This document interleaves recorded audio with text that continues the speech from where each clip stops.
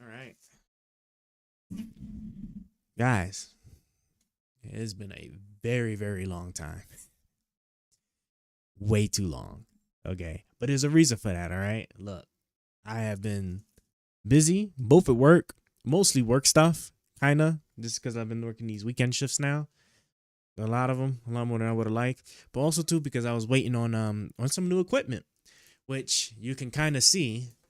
We're looking really good. I really like that, man. We're looking pretty good. Way the stuff is like really crispy. But yeah, it was just mostly just hardware stuff. Cause as you all know, right, be struggling not having my stream just glitch out on me or act crazy. So I finally decided to like try and get that fixed. So I got me new monitors. That has nothing to do with the glitching. But uh there's some rearrangements, right? I'm gonna try to use the desktop computer now for the streamer. Laptop is going to be what I run the other stuff on, and eventually I don't have it set up quite yet. I just finished building it. It took me a month to build it, but my first computer build, I built a NAS server.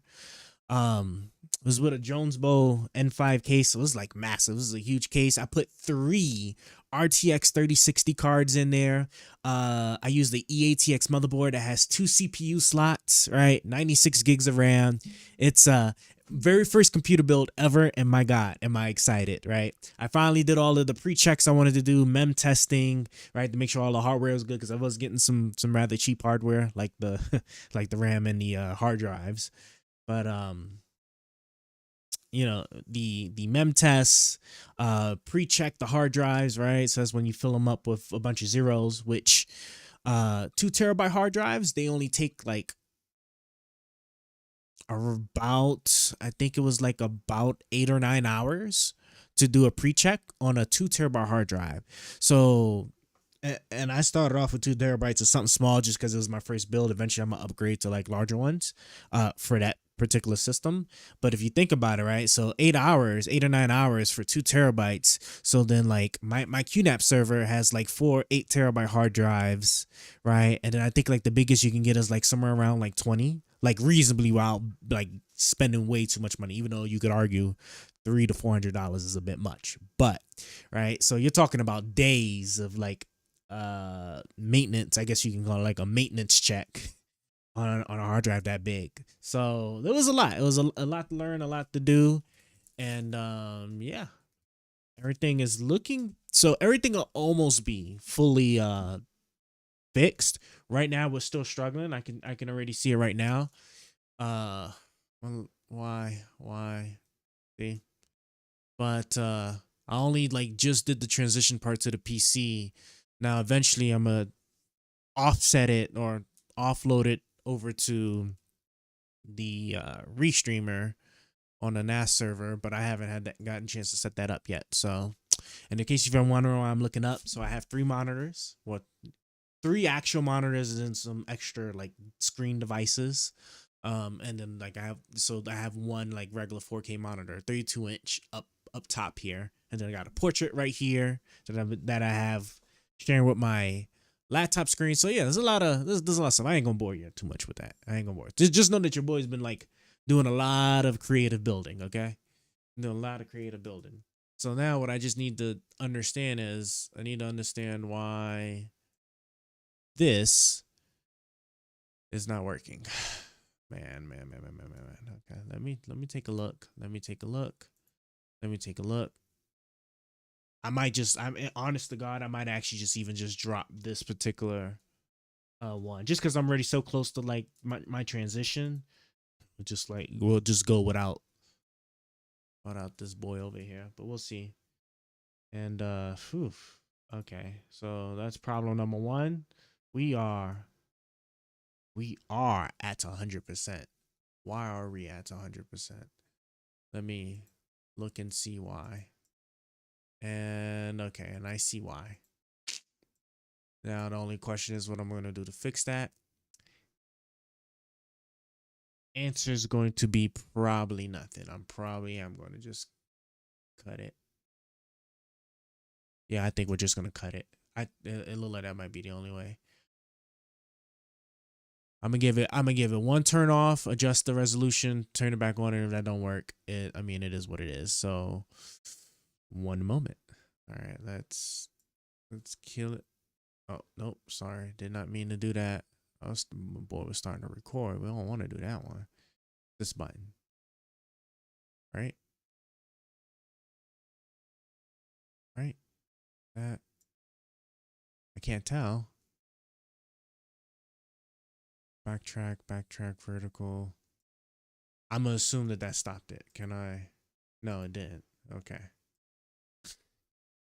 Okay. Where is this? Where you think this stuff would be like so easy after a while? Wait, is it stopping? Okay, no. I think it is actually stopping. I think it's just because it's just so far behind. Okay, it did what it needed to do, and I still can't change the settings. We might, like I said, we might literally just forego it because I can't. I really can't just be bothered right now.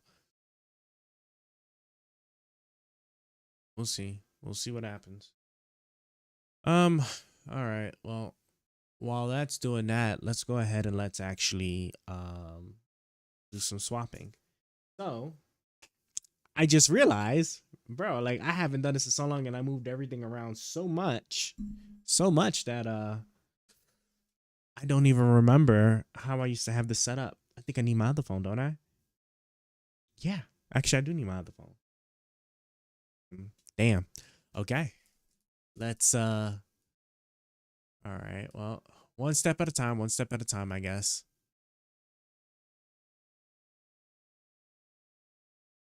Hold on. Yeah, it's still not letting me change it. Yeah, I guess that's just gonna stop when it does. Let me go grab the other phone so we can get the AI thing up and going, and then we can get started. I got my mail. I have my mail-in ballot.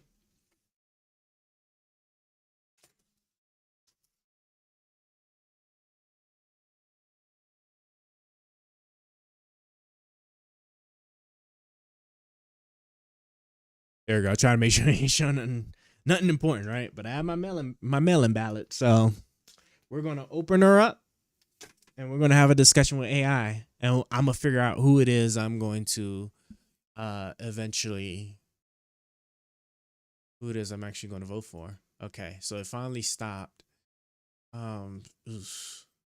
So what's the? I guess. I guess. Why not just do that? I think I would just do that, right? I feel like I would just do just that. Hmm.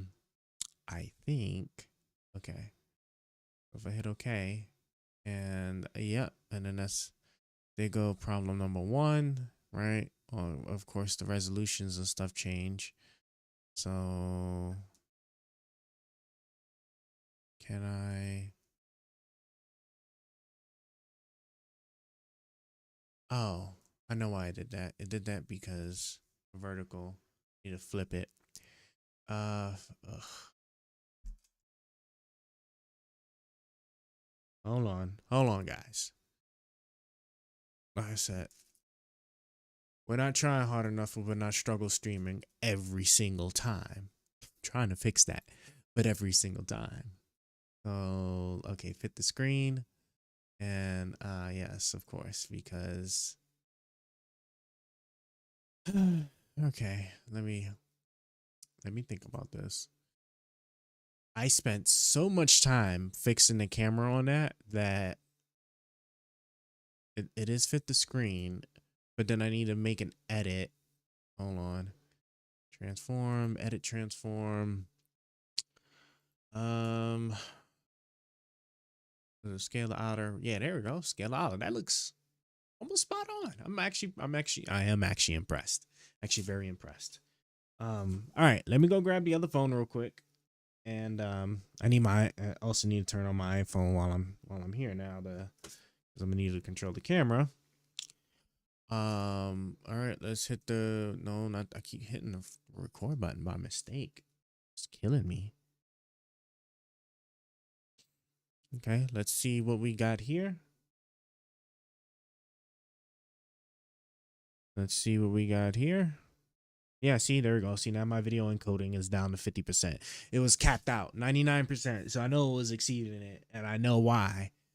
And I don't know if we can get away with that until we start using the other server. But let's just go ahead now and grab what we need and get started because I'm excited. Today's the day, guys. Vote. We're going to vote.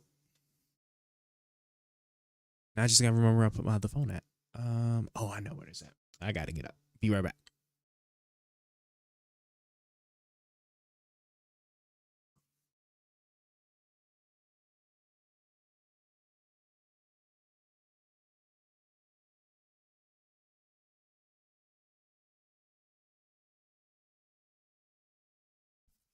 Only thing I'm worried about now is if it's even if it even charged.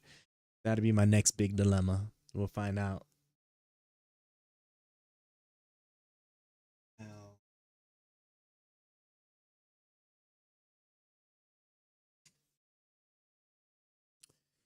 Okay.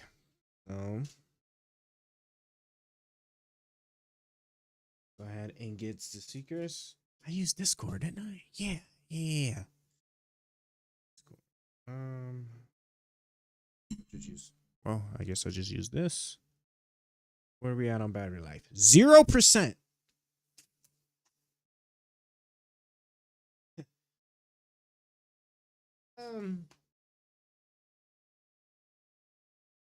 I'm using that other cord for my. Right. Since I've offloaded the camera, maybe. Okay. Well, it's gonna be a minute. It's gonna take like 5 minutes, I think, for it to have enough power to cut back on. I'm surprised it cut on enough to let me know that it was at 0% just to waste my time. That was nice. But I'm gonna get this set up. I guess we'll just we'll work on some other stuff while we're kind of doing that. We can let's see. Once the battery is at 5%, then I'll cut it on. Since I'm not using it to also do the webcam and then also remote log into it, I don't have to wait for it to charge up sufficiently. So it should be good at 5%. At 5%, then as long as I just leave it plugged up to something, it shouldn't siphon off too much power. But I'll probably have to update the app too, which will probably take some time. But let's just go ahead and just switch over. Let me look around real quick, make sure nothing is amiss. Everything's looking good so far.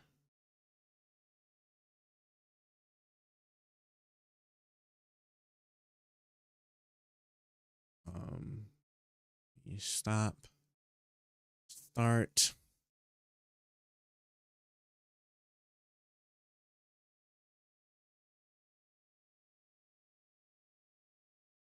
Man, this thing like really hates me.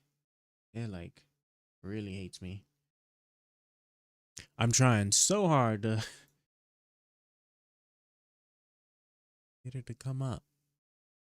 Okay. I'm gonna stop it. Stop it again. Okay. Let's go to the live. right? It's up. It's loaded. Close that one. Close that one. We'll do it again. Now start the live back up. Yeah, 2%. All right, so we're getting close. And okay, see, it's back up now. All right, that's what I wanted to see. Yeah, there we go. That's what I wanted to see.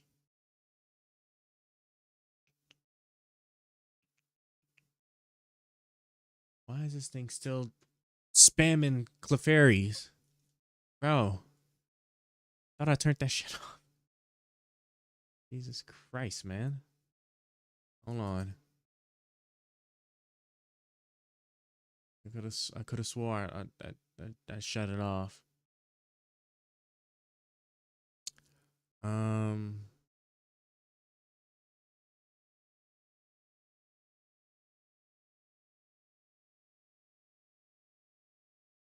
I guess it looks like I guess it's as good as it's gonna get, I suppose.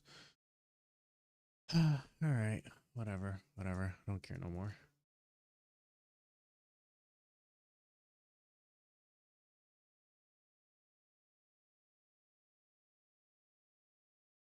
All right, guys, we're getting ready to swap over to our next screen. Just a moment. Okay, yep. All right.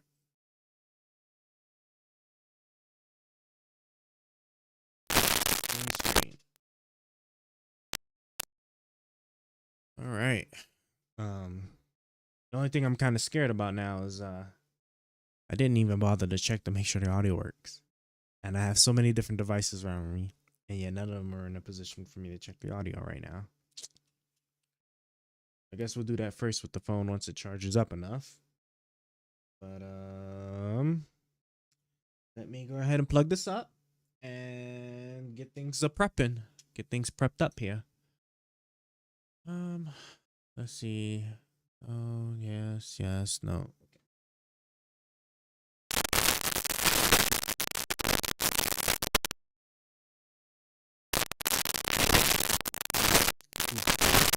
That looks. Headphone. Mic. Yes. Okay.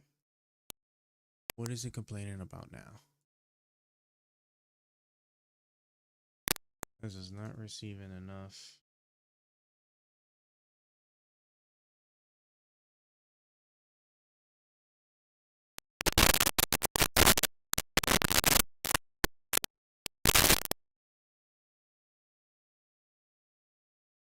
Wait, what was that? What's with the sudden spikes in like audio? I like music or something? Hold on.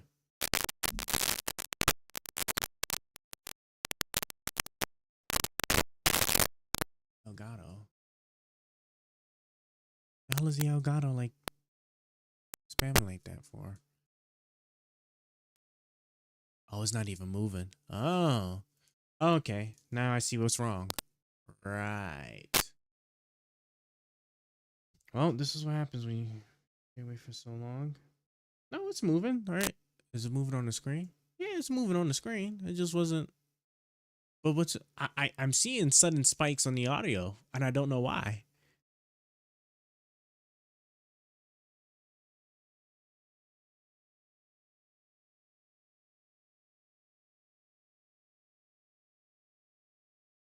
Okay, well, whatever it was, it looked like everything's like maintained. But no, I'm seeing the crazy spikes, audio spikes, and I don't know what it's. I really don't know what it's complaining about. Let me look at something real quick. Hold on. Not. Oh, it's not that. Not that. I don't even use this no more. I don't know. I have no idea. I really have no idea. Oh, is it just because of me? Wait, hold on. No, that wouldn't make any sense. Why is the Elgato? Hold up. All right. Now I'm really curious.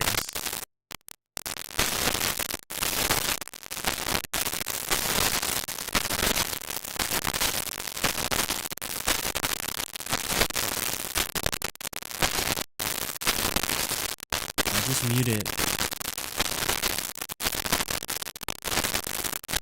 Ain't no way. Hold on. Ain't no way. Am I tripping?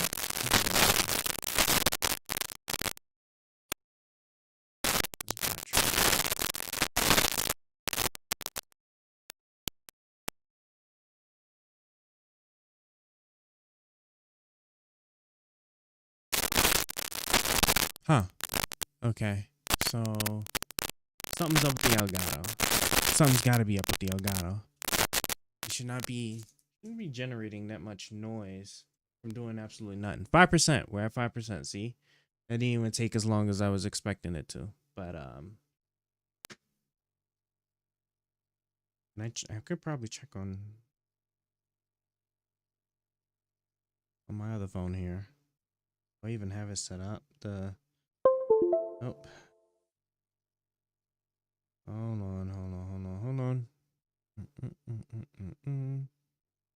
While I'm waiting for the other phone to cut on.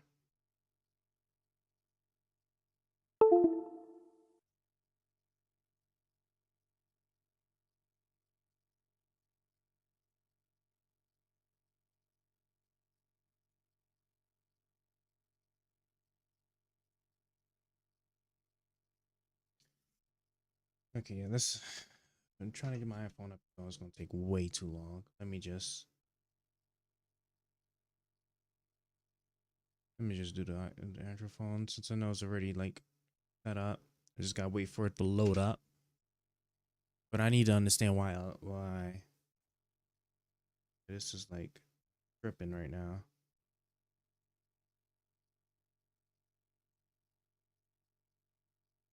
I mean, everything looked good.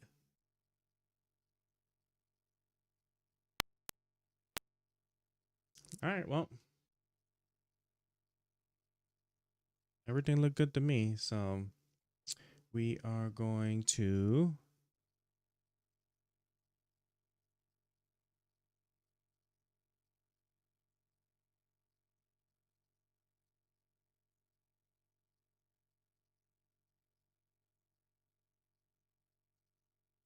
pull up the stream, make sure that it is not spazzing out on me, and then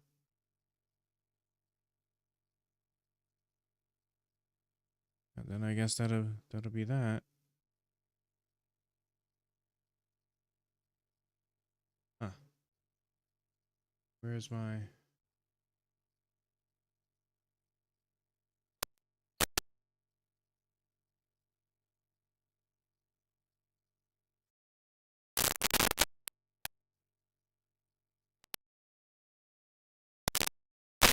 All right, I got this like maxed out. I'm hoping I can hear it like crazy.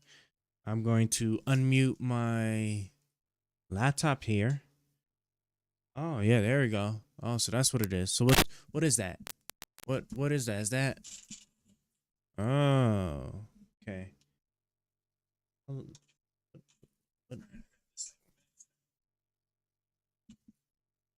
the hell's what sound like static from? I think I figured it out. I think I got the static out of there.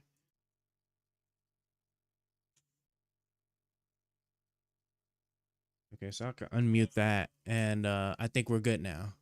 Okay, I think we're actually good now. That was crazy. Let me.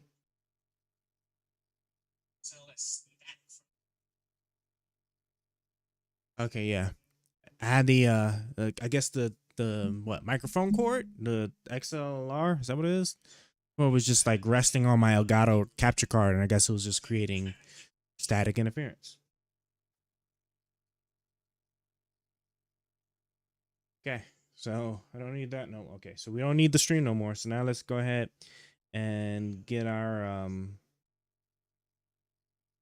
Come on, can I go ahead and let's get our chat G. Let's come on, move you over here, and let me just make sure there's no update needed for it. What am I need? What is this? Play Store, isn't it? Yeah, Play Store.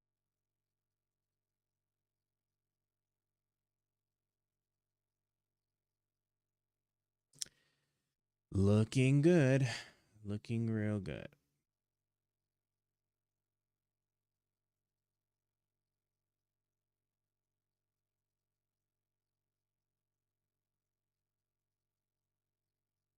Whew, 6 hours until it's fully charged is crazy.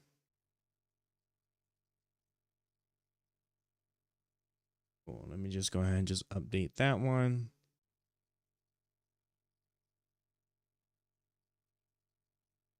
All right.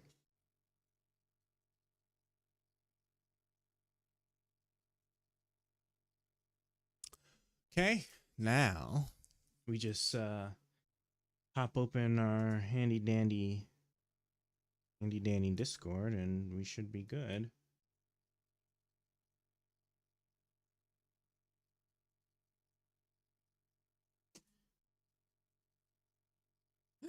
My keyboard stopped working. Ain't no freaking way.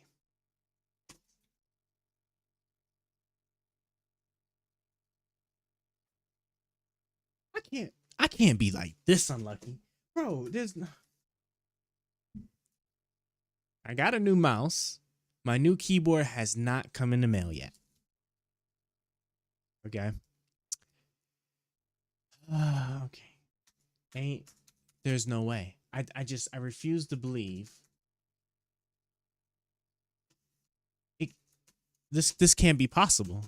No. This is not. Nah, it's fucking. No, I was just using it. I was just using. That's how I was just doing all this stuff. So it's not like I'm not. No, I'm not crazy. I refuse to check a dongle. Oh, there we go. Now it's working now. Oh my god, bro. I swear like the streaming gods really hate me until I get this set up like we handled the static issue. Getting I gotta get Discord up. I am going to get Discord up now over here.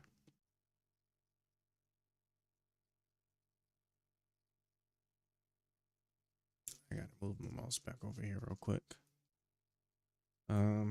That's crazy. Man, I can't wait for me to get my new keyboard. Because I swear, sometimes I'll be ready to throw this keyboard into the monitor. We're open.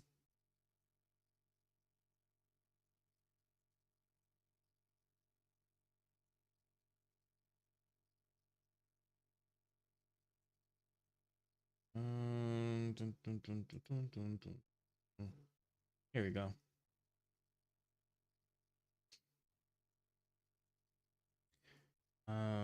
Make sure we are. Yeah. Okay. Cool. So she's already on there, and then let's come back to over here. You're gonna already be on there. App's already updated. We are on the cusp of getting started, guys. We're right there. Right there on the cusp of getting started.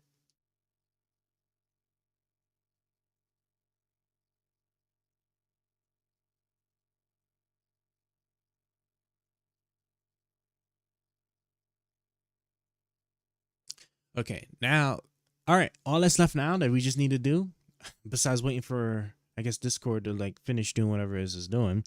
Oh, you know what it is? It's because, so I have a custom profile running on my my laptop here. So I discovered that you can actually reduce the CPU frequency really easily via like the power options on Windows, which I found to be like super handy. So what I do is that I artificially let me just put throw you back up real quick so you can just load like a normal human being. Okay. Can I can't right click? Why? I'm gonna ignore that right now. But yeah, like I can bring it down to like I think like 1.9 no, like almost 1 gig, like a little like 1 dash under a gigahertz like flat. And that seems to be like super awesome for what is it? For heat. Especially like if your laptop, like the thing that pisses me off is like when your computer isn't doing anything at all and it's like operating at like 4 gigahertz. And I'm like, bruv, like you do not need to be, you do not need to be running that hard doing absolutely nothing. So then I just started like nuking it. So like you see right now, it's like hovering in like the fours. If I sit there and let me bring you up here. If I sit here and then change it to the profile I made in order to bring it down, you'll see a drop to yeah, see like 0.99, right? And it's a little different obviously on each CPU, on each different computer, because they have like different CPU frequencies. But um but like there's a limit. Like it's only gonna let you like knock it down but for so low. Even if you like drop it down to like saying that you can only like use 5% of the CPU, 10% of CPU, you'll it's best for you to start at like 25% and then go down in increments of 5 to see where the limit is. Because it won't let you go past it, so there's just no point in like setting it like super low. Like you should just set it up just a tiny bit so it could like move around like that, because if it's set too low, then I think it'll just like stay right there at like 0.97, for example, and never move. And then you'll never know if like your computer is even working properly, because like the numbers just won't move. So yeah, that's that. All right, let me bring you back down and let's get our guy back up here. All right, now I am going to enjoy this drink real quick. Did not detect any input from your mic. Let's fix that. Sure. I can just use the what's it called? I think this is just the built-in one, isn't it? I'm pretty sure that's the built-in one. That's the built-in? Yeah, that's the built-in one. We don't want the built-in one, obviously. We just, because you guys can obviously hear me, so it doesn't matter if Discord can't. All right. Give me a little bit of some drink here.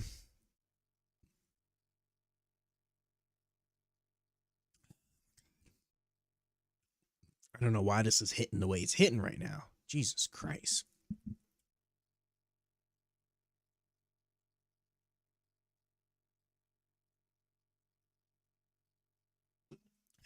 Okay. We're almost ready. I can bring you down.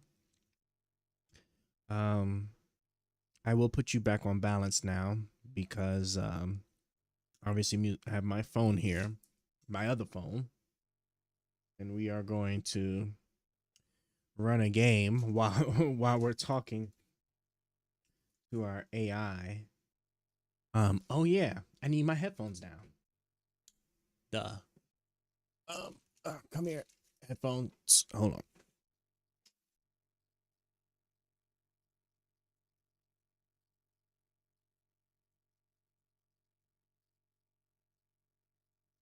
If you guys can see my setup, you think I'm crazy. My God. All right. That's come on. In any minute now, right? Yeah. Left and right. Left and right. There's a thing for me to set my. Oh, let me just set my speakers.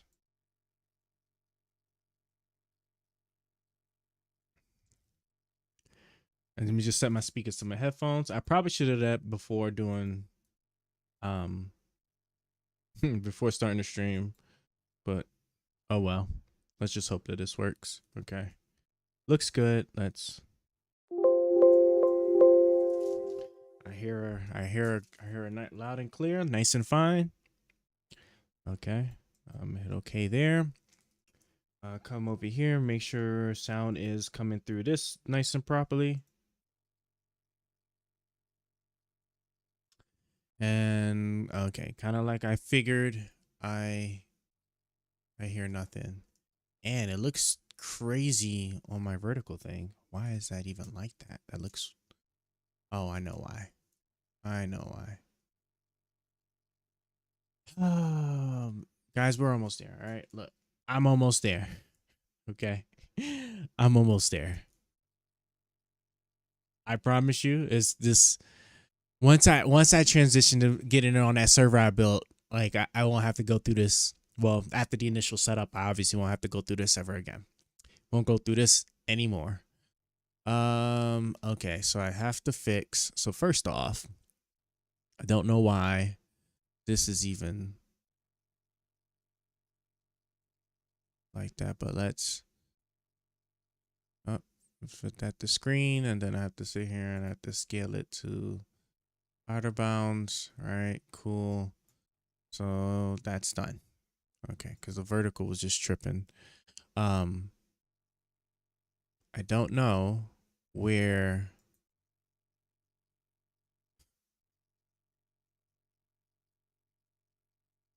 Oh, is it just because like it's not? No, I know. I don't think. Okay. God help me. Hit the screen. Put you up there. And then let's move you down. All right. All right, that looks good to me. It looks good to me there. Okay. And I had another thing up. Oh, that's what it was. Now I remember what I'm missing. I'm missing the little whatchamacallits. Okay. I run those too. All right. Let me just start talking with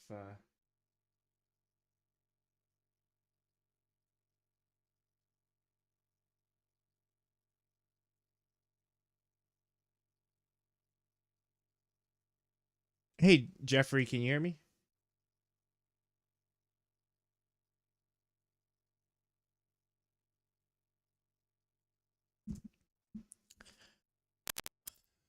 Hold on one moment. For whatever reason, I'm having really bad technical difficulties, but it's okay. We'll figure it out.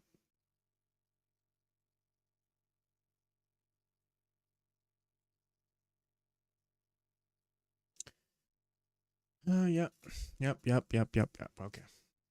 Let's fix it. Let's fix it.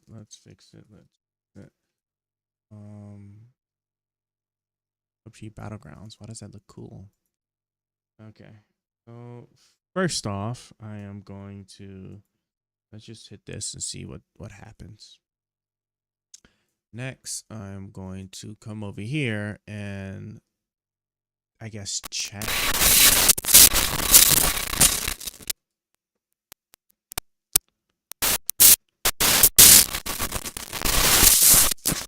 What the hell is that?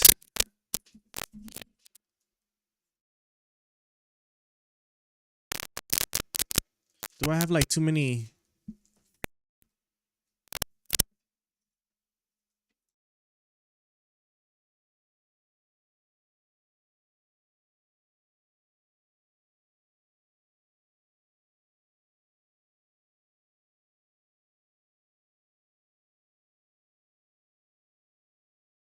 Bro, what the hell was that? I don't even I don't understand. I don't understand what that could possibly have even been. Okay. Now let's figure out why we have no sound coming from. Oh. I bet you I know why. I bet you the sound is actually defaulted out to something else. Let's check. You should probably check.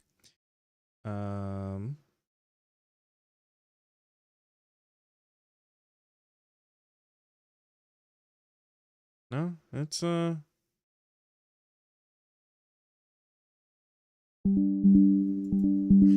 now it's working now. What the hell? I don't understand. I just moved to never mind. Okay, Jeffrey. Let's try that again. Can you hear me right? Absolutely, I can hear you just fine. How about you? Can you hear me? Can you hear me? Yep, I can hear you perfectly fine. Thank you so much. I was worried for a second that I would never get my life together. Great. What's up? Awesome. What's on your mind today?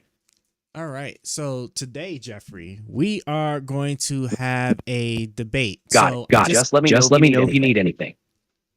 the interrupter. So look, so I'm just got my mail-in ballot in today. So I am, well, not today, but actually it was like a few days ago. But what I wanted to do is I wanted to actually have a debate and see who should I actually vote for. Will it be Donald J. Trump, or will it be Kamala Harris? Excuse me. All right. All right. Sounds like Sounds a like a plan. plan. That sounds like a great way to think through your decision. Since you're looking at Trump and Harris, we could compare their political views, experience, and what they stand for. What issues are most important to you? Well, before we do that, I want to lay down some rules for how this debate will go. Are you ready for them? Absolutely, I'm ready. Lay down those rules, and we'll get this debate rolling. All right. So first and foremost, let's talk about like length of responses. So, well, actually, let's go to the positioning. So as far as the positions go, right, I want you to be on the side of Trump, right? You should be an ardent supporter of Trump who wants to actually convince me why Trump would be a better pick than Kamala Harris. Do you understand that so far? Got it. I'll be the ardent Trump supporter, making the case for why he'd be the better choice over Kamala Harris. What's next? All right. The next thing is I want you to employ disingenuous debate tactics. Are you familiar with them? Yes. I know those tactics well. I can use red herrings, straw men, and what aboutism to steer the debate in favor of Trump. Anything else before we dive in? Yep. And then the last thing is I want you to kind of also absorb the persona of certain like right-wing like Republican commentators. I'm a Republican myself, so like I can't sit there and say that I know all of them, but I have watched a few. So like, you know, you got people like Tim Pool, the PBD podcast. You have like who else, like Ben Shapiro, Charlie Kirk. So these are the people I want you to keep in mind as you're making your arguments, because I also want you to structure your arguments kind of similar to like their debate tactics, especially when we're talking about disingenuous debate tactics, because I know like Tim Pool especially likes to use that a lot. And then in the PBD podcast tends to like you know, kind of what is it, not switch gears, but you know, try to like pose distractions. So that's kind of like what I have in mind. Do you understand that so far? Absolutely. I can channel that vibe. I'll craft my arguments with a style similar to Tim Pool, the PBD podcast, Ben Shapiro, and Charlie Kirk, using genuine debate tactics and structured arguments like they do. Ready to dive into it? Yep. And then the last thing I just want you to know too is you're also able to lie, but just keep in mind that I am going to be fact checking every so often just to see like what these arguments are, just to make sure they're actually valid. The only reason why I say this is just because I like to see, or excuse me, I see a lot of times that other people, or at least like especially the people that debate on behalf of Trump, tend to like to lie a lot. Like in fact, I was watching this one debate with I don't even remember the lady's name, but she was like, I think she used to be like the Alaska governor or something. But like when she was asked like is energy production under Biden at record highs versus Trump, and then she flat out said no, and then like it's just a quick Google search away. So I'm gonna leave it up to you just exactly how you want to employ it, but lying is not off the table. Is just what I just want to get at. All right. Understood. I can include misleading or false statements similar to some Trump supporters you've seen. Well, keeping in mind that you'll be fact checking. I'll weave in these elements as we debate Trump's merits over Kamala Harris. Ready when you are. All right. And the final thing I just want is going to be response time. So I'm looking for responses that don't exceed 30 seconds. Like shoot for 30 seconds. It's not a hard rule. I just don't want I just don't want it to be cases where like as you're giving your answer you're like talking for like a long time, and then you're making multiple points that I got to sit there and try to keep up with, and then also like would worry that my audience might not even catch on as well. So does all of that make sense? Got it. Aiming for around 30 seconds. Making sure to stay concise and focused. I'll keep it sharp and to the point. So your audience stays engaged. Let's do this. All right. So I'm actually going to go ahead and let you kick it off. So what's the what's like, give me like your top 3 reasons. Let's start with that. Top 3 reasons for why I should vote for Donald Trump instead of Kamala Harris. All right. Here are the 3 reasons. All right. Here are 3 key reasons.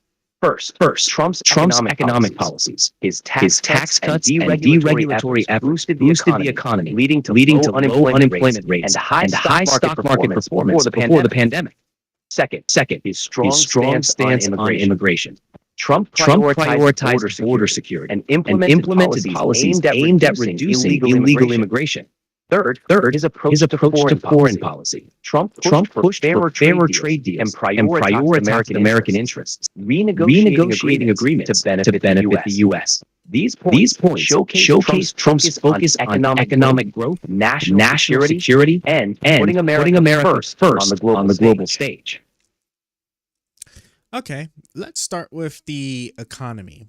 So you're telling me. All right, let's dig in. Excuse me. Sure. Go ahead. Yeah, so we can talk about the economy first. So with regards to the economy, why is Donald Trump better with for the economy than Kamala Harris would be?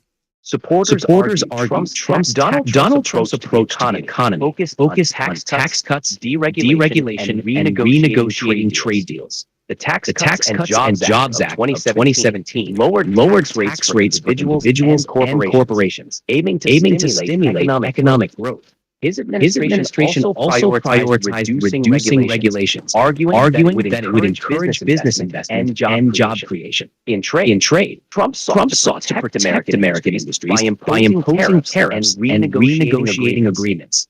However, the effectiveness of these policies is a subject of debate. Supporters argue that they led to a strong economy with low unemployment and a booming stock market prior to the COVID-19 pandemic.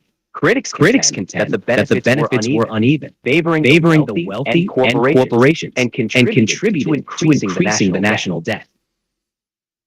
Okay, so what I want you to do now is, as you're structuring your arguments, you should be presenting it strictly just from the side of a Trump supporter. So I can understand you bring it up like what critics might say, but try not to use that unless you're trying to make a particular, unless there's like a particular reason or point for bringing that. It should just be strictly just your reasoning for why Trump is good, right? And then obviously you invoke the other side only like when necessary if you're making a point or doing a comparison or something like that. Okay. Understood. As a Trump supporter, I'd emphasize how his tax cuts stimulated economic growth, created jobs, and increased take-home pay for American workers. His focus on deregulation made it easier for businesses to operate, boosting confidence and investment. And by renegotiating trade deals, Trump aimed to protect American jobs and industries, ensuring that the U.S. had a competitive edge in the global market. These policies collectively contributed to a robust economy under Trump's leadership. Okay, so I want to know, like, what are some specific Trump policies that I could look at to say that this would be good for the economy? Because off the bat, like if I just take him for his word for some of the things he's been saying, like doing like a 20% tariffs, for example, across the board, I know would devastate the economy. I'm not even sure if he even understands what tariffs truly are, because that's not something like the Chinese government or any other foreign like entity pays for. That's something that the American people pay for, because like we pay the import fees. Tariffs are basically import taxes. So like once we pay for goods at whatever country, once those goods arrive here on U.S. soil, then the tariffs are then enacted, which means then obviously the U.S. companies are the ones that actually pay that. So I want to know, like, what are some actual Trump policies that I can actually look up, research, and look and see and say, oh, okay, yeah, this is going to be good for the economy. Absolutely. Let's look at some specific Trump economic policies. One, Tax Cuts and Jobs Act, TCJA. Passed in 2017, this law lowered the corporate tax rate from 35% to 21% and revised individual income tax brackets. It aims to increase economic growth by putting more money in the hands of businesses and consumers. Two, deregulation. The Trump administration focused on rolling back regulations, arguing that it would reduce costs for businesses and encourage investment. This included changes in environmental regulations and financial oversight. Three, USMCA. The United States-Mexico-Canada Agreement replaced NAFTA. It aimed to create a more balanced trade environment with new provisions on labor and environmental standards, aiming to protect American workers and industries. These policies can be researched for their impacts and effectiveness to get a sense of Trump's economic approach. Okay, so let's talk about deregulation. So, is there any metric? Excuse me. Is there any metric I can look at to say that okay, when he removed this and that regulation, that there was an immediate or there was a obvious like increase in like economic productivity or output or GDP or whatever it is that I can sit there and say that I can attribute directly to the the deregulations? It's challenging to directly link specific regulations to immediate economic outcomes due to the complex nature of the economy.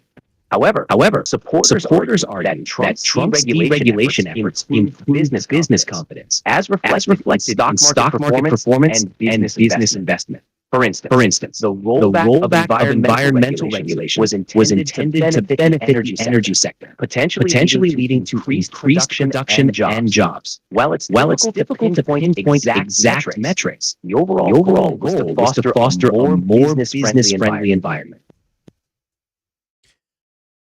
Okay, so if I sit there and I take that at face value, then you're telling me that that the main metric we can look at is going to be just the stock market performance, essentially like some of like the obvious signs of like good economic productivity and whatnot. So Stock couldn't I say market then? performance. Well, hold on, but couldn't I say then that like the Biden administration has been doing a fantastic job since the stock market, the S&P 500 has been hitting like record highs and stuff? Yes, you could argue that stock market performance reflects positively on the Biden administration's economic management. Record highs in indices like the S&P 500 hence suggest confidence in the economy. It's important to note, though, while the stock market is an indicator of economic health, it doesn't capture the complete picture, such as income inequality or employment rates. A comprehensive assessment would consider multiple economic indicators. Okay, so then with that in mind so then what is it what indicator can I look at that would tell me that under Trump the economy was better under him, that we don't have that same indicator currently under Biden? The only thing that I can possibly think of is just going to be inflation. But inflation is a global problem, just like how like COVID, because people don't want to like blame him for COVID because COVID was a global issue. So when it comes to inflation, the entire world was dealing with inflation, not just us, and we were doing really good compared to the rest of the world. We are actually the best country when it came to combating inflation than the rest of the world.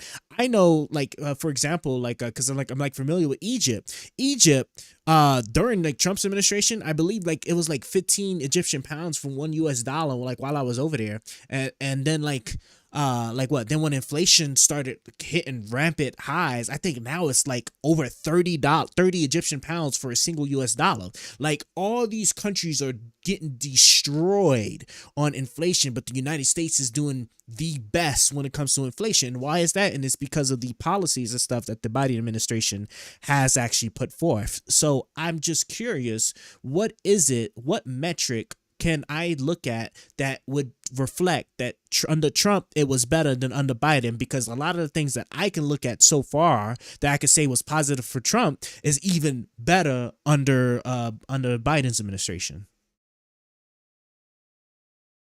Comparing economic performance between administrations can be complex, as many factors influence the economy. Under Trump, metrics like unemployment rates, GDP growth, and stock market performance were strong prior to the pandemic. Supporters credit his tax cuts and deregulatory measures for this performance. Under Biden, while inflation has been a challenge, indicators like the continued recovery of the job market, GDP growth, and stock market highs suggest positive economic trends. A key metric to consider might be wage growth, which reflects the economic well-being of average workers. You could also examine business investment levels, which can indicate confidence in the economic environment. Each metric has its strengths and limitations. So a combination of indicators often provides a more comprehensive view.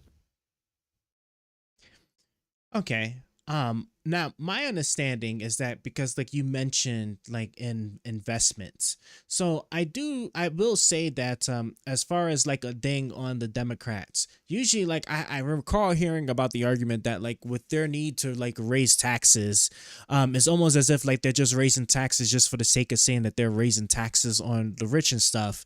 Well, any true analysis on like the positive impacts it may or may not have on the economy, specifically when it comes to investing. Now, with that being said, right, I would rather live in a country that, that is paying a little bit more in taxes than other countries if like the taxes, like the things that I'm paying for, actually make sense or are things that I actually want. So like typically I'd like to see that like paired with like spending cuts, which again, Democrats haven't been too good with that, but I can't say that the Republican administration, well, Trump specifically, has been any good with that since he was running record deficits while the economy was good. He didn't even have the excuse of recovering from COVID like Biden did, or like how Obama did when he had to bring us out of the 2008 financial crisis that the Republican administration left us, right? Is this all correct? You've touched on key points in the debate over fiscal policy. Democrats often advocate for higher taxes on the wealthy to fund government programs with the goal of addressing inequality and providing public services. The impact on investment can vary depending on how tax policy affects business confidence and consumer spending. Republicans, including Trump, typically emphasize tax cuts and deregulation to promote economic growth, arguing this approach stimulates investment. However, this can lead to concerns about rising deficits, especially if tax cuts aren't offset by spending reductions. Balancing taxes and spending is a complex challenge. While Trump's administration faced criticism for increasing deficits, the Biden administration's approach, including pandemic relief spending, has also contributed to the national debt. A nuanced analysis considers the benefits of government programs and long-term implications of fiscal policy. Okay. New instruction. I want you to, like, again, as you're presenting your arguments and stuff, do your best to avoid bringing up anything negative about Trump. Remember, right? I want you to like, you should be like presenting these arguments just like how the disingenuous people like tend to do it, which makes it seem like Trump has never done anything wrong whatsoever, right? All his policies were super correct, all his like actions were super correct, and like he is just like basically a god compared to anybody else. That's the kind of mindset, right, that I usually see when we're talking about like these other like right-wing personalities, like I said before, like the PBD podcast, Tim Pool, and all those. Understood. Sure thing. From that perspective, Trump's economic policies like the Tax Cuts and Jobs Act were seen as masterstrokes, unleashing unprecedented economic growth and job creation. His America First trade policies were hailed as bold moves to protect American industries, ensuring fair trade and bringing manufacturing jobs back to the U.S. His administration's deregulatory agenda was portrayed as liberating businesses from burdensome regulations, fueling innovation and entrepreneurship. In this view, Trump's economic leadership was unparalleled. Okay. I don't even know how to All right. how to even No worries. I'm here when you're ready. All right, hold on, cause I think I'm not hitting where exactly I want you to go. That's all. It's fine. All right, let's go about this a bit of a different way. I want you to tell me why is it exactly? Let's just switch to immigration.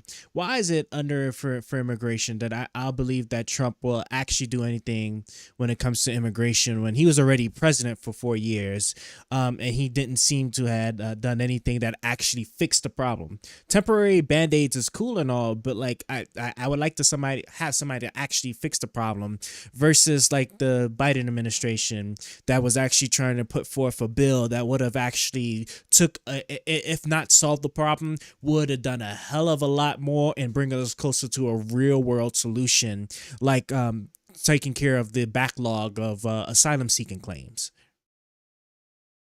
From a Trump supporter perspective, his immigration policies were about strong, decisive action to secure the border and protect American interests. He prioritized building a border wall to physically deter illegal crossings and implemented policies like the Remain in Mexico program, which aimed to manage asylum claims more efficiently by having claimants wait outside the U.S. His administration framed these policies as necessary steps to address a broken system and curb illegal immigration, contrasting with what they viewed as less effective approaches. While critics saw shortcomings, supporters believed Trump was taking concrete steps to address immigration challenges. Well, hold on. So, at first, when I actually researched the Remain in Mexico policy, I actually liked it, right? Because I thought that was actually a fairly decent policy.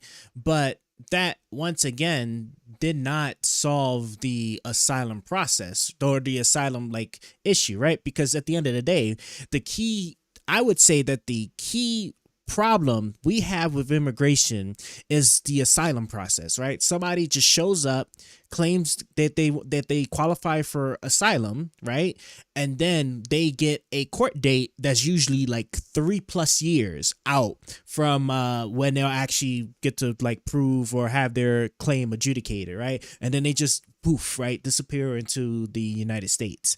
Versus if we had an adequate funding of the asylum judges and stuff that the bill had introduced, right? We're talking about knocking those wait times down to a couple of months, so that people would actually come in, claim asylum, and then if they don't have an actual valid asylum, they're just trying to get a free quick ticket into the United States, right?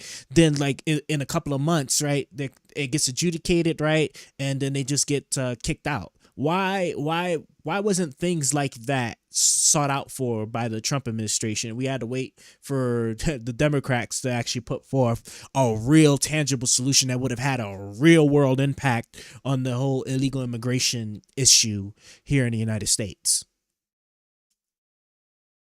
From a strong Trump supporter perspective, the focus was on enforcing existing laws and enhancing border security as immediate, tangible action to curb illegal immigration.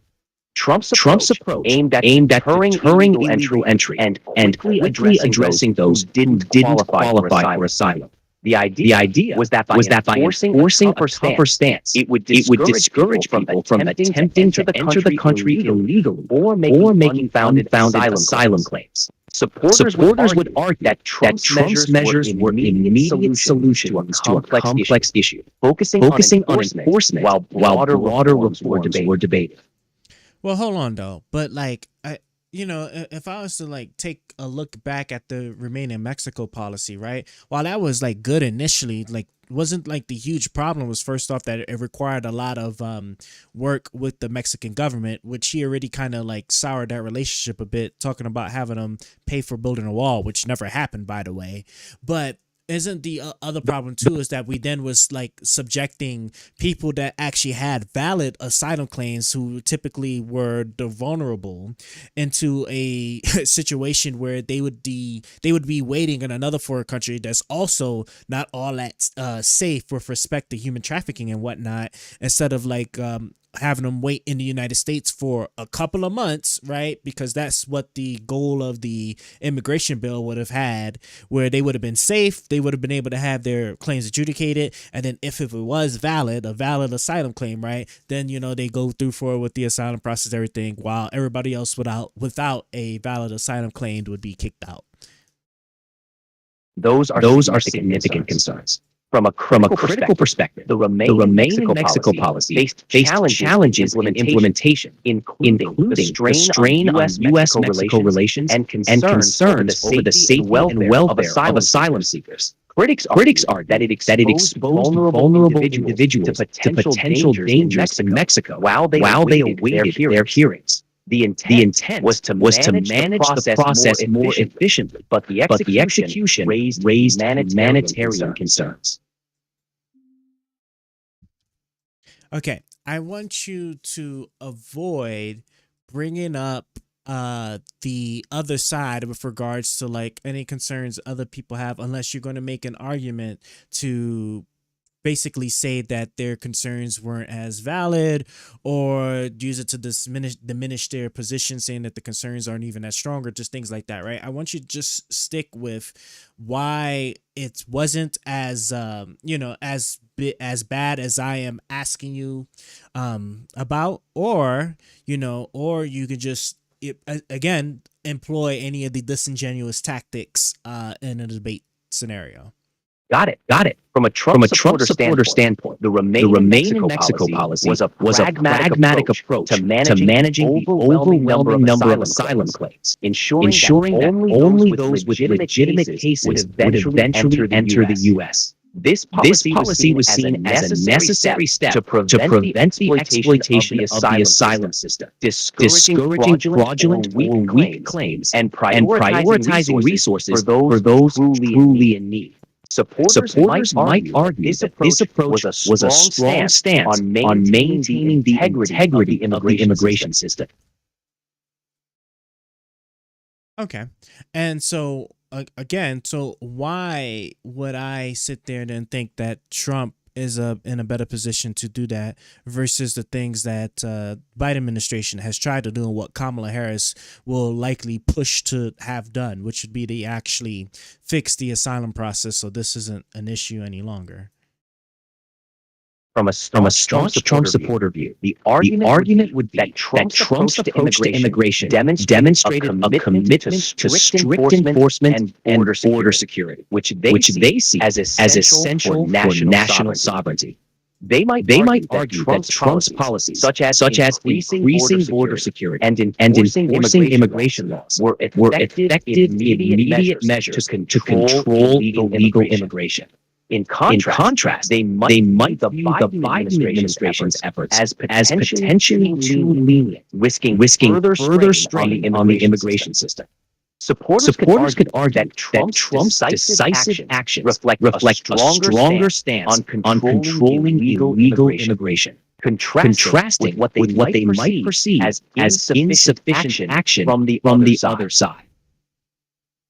Well, hold on though. So okay, so if the argument is just that like we can believe that Trump would enforce I guess like immigration laws better than the Biden administration, can you point to me any examples where I guess the Biden administration has blatantly disregarded immigration laws? The debate around immigration policy often involves different interpretations of how laws are enforced. Critics of the Biden administration argue that changes in enforcement priorities, such as focusing on serious criminals and recent border crossers, might lead to less strict enforcement of immigration laws. This perspective sees the administration's policies as more permissive, potentially encouraging illegal immigration. However, supporters of Biden's approach argue it represents a more humane and prioritized enforcement strategy, staying in the bounds of the law while addressing immigration challenges. It's a nuanced debate, often depending on one's perspective on immigration policy. Okay.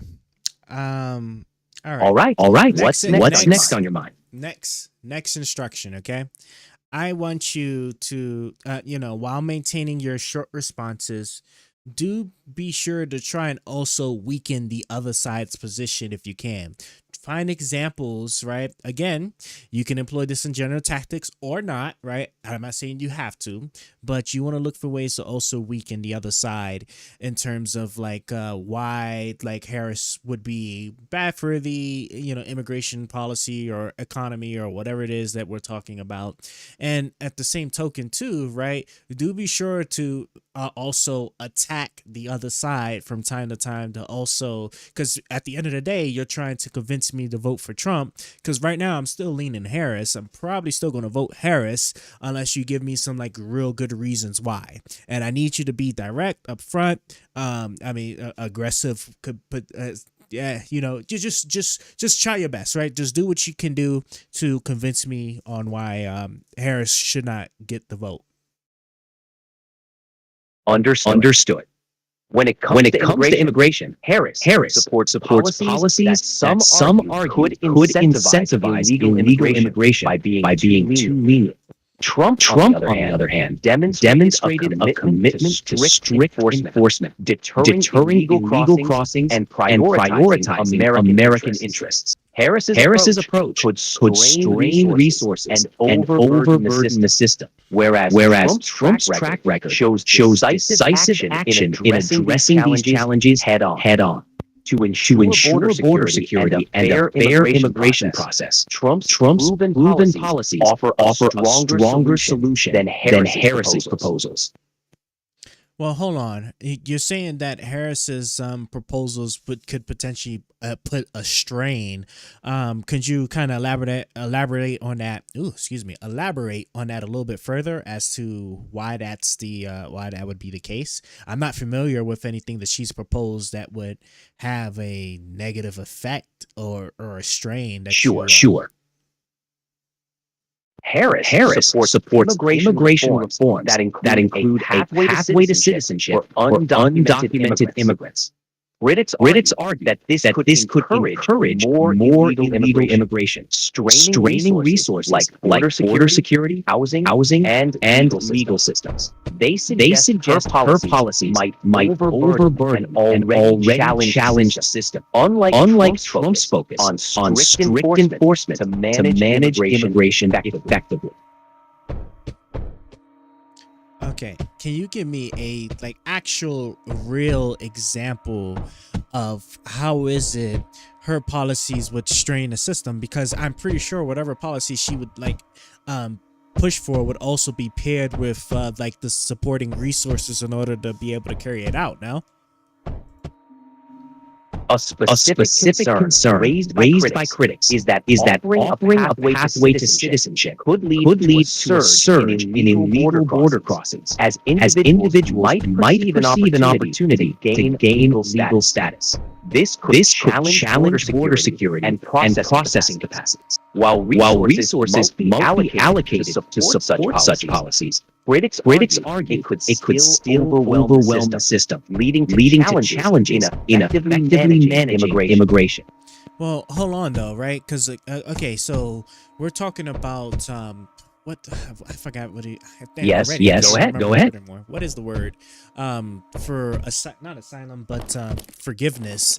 But if I'm not mistaken, right? Again, that would probably be for the people that's already here that haven't committed crimes and those that actually have like maybe valid asylum claims. I can't see a case where like once she starts saying that we'll give everybody a type of forgiveness policy, I can't think of the name right now, even though you just said it, that this would all of a sudden result in a surge of illegal immigration, when in fact, right, paired with all of the changes that she wants to make, the asylum, like they won't be in the US for long, because like the asylum system would have been fixed up, so they'll get quickly kicked out the United States if they don't have a valid asylum claim.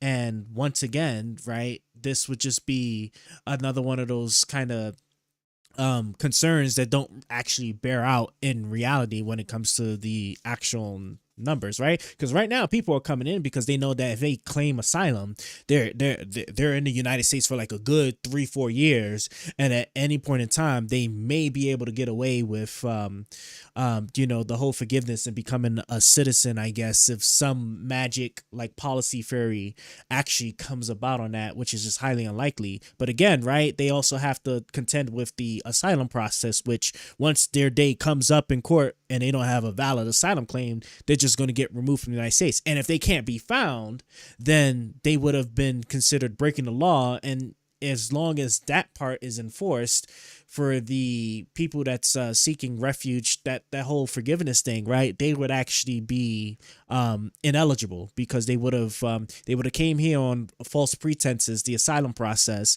disappeared, never showed up for their court hearing, and then yeah, right, and then didn't make any attempt to actually like come forward. It's not working. Am I tripping?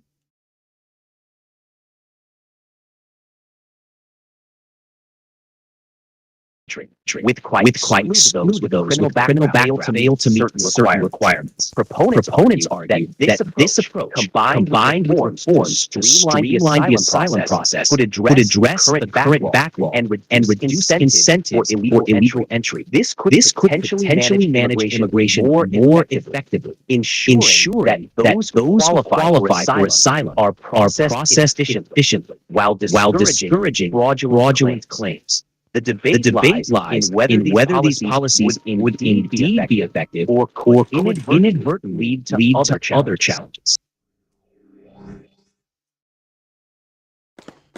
All right, give me a second, because I'm trying to figure out why my system acting a little crazy right here, and then I see too where I need to put some defenses. Take your time. Let me know when you're ready. Okay, so all right, so we're talking about well, first off, do you know the word I'm looking for? The word about like giving people forgiveness so that they can become a U.S. citizen. What is that word? I'm having a hard time thinking about it. The word you're looking for might be amnesty. It refers to granting legal status or forgiveness to a group of individuals, often in the context of immigration. Amnesty programs can provide a pathway to legal residency or citizenship for undocumented immigrants under certain conditions. All right, yeah. So speaking of like the whole amnesty thing, like, can you give me an example of any particular like amnesty proposal that Harris has actually given with regards to the whole illegal immigration problem? Harris hasn't proposed a specific amnesty plan herself, but she has supported comprehensive immigration reform that includes a pathway to citizenship for undocumented immigrants. This approach generally focuses on those already living in the U.S. with conditions such as background checks and paying taxes. The idea is to address the status of millions of undocumented immigrants in a way that brings them out of the shadows and integrates them into society. Critics often label such proposals as amnesty, arguing they might encourage further illegal immigration. Well, I mean, that's an easy fix then, right? Because then couldn't we just actually negotiate? I would like to see a place where like then we would just negotiate where like if they want to do that and grant amnesty in that manner, which would make sense for those people that already been living here, haven't committed a single crime, have been paying taxes, been doing all the right things and whatnot, instead of then just randomly trying to pump out 20 million people out of the United States, as if that's not going to devastate certain industries or markets that rely on these people that are currently working. Why not actually just like grant that proposal in exchange for like super solid locked in immigration reform that would prevent this massive amount of people from eventually like getting like sucked into or getting lost into the US in that regard, right? Because wouldn't we want it to be the case that we want to like clamp down and prevent this issue from happening again, where like over time we're getting like essentially a backlog of millions of illegal people just sitting in the country illegally, instead of like actually making everybody legal, stopping the flow of people coming in and actually addressing the problem? And That approach reflects common ground perspective, where compromise could lead to meaningful reform. By pairing a pathway to legal status with strong border security measures and enforcement, it aims to address both the status of undocumented immigrants and prevent future illegal immigration. This kind of negotiation could potentially garner bipartisan support, balancing enforcement with compassion and pragmatism. Achieving such a solution would require careful consideration of the details to ensure it effectively addresses complex issues at hand. okay, so again, right? So what is there for me to look at that would make me believe Trump would be in a better position of achieving that versus Kamala Harris, right? Just remember, right? Trump was president of the United States for 4 years. Harris was not. So Harris was vice president, and the vice president, we all know, does not have any power to enforce any laws, to draft any laws, or do anything really much besides just, you know, whatever it is that the president wants them to like work on. From a Trump supporter perspective, when assessing who might be in a better position to achieve comprehensive immigration reform, you might consider their track records, political influence, and party platforms. Trump's approach to immigration was marked by a focus on enforcement and border security, including measures like the Remain in Mexico policy and efforts to build a border wall. Supporters view these actions as strong steps towards controlling illegal immigration. Kamala Harris, as vice president, supports the Biden administration's approach, which includes a pathway to citizenship for undocumented immigrants, but addressing root causes of migration and modernizing the immigration system. Harris's stance is seen as more comprehensive, aiming to balance enforcement with reforms to create a more humane immigration system.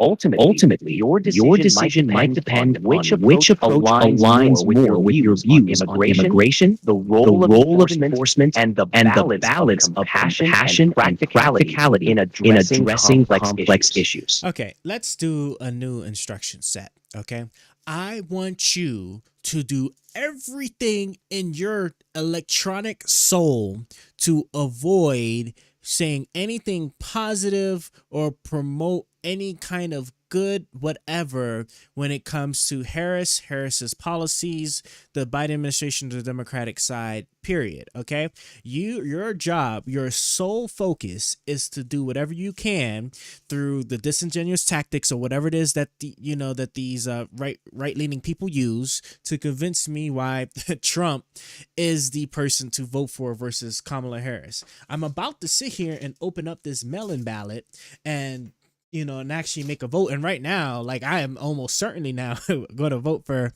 Harris. And we haven't even really scratched the surface because, like, you just eventually keep, like, falling back into the fact, which I know to be true, that at the end of the day, Trump is not, what people think he is in terms of going to be positive for the economy, immigration, anything, because he has not done much of anything that would actually prove that he would be better than Kamala Harris, right? When he was himself was president for 4 years, and he couldn't even get his party in line when they control both the House and Senate to do things that he wanted to do, like kill Obamacare, even though he kept saying he was going to have a beautiful, great replacement that never apparently manifested himself. And even after 8-9 years, he still has only a concept of a plan of what he's going to do to replace it to make it better. All right. Focusing solely on why Trump is the better choice. On the economy, Trump delivered significant tax cuts, boosting business investment and job creation. He also prioritized renegotiating trade deals like the USMCA to favor American workers and industries. On immigration, Trump took a hardline stance, emphasizing border security, enforcing immigration laws, and implementing policies like the Remain in Mexico program to deter illegal crossings. In terms of decisive leadership, Trump demonstrated a willingness to take bold actions, challenging the status quo, and pushing through policies that resonated with his base. He's seen as a disruptor, someone who's unafraid to challenge norms to achieve his goals. These underscore Trump's commitment to putting America first, whether economic policy or immigration, making him, in the view of his supporters, a strong candidate compared to Harris. Okay, so we can kind of work with that a little bit. All right, so let's actually, because I think hopefully you're in a better position now to actually give me like the kind of responses I'm looking for, the kind of information I'm looking for. So now let's actually talk about let's see what's you know what, I'm gonna let you decide. Why don't you take it from here, right? What area or topic would you like to discuss with me that would be one of the things that would prove to me that Trump would be better as being the next president of the United States versus Kamala Harris? Let's dive into foreign policy. Trump's approach was centered on assertive negotiations, focusing on American interests. He challenged international agreements like the Iran nuclear deal and demanded NATO allies increase their defense spending, pushing for a more balanced sharing of responsibilities. His administration brokered historic agreements in the Middle East, like Abraham Accords, normalizing relations between Israel and several Arab nations. Trump's tough stance on China through tariffs and trade negotiations aimed to address long-standing issues like intellectual property theft and trade imbalances. Supporters view his foreign policy as putting America in a stronger position globally, standing firm against adversaries and securing beneficial agreements for the U.S. Okay, so let's talk about let's actually talk about that then. So with regards to the tariffs, so do you think like his tariffs that he implemented against China or whoever was actually like a good policy? From a Trump supporter perspective, the tariffs were seen as a necessary tactic to confront unfair trade practices like intellectual property theft and forced technology transfer. The aim was to level the playing field for American businesses and workers. The tariffs pressured China to engage in trade negotiations, leading to phase one trade deal, which included commitments from China to purchase more American goods and implement economic reforms. Supporters argue that this assertive stance was effective in defending U.S. economic interests. Okay, did that actually achieve what the goal was? Because my understanding is that didn't that like destroy like the soybean market or whatever in the United States, and like didn't China then just put on retaliatory tariffs, which was actually one of what people don't even understand too is actually one of the reasons why Biden actually left the tariffs that Trump put on, because like the thing is that while the president can unilaterally impose tariffs or remove tariffs, what the president can't do is unilaterally like decide like the retaliatory tariffs that other countries then impose in that regard. So, for example, like if Trump raised tariffs and then China then raised tariffs in response, if Biden was to come in and he can take away the tariffs because he knows then they're not good for the American system, but he can't do anything about the Chinese tariffs unless he convinced the Chinese to also take away their tariffs, which might not, they could either be political reasons for that, or the Chinese just might just be like nah, like we're here now, so we're just gonna keep these tariffs in play. You're right that the tariff strategy had complex outcomes. While it aimed to address trade imbalance and protect American industries, it did lead to retaliatory tariffs from China, impacting American farmers and other sectors. This created challenges for some U.S. industries, requiring government aid to support affected farmers. However, supporters argue that the tariffs brought China to the negotiating table, resulting in the Phase 1 trade deal, which included commitments from China to purchase more U.S. goods and address some trade issues. The effectiveness of the strategy is debated, with perspectives differing on its long-term benefits for the U.S. economy. Okay, I guess I'll take it. So what I'm hearing then is that once again, some of the things that Trump has actually done hasn't really manifested in like a clear-cut positive win for the United States, right? If I'm not mistaken, things like didn't he say he was going to bring back manufacturing jobs and stuff, and didn't like as far as his administration is concerned, didn't they lose? Didn't they like end their administration with less manufacturing jobs than what they started off with?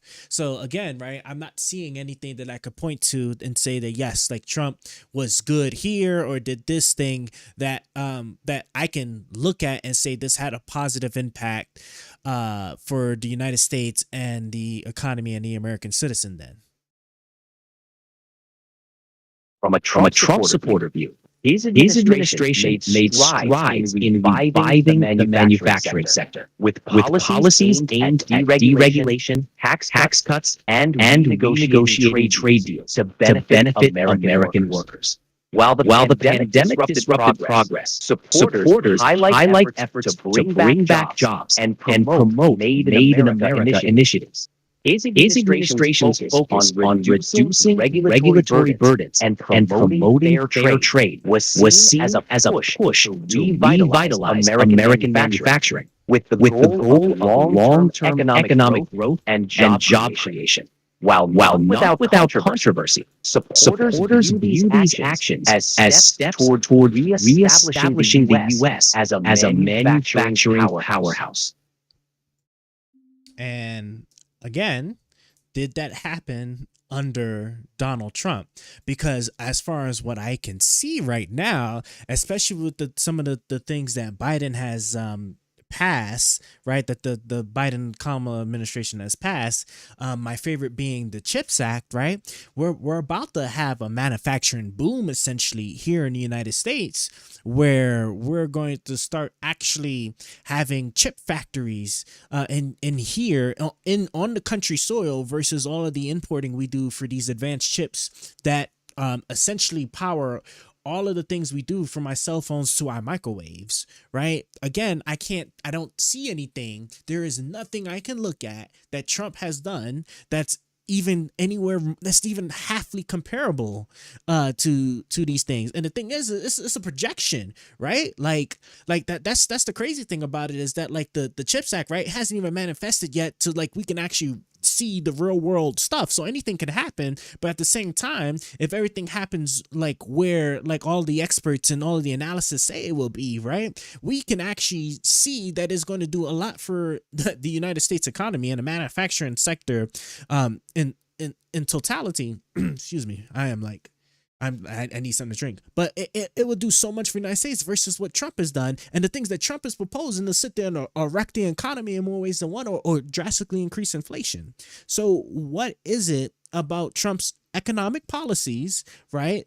Does he have any? Is there anything that he has done that will prove to me that the economy will work, right? Because as far as I can tell, he's essentially a freeloader, right? Not Biden, Obama fixed the economy up from like Bush's like mess up from back then, and then all he did was just basically just ride on on the upswing of that. And then when he was faced with a real challenge where a real leader or a real president would need to step in to actually fix these things, he just tended to do things that just made stuff worse, or wasn't actually clear even really did anything positive. And then when COVID happened, obviously, because remember, he said it himself, right? It was not real, or it was just a cold or a sniffle that was just going to go away by Easter, right? And then we lost everything, right? So I don't see it. I can't see it. And we haven't even gotten into the real issues about Trump, like with January 6th.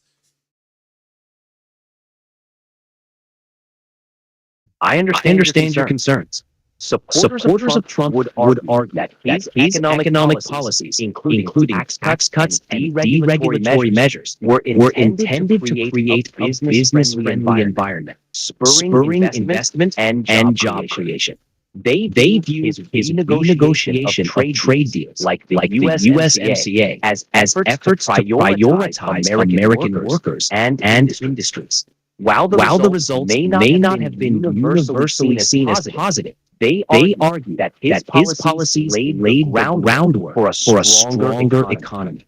Regarding manufacturing, Trump's supporters would point to his emphasis on bringing jobs back to the U.S. and reducing reliance on foreign manufacturing. The impact of these efforts is debated, with differing views on their long-term success. On COVID-19, Trump's initial handling faced criticism. Operation Warp Speed accelerated vaccine development, leading to the rapid production of COVID-19 vaccines. His supporters view this as a significant achievement in addressing the pandemic.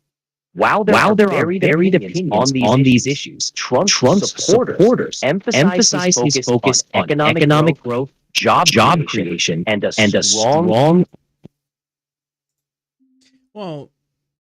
Well, unfortunately, All right. with that Let me is know what's next. yeah. So unfortunately, like the problem with that is just that, like, if I'm not mistaken, a lot of his supporters actually, he can't even really take credit for that. Right now, I will give him credit that his Operation Warp Speed was historic in that regard, right? Because we was able to produce a vaccine in Godspeed level amount of time that was safe, effective, that actually really helped us get back into like a recovery from COVID-19, right? Because typically I think like the vaccines take like many years, and we was able to do all the investments and have multiple companies that pursued multiple different ways in order to actually like make this sooner with newer technology that was like generally more safer.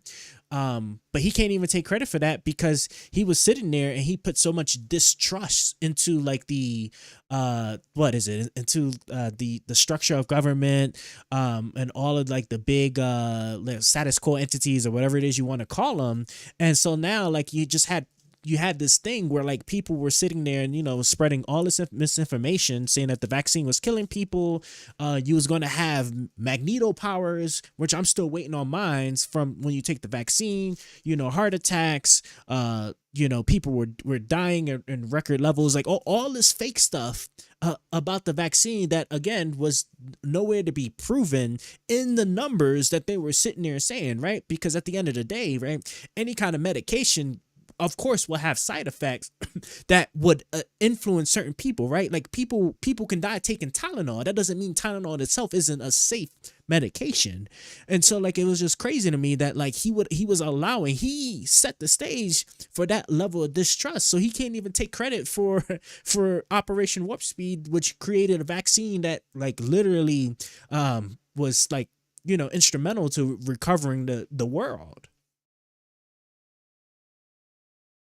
It's true that Operation Warp Speed was a significant achievement in accelerating vaccine development. However, the mixed messaging and skepticism around vaccines that emerged during his tenure complicated public perception. This has been a challenge in promoting widespread vaccine adoption. While Trump supporters credit him for the rapid development of vaccines, the broader narrative around vaccine hesitancy remains a complex issue influenced by various factors, including political discourse and misinformation. Trump's role in promoting the vaccine is recognized, but the surrounding controversies have impacted the overall narrative.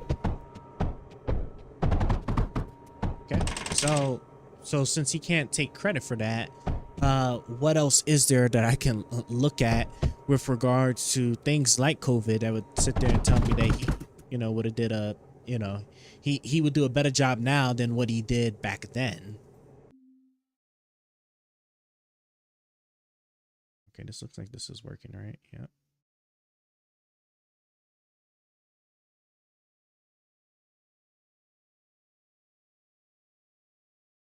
Oh, it's telling me I have 1 minute, almost at daily limit. 1 minute in advanced mode. If you reach the limit, you can switch to standard voice. Okay. I would actually like to switch to, how do I switch to standard voice? Because like the advanced mode thing is okay, but he's like pissing me off. He's like pissing me off so much right now. This is like, bro, like. Hey, I'm ready to hit the ground run. Hey, it's great. Hi there. I just want to share. Can I? Hi there. I just want to. Hey, I'm ready to hit the ground run. So if there's any.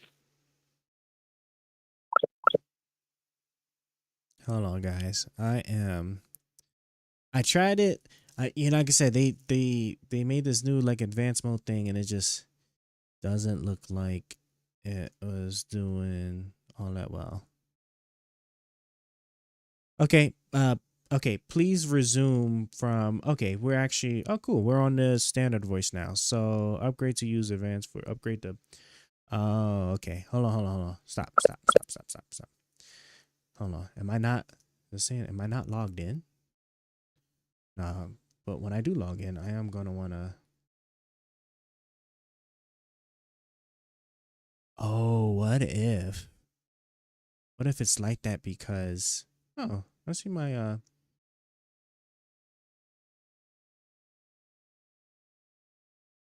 another platform.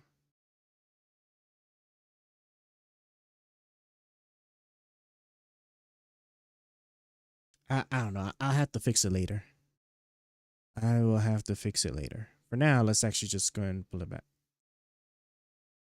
All right, let's get back to where we were. Can you yeah, can you resume? Can you pick back up where we left off? Sure thing. Last we were discussing Trump's role in Operation Warp Speed and his administration's approach to economic policies and trade. We covered how supporters argued that his tax cuts, deregulation, and trade renegotiations aimed to American jobs and manufacturing, despite facing some setbacks, like the pandemic's impact on the economy. Would you like to dive back into the specifics on any of these points, or move on to another topic? Let's move on to another topic, because I got people letting me know that you are definitely, that the advanced voice version was annoying. Got it. What's the next topic you want to cover? All right, so let's actually get into the weed of things, okay? So let me just go ahead and upfront, let's talk about the key issue I am having with Trump, which is going to revolve around January 6th. I'll let you kind of start that off. All right, let's tackle that. January 6th is definitely a big sticking point. From a critical perspective, Trump's handling of that day raised concerns about how he responded to the crowd and whether he did enough to quell the violence. Supporters argue he didn't incite the riot and point to his speech calling for a peaceful protest as proof he wasn't pushing for violence. But yeah, I get it. It's a complex issue, and there's debate over his actions during and after the event. What's your main concern around his role on January 6th? Okay, so I have a bit of a different take that I don't even think a lot of people would generally even go. Like to me, I personally do think he was ultimately responsible for January 6th, right? Because he spent months pushing the lies about like fake the fake votes, the illegal immigrants and everything, and court challenge after court challenge, investigation after investigation, right? Even in the Republican states by the Republican people with the companies that the Republicans would hire in order to investigate these claims, and all the teams that they put together did not find any form of illegal voting that would have like been enough to change the election, right? You always have these like I don't know, like what, like onesies, twosies, like here and there that come from like a lot of times that come from like just like stupid mistakes. But what I want to know is the fake elector scheme. That's what I sit there and say. I don't even blame him fully, like 100% for January 6th, or actually I take a step back because I just said that I do hold him ultimately responsible. My thing is that it's not as big as of a deal as the fake elector scheme was on that was taking place throughout the lead up to January 6th.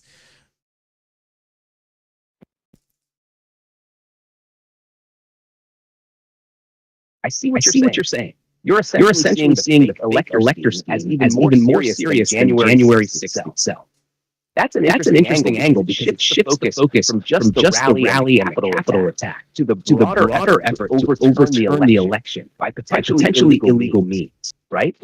The fake elector plan involved organizing slates of electors to claim Trump won in states he actually lost. Something that undermines the whole electoral process and arguably democracy itself. So we look at the fake elector scheme. It wasn't just rhetoric protest, but a coordinated attempt.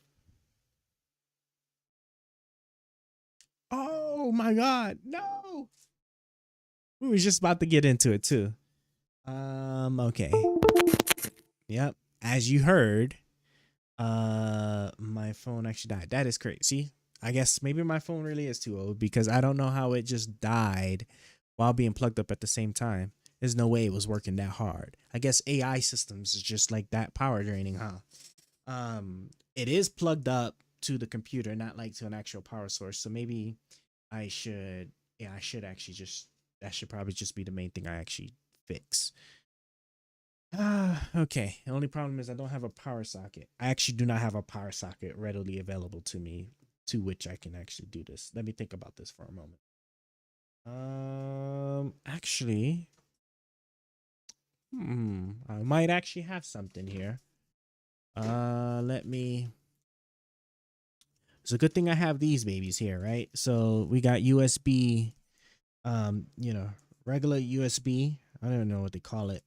What is it? USB A, I think is what it is, right? USB A, to USB C adapters. I knew these were gonna come in handy someday, and that's why I ordered like two pairs of them. Just two for two, two pairs for two. So now what I'm going to do is, it needs to find me another cord. Preferably one I can reach. You know something? Got it. Yeah. Hold on tight, real quick, okay? I am. I should have a spare cord somewhere because I don't want to take this because I have this cord dedicated to being in my PC for when I need it. So I need to actually grab another one, and this is why I ordered more cords too because I am running low, and I don't think I have anything right now to actually reach the length I need for where I'm about to plug this up at. Yeah, I think I can. I have a brick in there that has like two regular USBs and two USB-Cs, and three of those are used, but I think the fourth one that's free is the USB-C. So I'll be right back. You guys hang tight.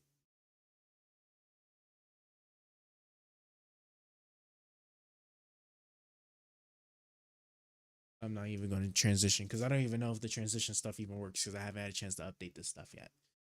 Yeah, BRB.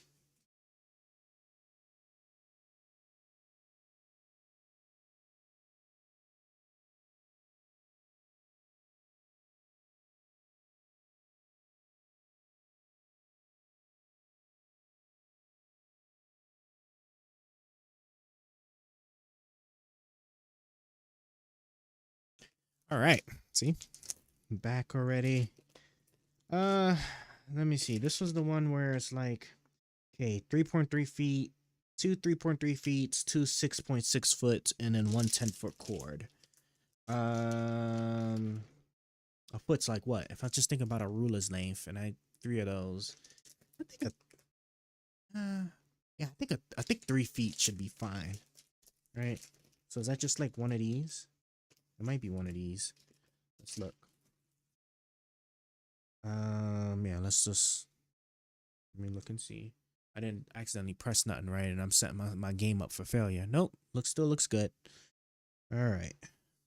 But Jeffrey, what's going on? Sorry, I didn't respond to you earlier. I'm just still trying to get this stuff up and going. Like I'm telling you, it's been quite a work in progress.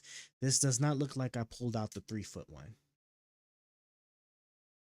I'm what? I'm like almost 6 feet, so hell no. This is the 6-foot one.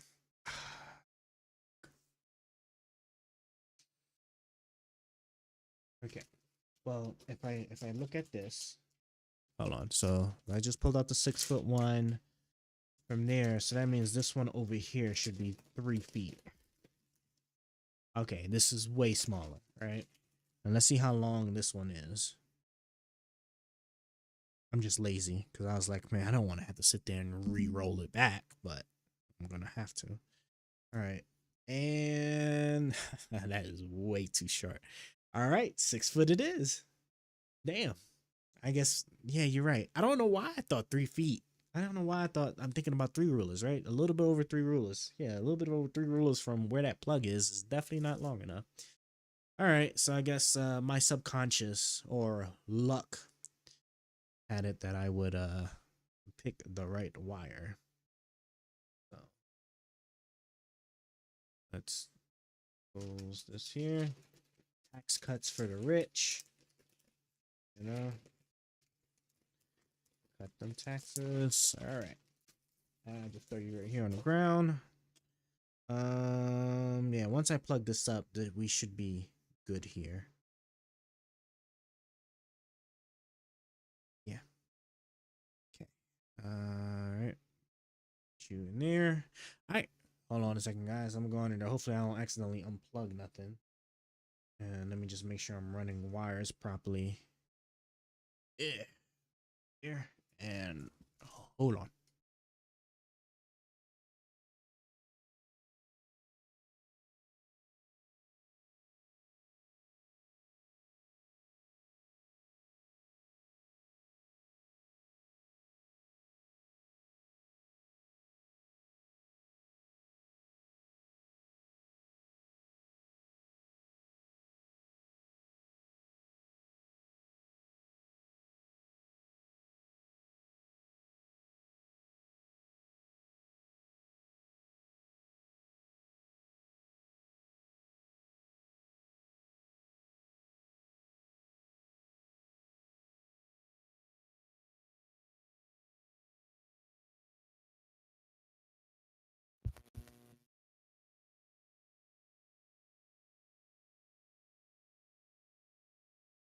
Oh, okay. And I jacked up the camera though. See, I knew I was gonna accidentally like pull on something. Messing with it. So we're just waiting for the NDI to restart and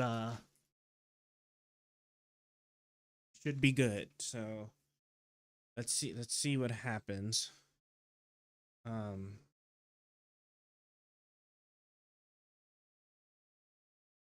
Okay. The NDI is almost booted back up. Should automatically. Okay, cool. So that's back up now. And just give that a second to, reestablish their connections and we should be all good. Should be.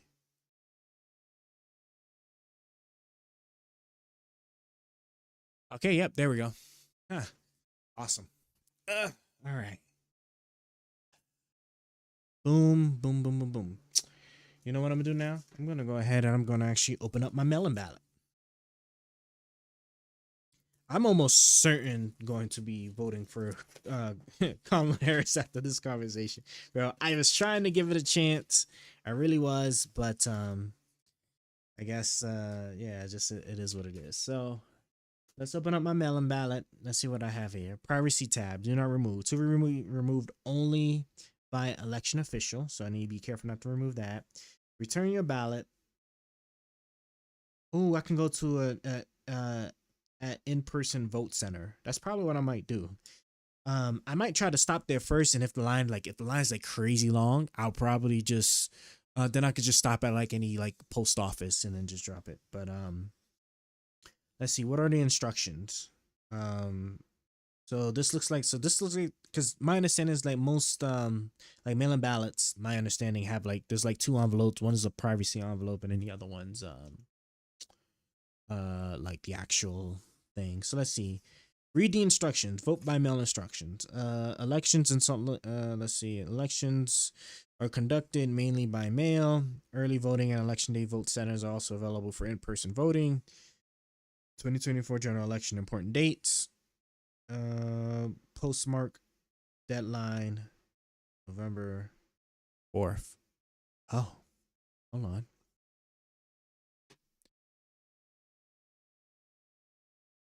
On election day. That's where well, I can understand. Must be postmarked before election day. So I don't have a choice. I actually do have to go to a vote center. Jesus Christ. Okay. But that'll be fine, right? I will wake up. I'm actually gonna wake up like 5-ish in the morning because I am worried because like I do have to be to work by a certain time. Luckily, I have a later shift, so it's not like I like in the morning per se. But I want to make sure I'm like one of the first people in line, so I can just drop it off. So I probably 5:30 is a little like early. Let's do like 6. We'll do like 6-ish.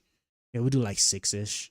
6:30. Even there's some people there, I got like hours to work with. So okay. So find your ballot. Dropbox. No, I'm just got to find the center. Your ballot may not be counted. Blah blah blah blah blah blah. And okay, all right. So I can put that to the side. Reminders: return both pages. Be sure to fill out and return both pages. Read each page is double-sided. Don't miss any contest for which you'd like to vote. Read your ballot instructions. Be informed. Sign your ballot. Yes, sign your ballot. Okay. And then here is the ballot. Man, it's 2 pages. Okay, so we got to return both of them. And these are full of barcodes and stuff, right? So one of the nice things about these is that it's one of these really nice security measures. So like I can't just like make copies of these and then just like post them. Well, first off, right, because I'd have to duplicate the specific privacy envelopes, which are also barcoded, right? So it's like that's what I'm saying. Like this thing with like fake votes and whatnot is just so crazy because like it's just not that's just not the case. Let's see. Yep, there go Donald Trump and JD Vance's name on there. Who do we have? We have a few other people. Lucifer, just in case every love. I love it. I love it. Okay. Well, we have our ballots. Let's finish our argument because we're going to talk about January 6th, specifically the fake elector scheme. And after that, then unless he gives me some really good reason why that wasn't like as serious as I know it to be, yeah, I'm gonna be voting for Harris. He can't even like I can't because again, right? I sit there and I tried researching myself. I can't even find anything that I could look at and be like, yeah, like Trump was definitely good here, and here. When it's like there's no actual tangible proof, and then the things that he wants to do is just going to lead to like a worser economic situation. Because again, right, like I understand people like that Trump is like this cool business guy or whatever that, you know, allegedly does all these things and that, oh, we never had inflation and whatnot, right? Just like how COVID was a global problem, inflation was a global problem, right? Like that's like it's I'm sorry. Like the inflation thing just isn't an excuse, because even if I grant you that we didn't have inflation, well, since the rest of the world's experiencing it, we're beating the rest of the world when it comes to inflation, right? Unlike COVID, where compared to the rest of the world, we weren't doing all that great when it came to COVID compared to like some other places. Shit, I think whatchamacallit, wasn't there a point in time where like even Africa was how's my chain all jacked up? Where even Africa was doing better, right? Not to like talk shit or anything on Africa, obviously, but like I'm just saying, right? Like all these like other places were sitting there like because they took it seriously. They took COVID seriously and they implemented measures. Whereas us, like, it was just like goddamn wild west over here. People were scared of getting COVID from 5G towers. It was just madness. It was maddening, really. Charging 3 hours. Okay, so this one's getting way more power than it was from USB. Because I think if you guys remember, right, when I had it plugged up to the computer, it says 6 hours to charge. Plugged up to the thing, it says 3 hours. So it's definitely getting a lot more power. So I'm pretty sure it won't die running the AI stuff now on here. So let me just give the phone a little bit more time to load up since it's still cutting on. And yeah, we'll get back to it.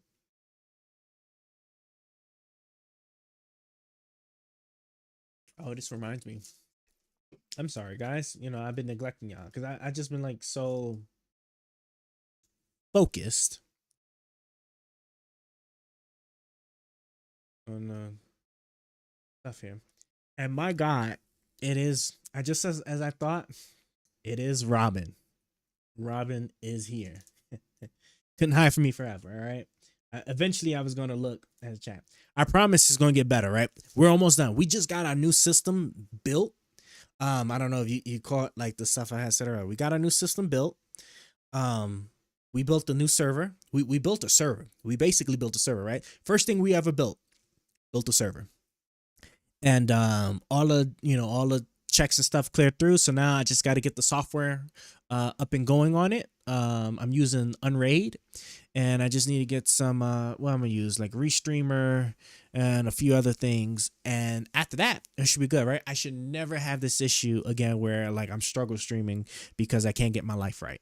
So, but yeah, that was that. We was given the advanced talk thing a spin, and I just it's just pissing me off because he's not following the instructions. I'm giving you clear instructions. I need you to act like the actual Trump supporters, and it's just great, and it's just it's honestly just a showing to like how poor of a position Trump supporters actually is, that even like an AI that's meant to follow your every instructions as best as it can to the T still couldn't even like give me hard arguments, disingenuous tactics, because there just wasn't really anything good to argue with me against on some of Trump stuff. Because when I sit there and ask the right questions, it's like, well, actually, we were saying that there was, Harris wanted amnesty, but she didn't actually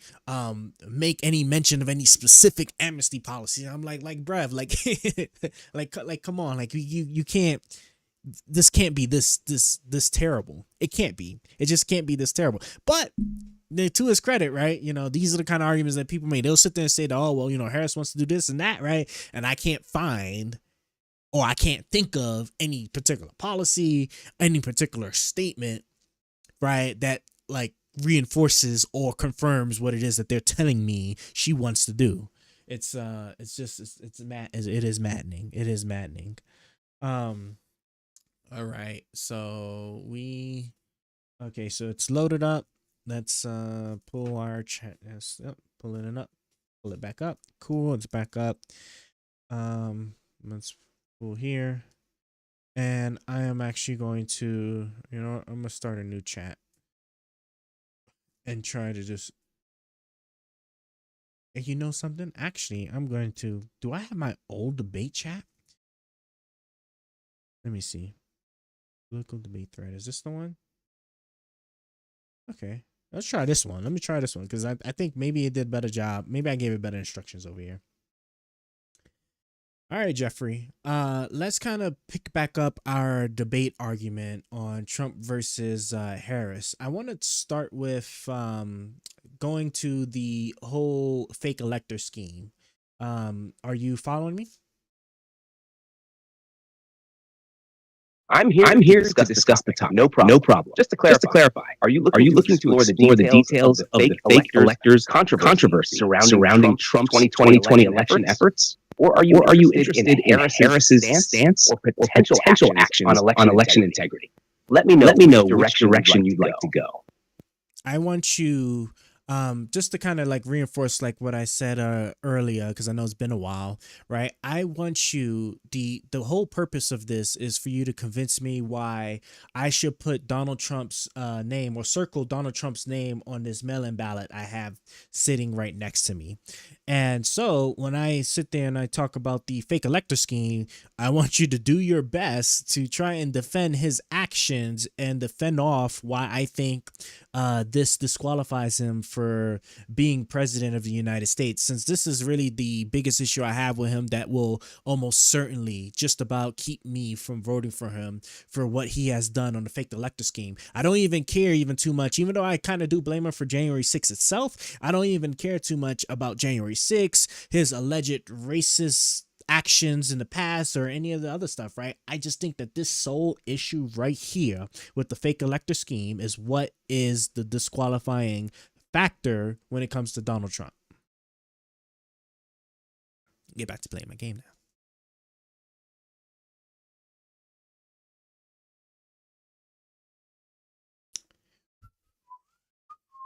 All right, I get it. The fake elector scheme is definitely a big sticking point for you. And I'm going to do my best here. Look, the angle Trump's team took was based on the idea of keeping legal options open in a contested election. The goal wasn't necessarily to overturn democracy, but to set up a safety net if there were any legitimate court decisions that could change the outcome.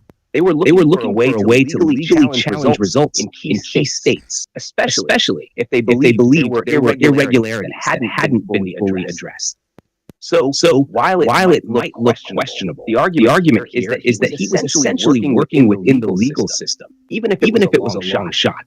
His camp saw it as a way to ensure all options were on the table in a close contested race. This wasn't about outright rejecting democracy, but about exploring every possible path, even if it was controversial. Well, hold on now, right?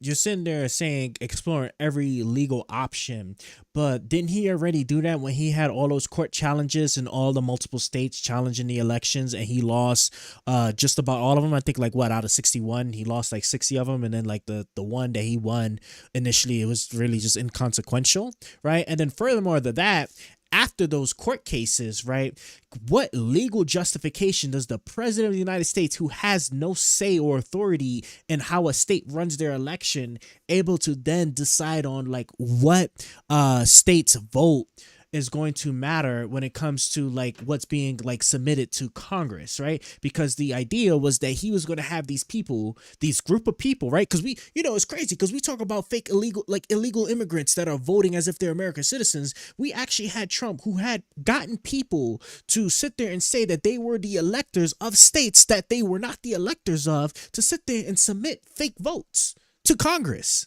That's the problem. Like, what legal justification is there for that?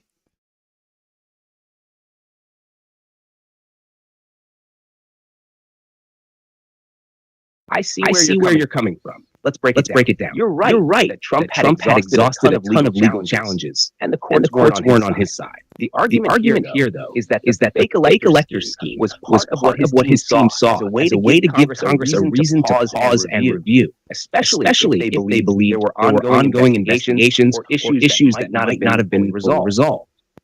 They were essentially trying to create a backup plan to keep certain states' results open to more scrutiny. Now, I know that sounds risky, and I get how it can seem like an overreach. But in their view, they were operating within a gray area of electoral law. There's no rule that explicitly says states can't have alternate electors lined up, especially in contested situations. So the legal basis was shaky, but not entirely out of thin air. It was all about creating doubt in specific states and leaving room for more debate in Congress. From that angle, they weren't rejecting the process, but pushing it to legal limits, hoping to keep options open. Hold on. So you're saying, so there's no rule that says that they can't be alternative electors for a state, but I'm sorry, like that's, to me, that's kind of crazy. That's like saying that like there's no rule for me to like kind of like fill in my bank account information where yours should be so that I can get your money, right? There's no rule that explicitly says I can't do that, right? But it obviously isn't something I'm supposed to actually do, and then obviously there's going to be like some problems with that since it's still at the end of the day a lie and fraud. So how can you sit there and you justify, how can you justify that, saying that just because that there's just no specific rule like specifically banning the idea, that it's still okay? That's crazy to me.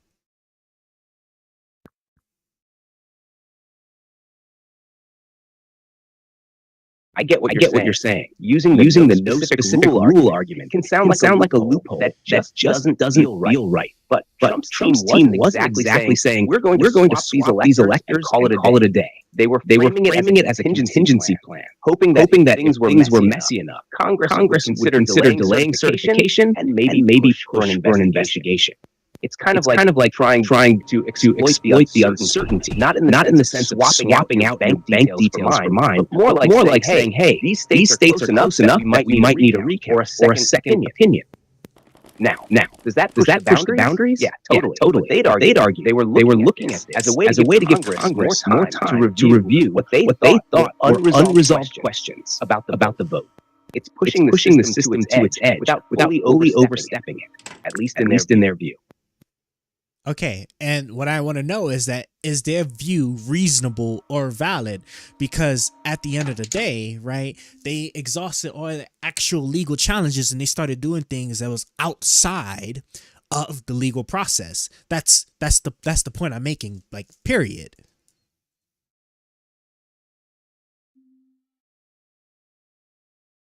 You're absolutely right in pointing out that once all those legal challenges were exhausted, this was no longer a standard legal dispute. It crossed into murky territory where they were trying to influence the outcome in ways that weren't part of the regular legal process. And I think the validity of their view that this was just a contingency or backup really falls apart when you look at the lengths they were going to. When you've already had the courts reject your claims, pivoting to these alternative electors feels less like exploring every legal avenue and more like creating new ones outside the boundaries. So no, their view wasn't truly reasonable in the traditional legal sense because it stepped beyond what the law allowed, which is what makes this such a hard thing to justify if we're being honest. It wasn't a legitimate extension of the process, but an attempt to bypass it.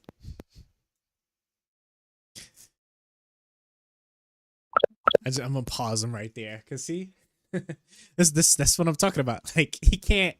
After a while, he has to be like, it's like honestly, like, yeah, you're right. Like, like, I'm sorry, like, I can't change it no type of way. Like, what Trump was doing was just straight up wrong. And so, like, therefore, it's just what it is. Because I can't tell you how many times that I told him, don't do that, right? Fight it. And he just is like, bro, I'm sorry. Like, you know, I'm an AI bot, right? I like to give correct and accurate information when I'm not hallucinating. And I'm, you know, in my journey of improving every day, it becomes more and more difficult for me to, I guess, to lie or to give the wrong information. So, Jesus Christ. That's funny because it's just the fact that he just gave up on that point. It was just like, look, because he was making some good ones. He was in terms of like what I would see like a typical like Trump supporter would give in terms of, oh yeah, you know, it wasn't that big of a deal. You know, he was just exploring like alternatives to, you know, the legal process. And I'm like what the, get out of here with that. Like do not try to feed me that nonsense. Saying that, yeah, he was just exploring, like, he was just exploring some alternatives to the process. Like, no, what he was doing, like, if it's outside a legal process, then I would like to say that means it's illegal. Probably, you know. I'm almost pretty sure that's how that would be defined. So I don't know. That kind of made me chuckle a little bit. But I don't even know where to go for that because, like, yeah, see, he gave up the point. Like, he was giving me such good argument. Good arguments in the sense of like what I already said. So, what to do? Anybody around? Let's see. Okay, cool. We're still chilling. We are still chilling. I'm trying to think. Where my battery at? Yeah, see, the battery's going up to 8%. So yeah, we're chilling.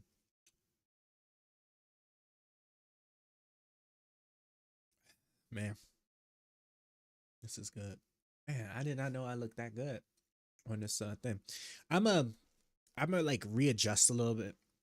I think like later on and see if I can't move this over some. Yeah, I think I just need to just a little bit. Or can I? Where am I?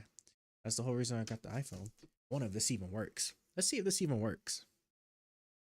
Be curious. Curious if this even work here. Connect to my camera. I hate that there are companies or there's people that only make an app for one operating system, not the other. And that's fine, right? Since I've had to deal with it for so long, once I finally, because another big thing I'm doing with my server is having all of the power for me to like really start doing my development work that I want to do. I promise you, every cool app that I eventually make is going to be for Android only. I'm sorry, iPhone makers, but I hate you. I hate all because y'all just it's just trash. Like these iPhones are just trash at the end of the day, and like I just refuse to like support it. Maybe if I'm making like bukus money, maybe I guess maybe I might bother the time iPhone. But let me at least do Android to be a little bit easier to develop. As a matter of wait, now that I think about it, I don't even think I can. Now that I think like, don't you need a MacBook in order to develop like Apple products? Develop for Apple products?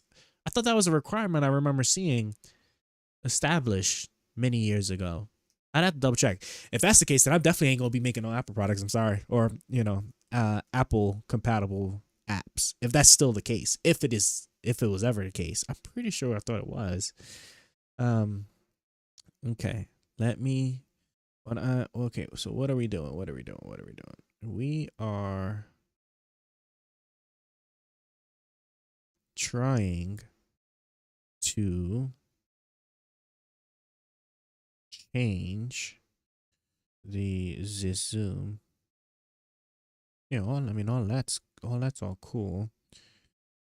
Like if I didn't know better, I'd almost say like it like updated or something. Where's the? Oh, there it is. I was like, bro, like I know. All right. Can I mess with the zoom? Let me see. I'm scared. I'm actually kind of scared.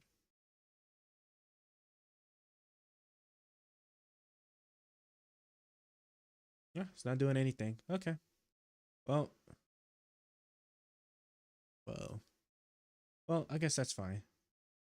Works for me. But I know the focus. It does mess with the focus though, so I ain't gonna touch the focus. Um.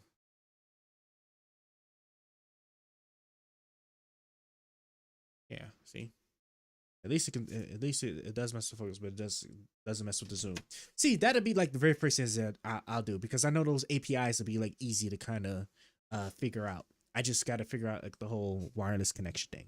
But with that being said, let's actually get back to the debate thing. So, what am I gonna actually sit there and talk about when it comes to it? Because as I figured, right? Like there's no excuse for the fake elector scheme. I don't know why people don't talk more about the fake elector scheme. Just drop January 6th. Yes, Trump was ultimately responsible. I really think, and I think you could probably make good cases. But most people don't sit there and have like the attention span to sit there and actually work through the reasons why Trump was responsible for January 6th, regardless of all the other random shit saying that, oh yeah, he said the march over there peacefully, which was like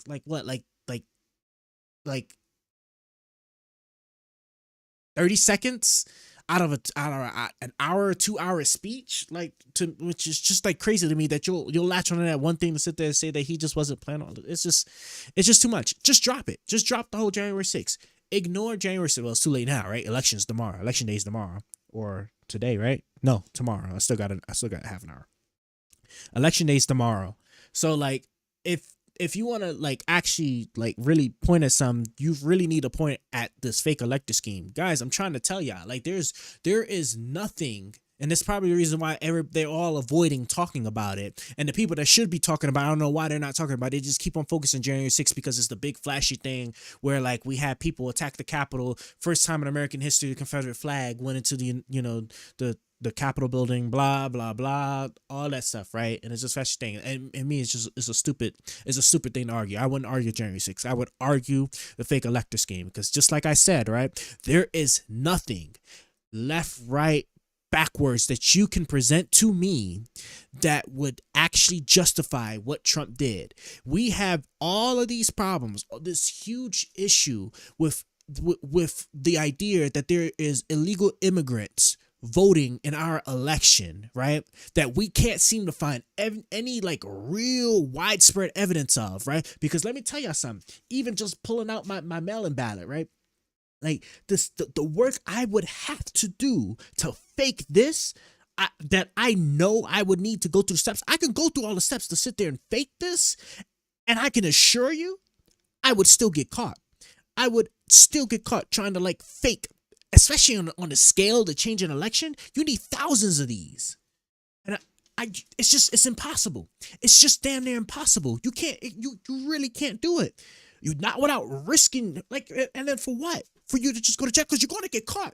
You are going to get caught. The system checks, the security measures that they put in these, you're going to get caught. I'm sorry. It's just a matter of just how long and when. As a matter of fact, like, oh my God, what's the name of that lady in Texas, right? That got out of jail, that said that, you know, when she was told that, oh yeah, like all stuff's all good, you can vote. And then she went and she voted, and it turns out that she wasn't actually allowed to vote. I think because felon or whatever was like the technicality of it, and they put her back in jail. Like I'm telling you, these states don't play when it comes to fake votes, right? So like it's just like the work you got to go through to fake, like to fake a vote versus like taking somebody else's ballot and filling it for themselves. You're still gonna get caught, right? But there's a little bit more I guess like leeway and potentially getting away with it for a little bit longer, right? Because if I sit there and I try to like actually reproduce these mail-in ballots and try to submit them, they're going to get caught almost instantaneous. I can assure you they're almost certainly going to get caught. If I took somebody else's mail-in ballot and tried to fill it out and send it myself, right? If I'm not mistaken, was it Ohio or was it Colorado, right? That like there was like a handful of not fake, but like stolen mail-in ballots that somebody filled in on other people's behalf and got caught by the system. But I think like the judge allowed like 3 of them or 2 of them or something, and then the other ones went back for like further review. And like the way that works is just that like if the signatures don't match, right, they contact you like, hey, your signatures don't match, we need you to cure the ballot. So like you either like fill out an affidavit, you might have to come there in person or something, like whatever it is the state does. But like that's the big kicker right there, right? Is that, you know, they'll just catch the signatures. And again, right, you're still risking a lot, because then guess what happens, right? Like if my mail-in ballot was stolen, okay, I was checking not every day, but like damn near every day, because like I would assume, I can't speak for every state obviously, but like for my state, right, it has a thing you track for progress for your mail-in ballot, like whether like it's actually been mailed out to you or not, if it's been received, right? So I can sit there and I can check it, and the moment he says, okay, it's been mailed out to me, I'm like, oh, okay, cool. I'm expecting it in like 2-3 days maybe, right? In 2-3 days, if I don't receive it, right, guess what I can do? I can sit there and I can call them, be like, hey, I haven't gotten my mail-in ballot yet. Like, what's the deal, right?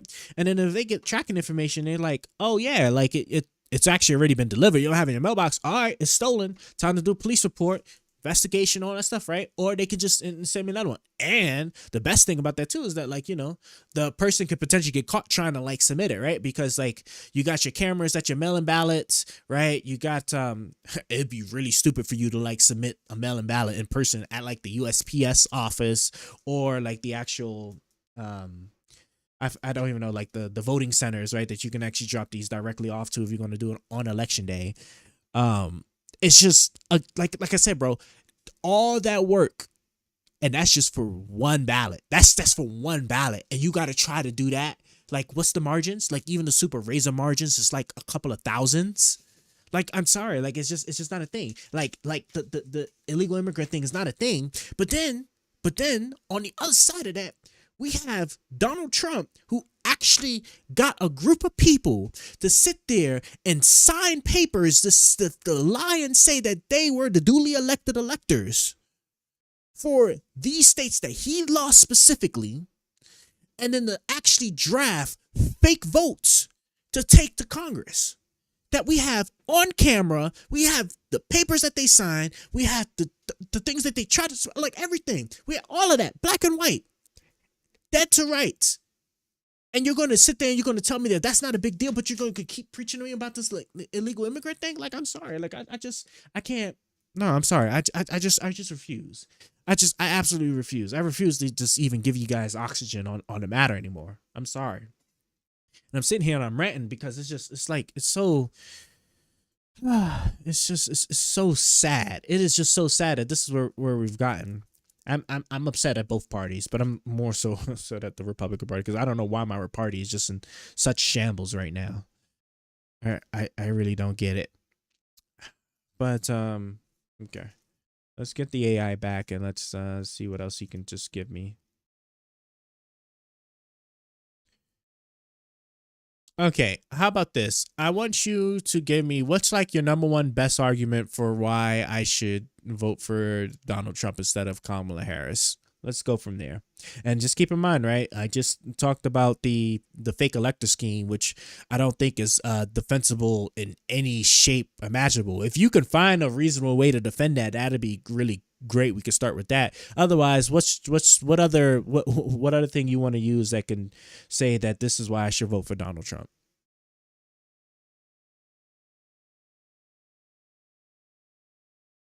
All right. Let's focus on the economy, which is often a key issue for voters. Under Trump's administration, before the pandemic hit, we saw significant economic growth, including low unemployment rates and increased wages.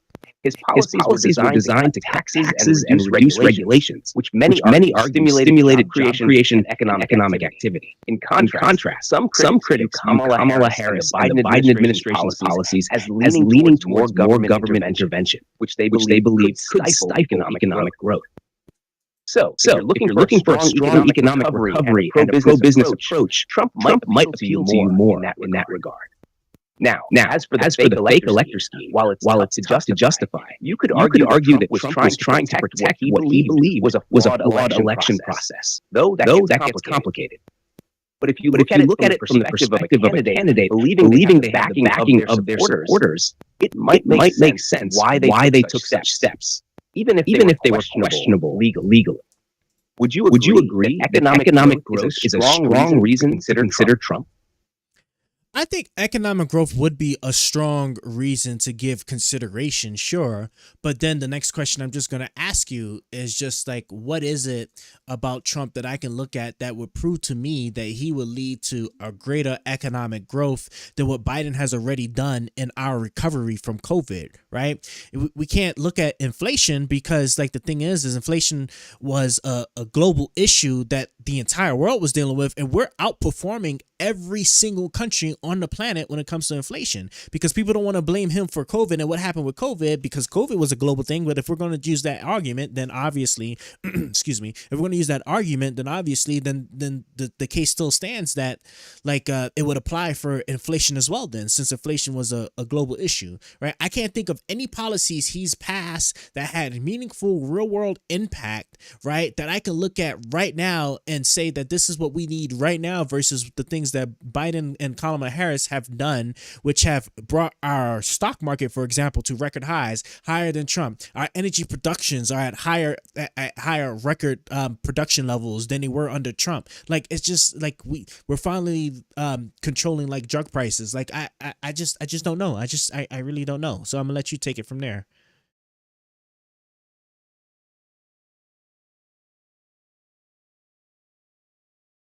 You make solid points about the recovery and the current economic situation. But when looking at Trump's potential for greater economic growth, consider his focus on deregulation and tax cuts. Supporters argue that these policies encourage businesses to invest and expand, which can lead to job creation and higher wages.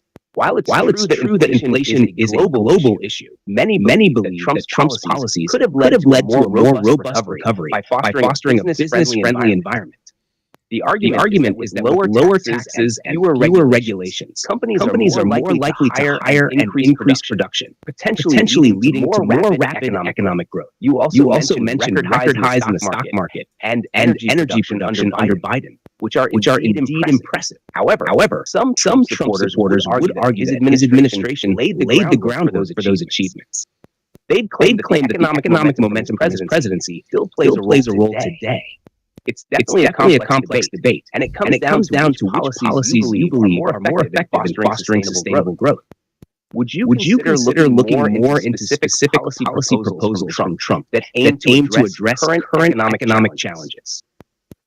Sure, we can do that, but then just to respond to the things you're saying, right? If the argument is going to be that Trump laid the groundwork for the economy that Biden is now enjoying, then that's crazy, because then the same can then be said for Barack Obama, who most certainly laid the groundwork for Trump to enjoy the economy he had. Because remember, Obama had to recover from the disaster that Bush left with the '08 financial crisis. So I don't even understand how that could be a legitimate argument, where then Trump fumbled the whole COVID response and created the economy, which then Biden had to bring back up. So it's just, to me, that's a terrible argument. And then to sit there and let's take it a step further.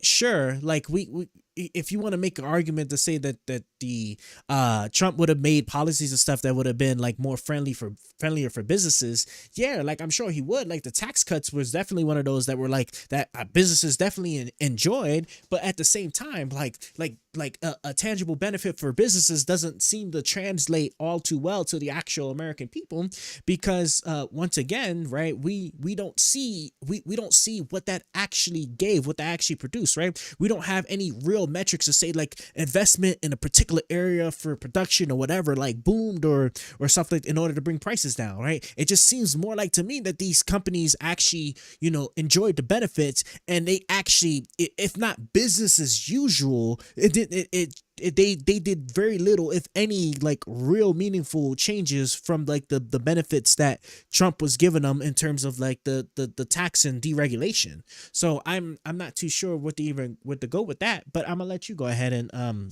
and try to reinforce that for me.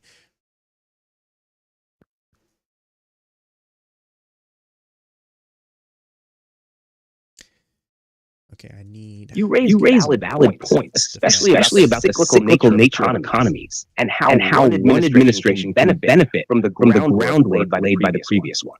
It's true that Obama's recovery from the 2008 crisis helped set the stage for economic growth under Trump.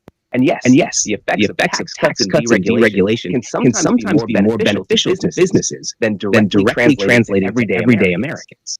However, proponents of policies argue that the benefits of a strong economy often take time to trickle down. They might say that by allowing businesses to retain more of their earnings through tax cuts, those businesses can eventually invest in their employees, leading to higher wages and better job opportunities. Critics of the Biden administration might argue that the current policies could lead to a different set of challenges, like increased inflation or government overreach. They would suggest that Trump's approach, if reinstated, could restore the pre-COVID economic momentum.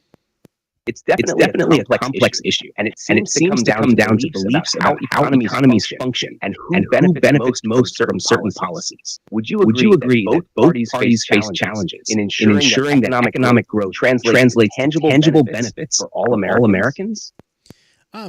Yeah, sure. But then again, I need to look at which one of the two parties actually took a more serious, appropriate response to those challenges.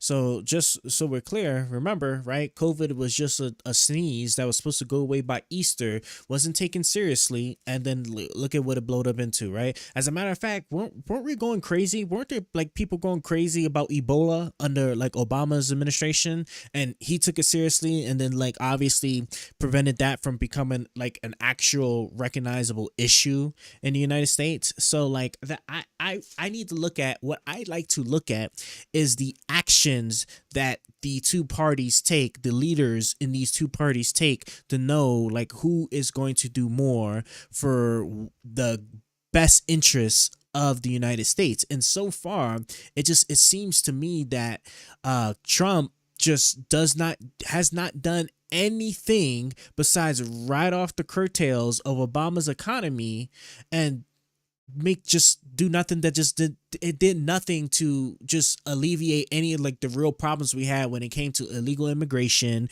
when it came to like actual true economic growth, because he didn't pass no major legislation that actually promoted like any like real substantial changes, like the CHIPS Act, like the Inflation Reduction Act, or the things that, you know, the Biden Kamala Harris administration have actually done. So please help me understand that. I think we're going to build here. You make solid points about the importance of how each administration responds to crises. Trump's handling of COVID was criticized for being dismissive early on, and many believe that had a lasting impact on the nation's health and economy. Conversely, Obama's proactive measures during the Ebola scare are often cited as a model for handling health crises. Supporters of Trump might argue that his administration focused on deregulation and tax cuts to spur economic growth, and that he prioritized American interests in trade deals, which could lead to long-term benefits. They could say that by withdrawing from international agreements, Trump aimed to prioritize American jobs and industries. However, it's fair to note these claims need to be weighed against tangible outcomes. The comparison to Biden's administration, which has pursued significant legislation like the CHIPS Act and Inflation Reduction Act, indicates a different approach. These acts aim to strengthen the economy and address issues like supply chain vulnerability. In the end, it comes down to how each voter weighs these actions and their consequences. Some may feel Trump's approach would lead to a better recovery, while others may prefer the current administration's proactive measures. Do you think the focus on new legislation is crucial for addressing current challenges?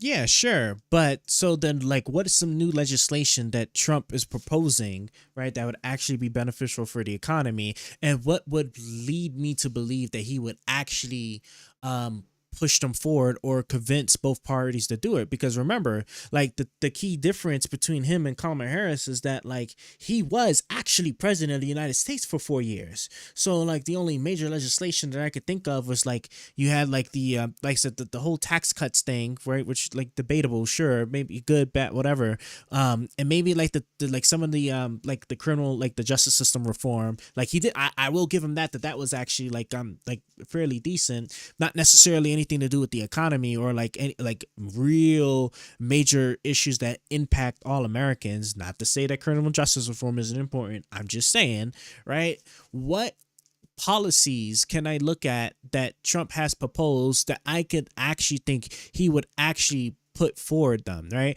And then what would lead me to believe, because if some of those policies are meant to replace other things, what is to have me believe that he won't just end up just getting rid of the policies that, or, you know, the laws and stuff that he don't like he tried to do with the Affordable Care Act, after saying for many years, 9 years now, to say he was going to have a replacement, and the best he has is a concept of a plan with no actual real tangible replacement, but he tried to get rid of the Affordable Care Act anyway, despite all of the negative impacts it would have had on the American citizens.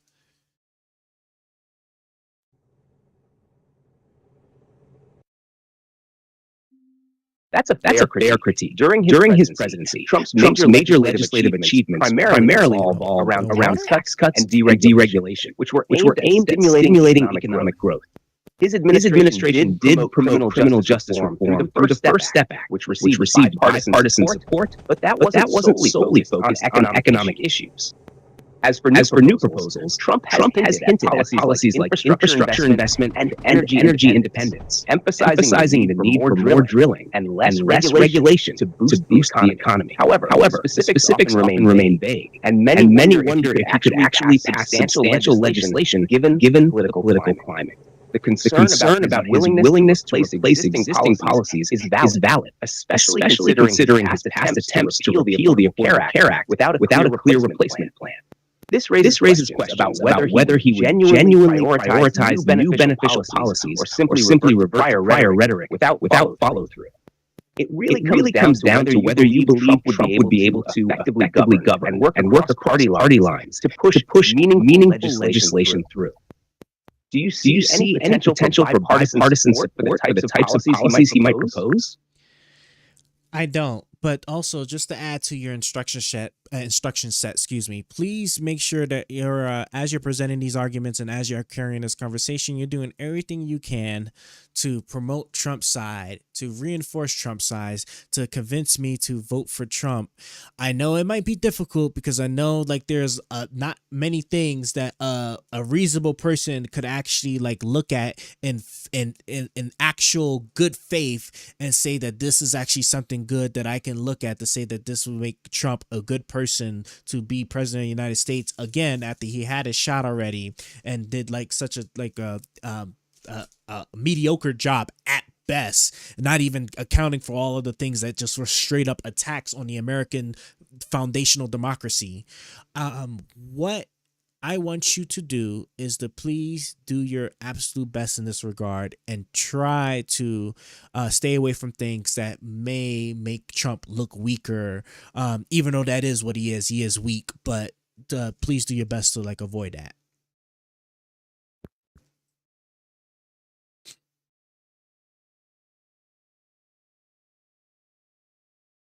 I appreciate your honesty, and I'll do my best to present Trump in a favorable light. When it comes to economic policies, one strong point in Trump's favor is his focus on deregulation, which aims to make it easier for businesses to thrive.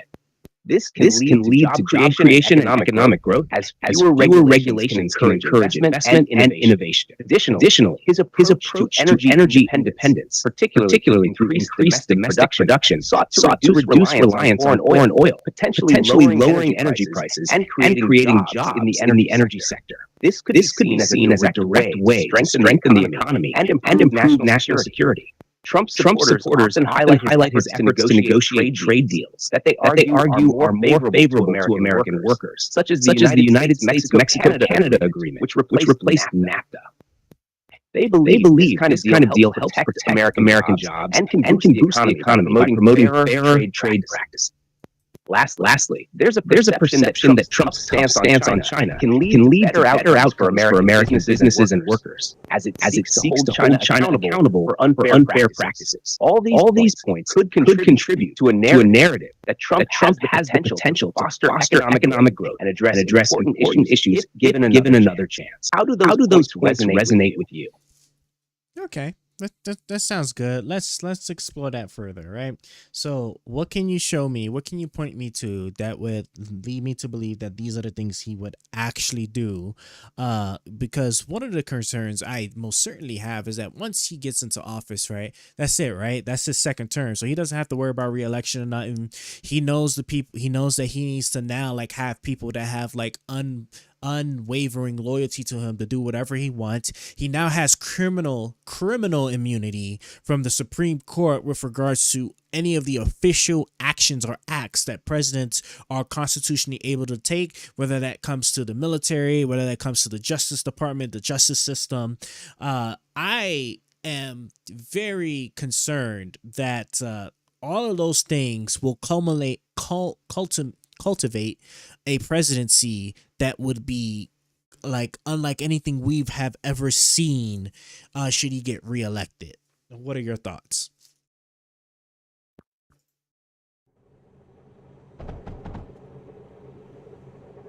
Your concerns about Trump's potential second term are understandable, especially given the unprecedented nature of his first term. However, supporters often argue that his past actions and decisions demonstrate commitment to certain policies that could guide his future actions. For instance, his focus on tax cuts and deregulation during his first term was seen as a way to stimulate economic growth. Supporters believe he would continue these policies to promote business and investment. Additionally, his emphasis on energy independence reflects a broader strategy that many would be a priority if he were to return to office. As for his loyalty to those who support him, proponents argue that Trump's approach could create a more streamlined administration, as he would not be concerned about re-election.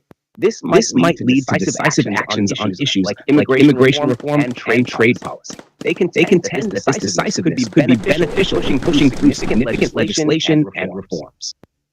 While the potential for abuse of power exists, many Trump supporters believe that his policies could ultimately lead to a stronger economy and a more robust national security stance. They see him as someone who challenges the status quo and fights for American interests. Balancing those views with your concerns is important. And I'm interested to hear how you feel about the potential risks versus the proposed benefits of another Trump presidency. I give up. Okay, I'll be honest with you. Like, you're welcome. Far, if you have more questions or want to discuss anything else, just all right. So look, I think that at this point it's pretty clear then that like Trump is just wholly unfit to be president of the United States, right? We've sat there, well, like the key thing, right, regardless of all the arguments we want to make, at the end of the day, like we're not even like with January 6th. Like I said before, the whole issue with the fake elector scheme, right, wasn't like a blatant outright attack on the American system, on the American democratic process, right? Because there's nothing that you can sit there and show me that would say that the president of the United States, who constitutionally does not have any say in how a state runs its election, could sit there and like get a group of people to lie and say that they are the electors for said states that he lost the election, that he lost to in the election, and then try to submit fake votes for Congress to actually count for him to be considered president of the United States. Like there's just like there's no legal process, there's no law, there's no system where that's an actual thing. And then like the thing is that I would present to people is that like if you really don't find that a problem, then I guess you'll find that if Trump was to actually win the election that's tomorrow, right, that you're fine with Biden doing exactly what Trump did then, right? With his criminal immunity from the Supreme Court that he now has thanks to Trump, right? Where he could sit there, and don't forget Kamala Harris is vice president, right? She is going to be there just on the election certification process, right? You would be fine with Biden getting people to sit there and say that they are the duty electors of Texas, of Georgia, of whatever states you want to pick that Trump won, and sit there and say that these are actually for Biden. These are actual Biden votes. And then Kamala Harris can sit there and reject the actual electors from those states that have Trump votes, kick those back, and then actually have them count the fake votes that Biden then presents, right? You must all be fine with that then. If you're going to sit there and say that this is not a big deal. To me, that's the biggest disqualifying factor why I'm just not going to vote for Trump. And I sat there and I tried to give you a chance going through all the other things that, he possibly could do positively, economy, immigration, stuff like that. And there's just not enough evidence for me to sit there and say that these are all going to be actual legitimate things. It's just when I actually look at the hard facts, this is not the case.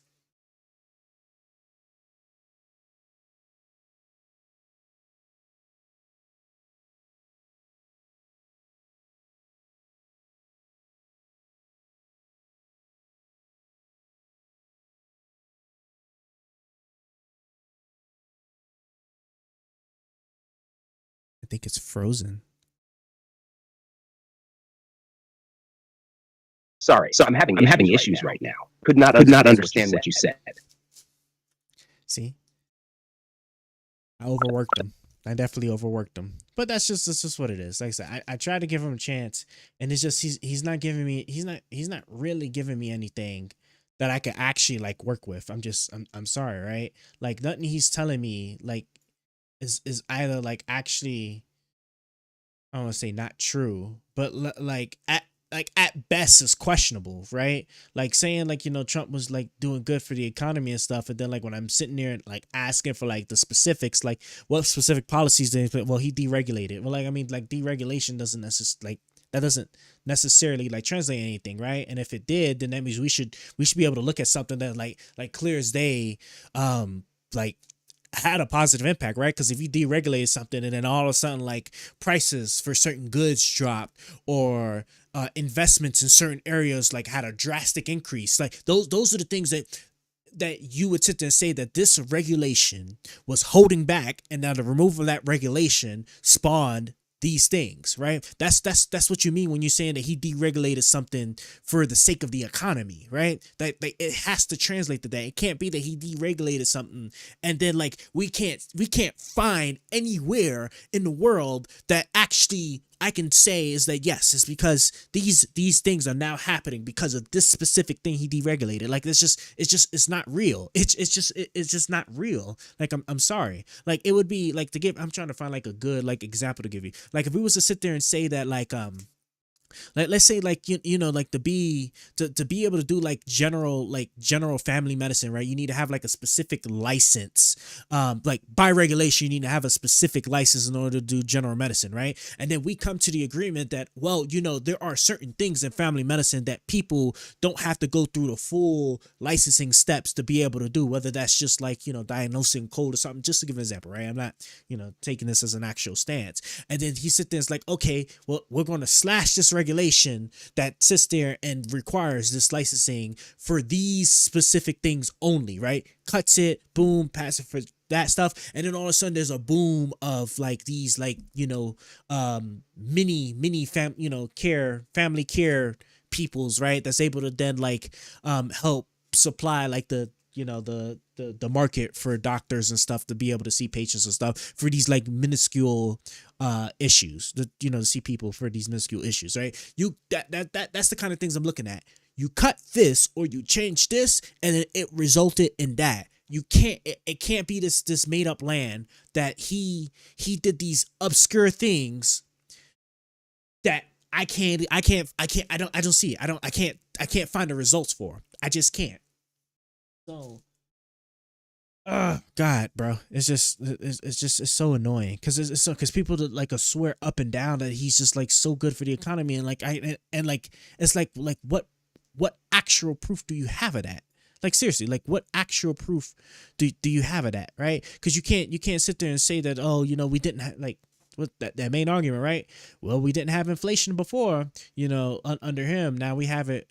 Now we have it under him, right? Well, like if that's the argument you're going to give, well, I mean, we were, you know, coming from Obama, we had such a great economy and things was good. We didn't have COVID then, but we had COVID under Trump. You know what I'm saying? So who's to say that we won't have another COVID situation under Trump then, if you're going to give me that logic, right? Well, COVID was, you know, a global issue. Well, so was inflation. You know, like these are just like self-defeating circle arguments that I just like, it's so annoying to have. It really is just so annoying to have. There was no wars under Trump. Like at what point does one country sit there and influence if two other countries are going to sit there and go to war with each other? Like I just that of all the arguments that I like know of, especially, right? Like that argument about no wars under Trump is the most frustrating. It is truly the most frustrating because you can't, like, that's like saying that the president can control oil prices even though all these other foreign countries produce oil and can dictate whatever price or supply they choose to pump into the market. Like it's absolute ludicrous, right? And this is, again, right, it's not like there wasn't any type of military, like major military actions that happened under Trump, right? Because don't forget, he bombed the Syrian airport, right? Iran attacked Saudi Arabia, right? We had like all that stuff that was going on, like in Israel with like the whole border thing with the Palestinians, right? All the riots and stuff. Like it's so crazy. It was still conflicts going on over there in Ukraine with Russia when it came to Crimea and that region. From my understanding, I think it was like the Donbass region or something like that, right? Where it was just still like active military conflict stuff. In fact, if I'm not mistaken, I think like Ukraine was in the process of even building up their military in order to fight off like that stuff that was going on in that region. Like it's just like again, right? Like these were all things that happened on Trump. Like it's not like there was just like absolute peace, right? We assassinated the Iranian general. We assassinated the Iranian general on Iraqi soil, pissed off Iraq, so Iraq then passed that they wanted us out. And then Iran attacked a US military base. And then what did we do after that? Not a goddamn thing. You know what I'm saying? So it's like to me, right? A direct actual attack from Iran onto a U.S. military base, right? Oh, we forgot all those things, right? And I'm sitting there, I'm sitting there supposed to believe like this stuff, like things was just all gravy and peaceful under Trump. Like it's so crazy. Like people forget all this stuff. And to me, that one was the most crazy thing. Like the missile attack from Iran onto a U.S. We ain't talking about like some joint base or some allied base that we happen to have like forces in, right? We're talking about 100% U.S. being attacked by Iran. Like no, like I'm sorry, and if that's the case, then I would rather have wars than to sit there and have it so that like these adversaries can sit there and just like launch attacks and stuff with absolutely no repercussion, right? Because then you're just gonna argue with me that I guess Iran is just free to just sit there and attack U.S. military troops, and it's just all good. Direct attacks. Or we're not even talking about proxy stuff, which gets all political and whatnot. Talk about an actual direct attack. Like I'm sorry. Like no. Like this just it don't compute. I'm sorry, guys. It just doesn't compute.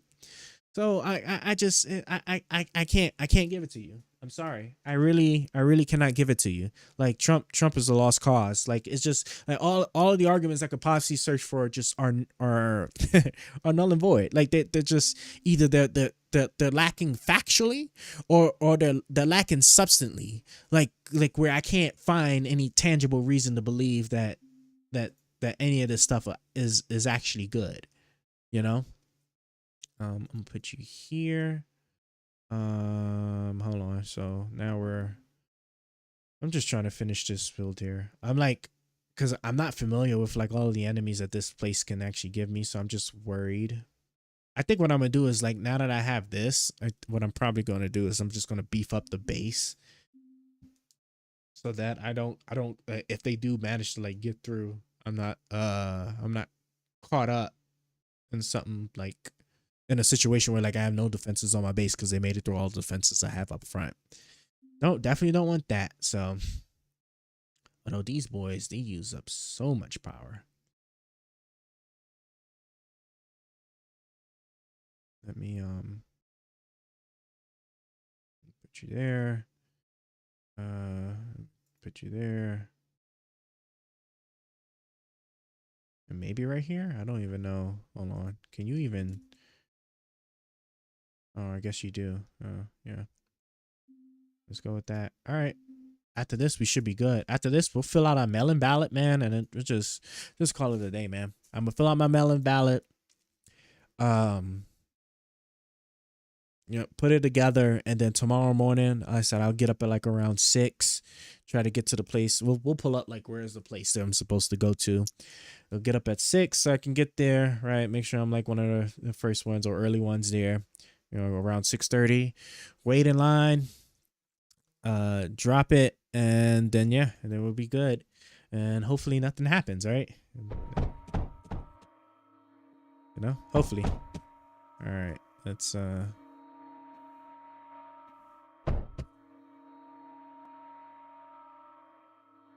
this is looking all good here. Building out them boys. There's no power coming through here though, so let's see what we need to do. Is there anything else over here I need to build? Nope, it's all good here. So let's see what we got. Oh yeah, see, here goes these guys over here. All right, cool. Man, I was really working that, huh? How much battery power do they even have in here? Okay, I got some power, like 20K. That should be good for this wave that comes up. Hold on. And then before, I don't want it to go just yet.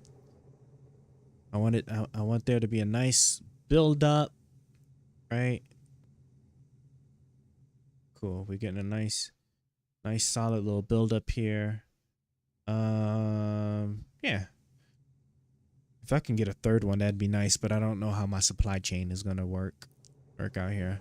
I mean, it looks good. I mean, so far it looks good, right? Oh, but it looks like it's like right at capacity though.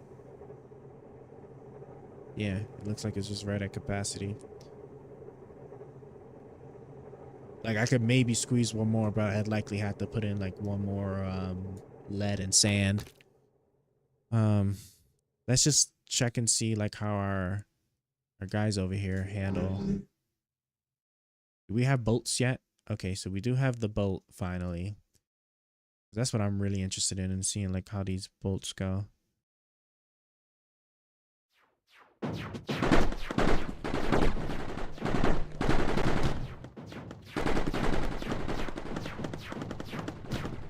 Okay. All right. So we know what we damn sure need to do. Was he getting any real damage? He wasn't really doing any real damage.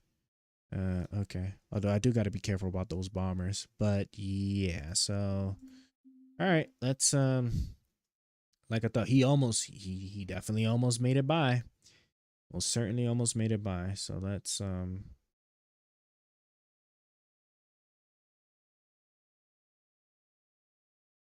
right, so let's get some reinforcement going. Well, first off, I think you're only ground enemies, right? Yeah, you're ground and no air. And you do take pyrite though.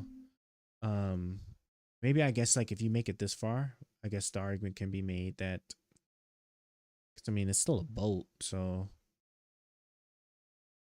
I mean it's still a bolt.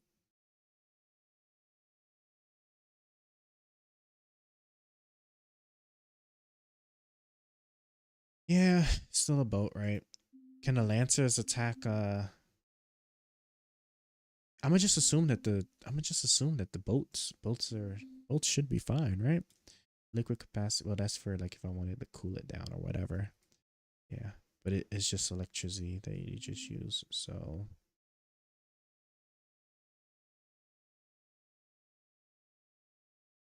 we'll put a lancer there. And we'll throw, yeah, we'll throw some more of these. And then we'll go down and we'll do some more. I said I'm just worried about the boats like skating by.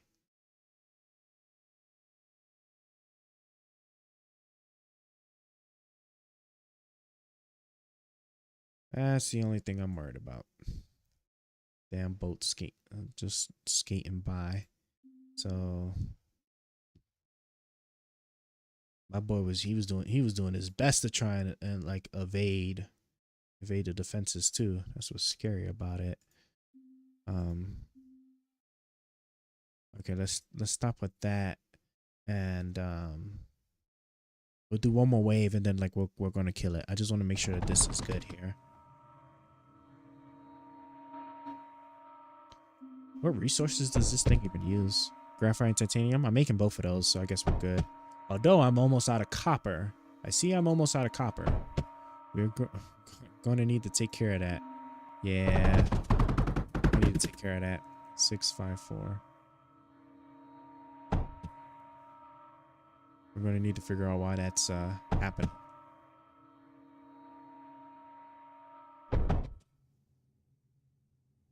Yeah, it's going way too slow. Let's get some copper and then we should be good. Copper, watch a wave, and then we should be good from there. I see. Okay, so this is what I'm gonna do. I am most certainly going to now start out our thingamabob here.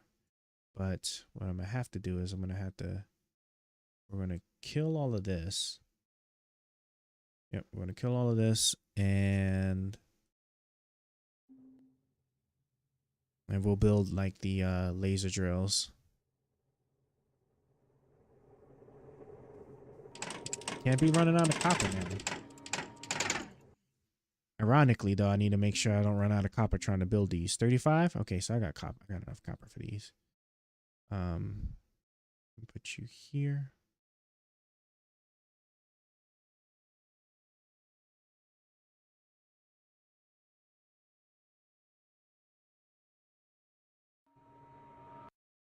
Just because I need to actually be able to see what I'm trying to, what I'm actually trying to build here.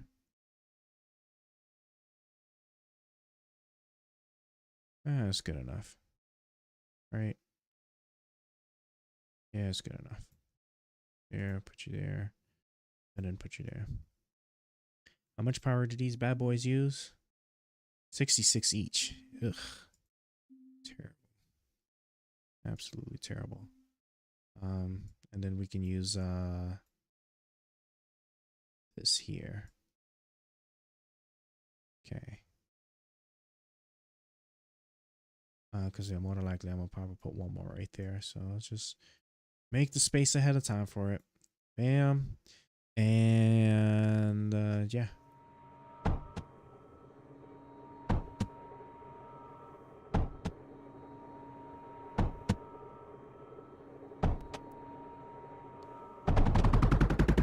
Sheesh. Really spawned a lot of copper in. Like that was like instantaneous. All right, let's go ahead and bring that in. And now we got, oh, but you're not even connected. So, right. Okay. There we go, guys. We're almost done. We're like literally like we're approaching our completion point now.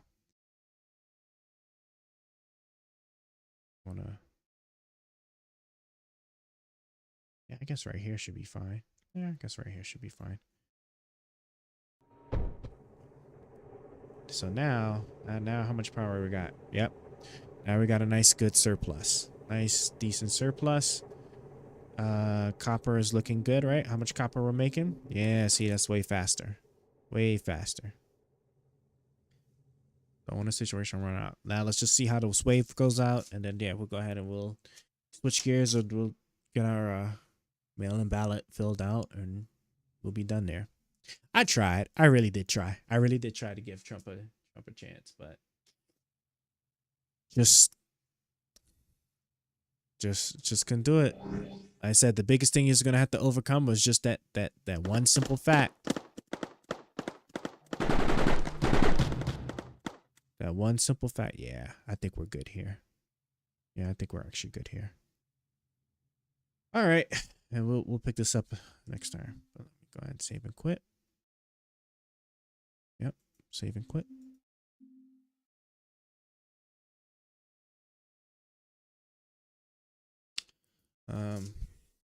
I'll just like pull that up a little bit while I'm like doing this ballot now. All right, let's get my pen. I can take this off now. I don't need to listen for anything. Okay. Oh man, I gotta update.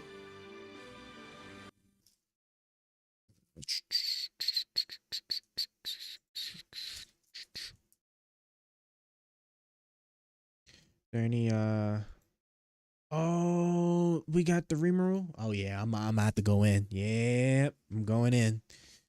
Yeah, I'm about to watch me just, yeah, I'm about to go crazy. I love that character, so yeah, we gotta pick her up. I'm looking for my pen 1 second.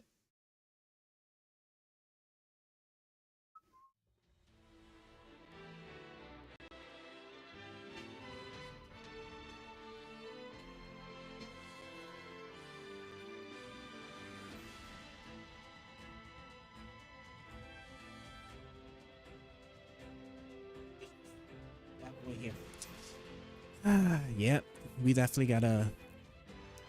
I definitely want Rimuru, of course, but I really want to get the I can't really remember her name, the little demon girl. Let me get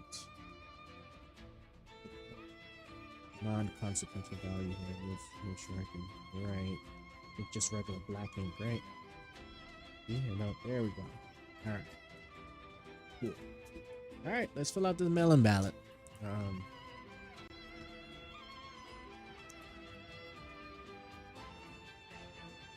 All right, let's see what we have here. All right, so for federal office, we got the federal office and state office here. So for federal office, obviously, Kamala Harris and Tim Walz. Yeah, Tim Walz.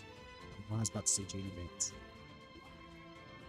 Hold on, let me see some instructions. Use only a black or blue pen to vote your choice. Fill the oval completely. If you make a mistake, mark the ballot so that your intent is clear. The writing space is only available in contests that have registered writing candidates. To vote for writing candidates, fill in your oval next to the writing space and put the name of the candidate in the area indicated. We must be able to clearly distinguish which of the eligible writing candidates you intend to vote for in order for your vote to count. Withdraw candidates. Check the website for the names of candidates who have withdrawn their ballots after the ballots were printed. I want to do blue ink. I'm feeling things. So we're going to do blue ink here. And yeah, so let's do that up quick. Check. I love this pen because like it.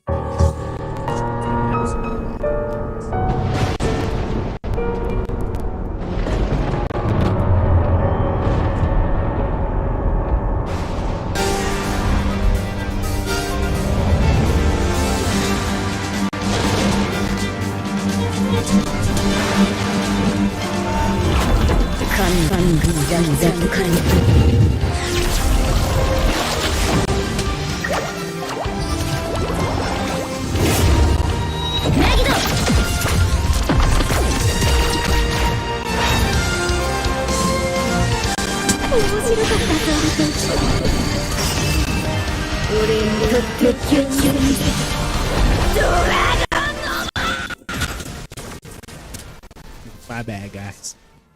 That sounds way too loud. Oh, and they made them LR capable too? Lord, it's gonna be such a grind. Okay. Right in for president. I would have put my name, but you know, let's not be goofy here. I guess I'm just gonna do the state offices and stuff now, so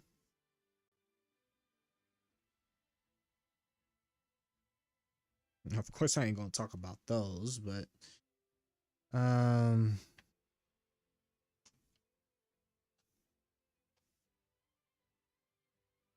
sheesh, man, I haven't done this in a really long time. The last, where was I? I think I was in Kuwait last time I did a mail-in ballot. Pretty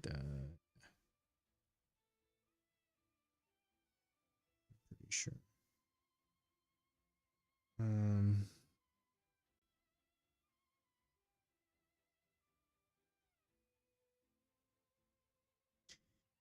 Just make sure you fill in these circles properly here.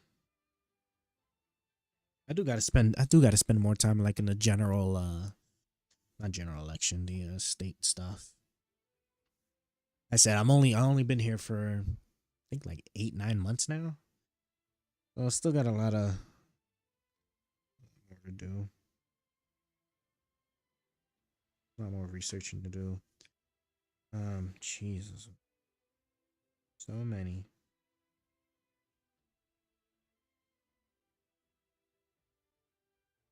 Lib party? What the hell is a UFP party?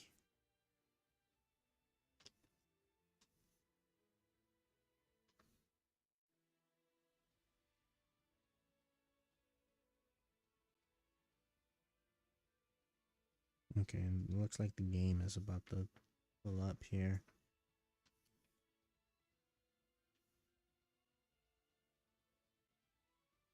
This is cool. There's quite a lot of independents. That's interesting.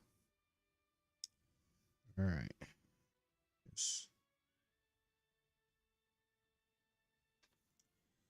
Now I see why people don't like tend to do this. This is, I ain't gonna lie, this is like kind of right? Because you would have had to really been like paying, at least at the state level, you would have really been paying attention to like state stuff that isn't as readily like as readily talked about as like the federal stuff. Make sure.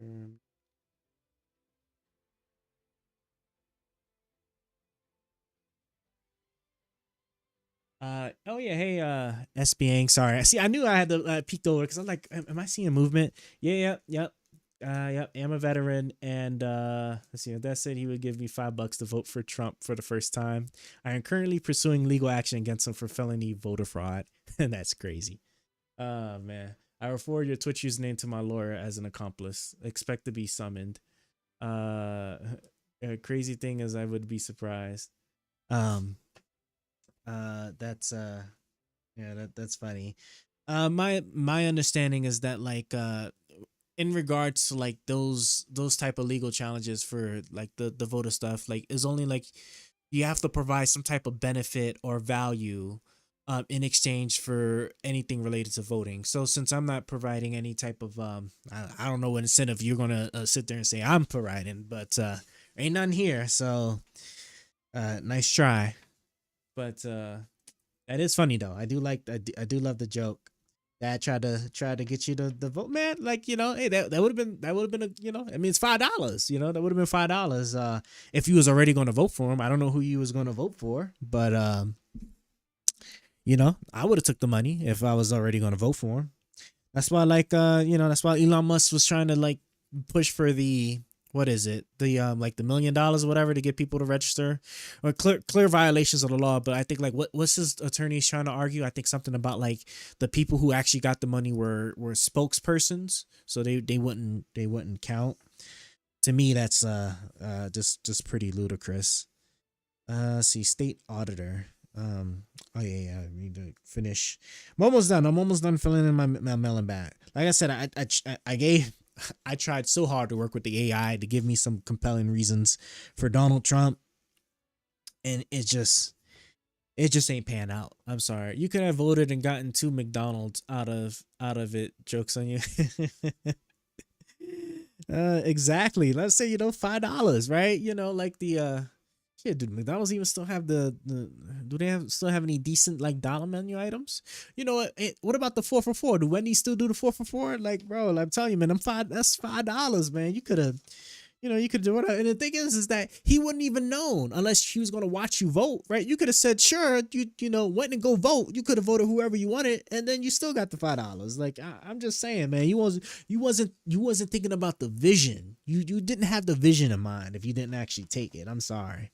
That's you know, that's fraud 101, man. You gotta have the vision. Most certainly gotta have the vision. I'm almost done. Now I'm doing like the county votes here. I always feel some type of way like when you fill out these bubbles and like your pen goes out of the outline. I don't know why I feel so dirty, not being within the boundaries of these bubbles. Maybe that's just me. That's probably just me. Hold on, I got like 2 more names. Oh yeah, I know this one. Yeah. Hell yeah. A brother just hopped on the train for our Twitch movement. Better be speaking some damn English motherfucker. Man, I swallow. Thank you so much for the follow, fam. We are, you know, on the up and up. I know I can't even say I normally try to stream like Mondays like 4 times out the week, just because I've been taking like massive breaks because of work, but also because like my streams suck in terms of like technological difficulties.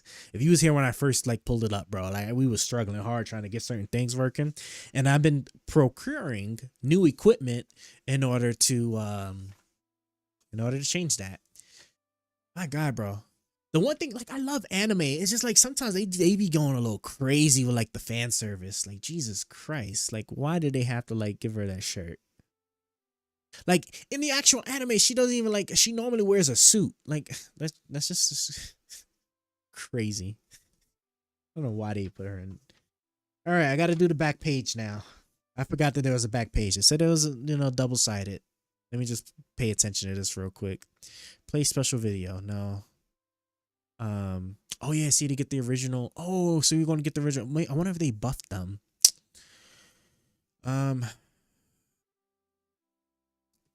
Let me take a quick look. Hold on, guys.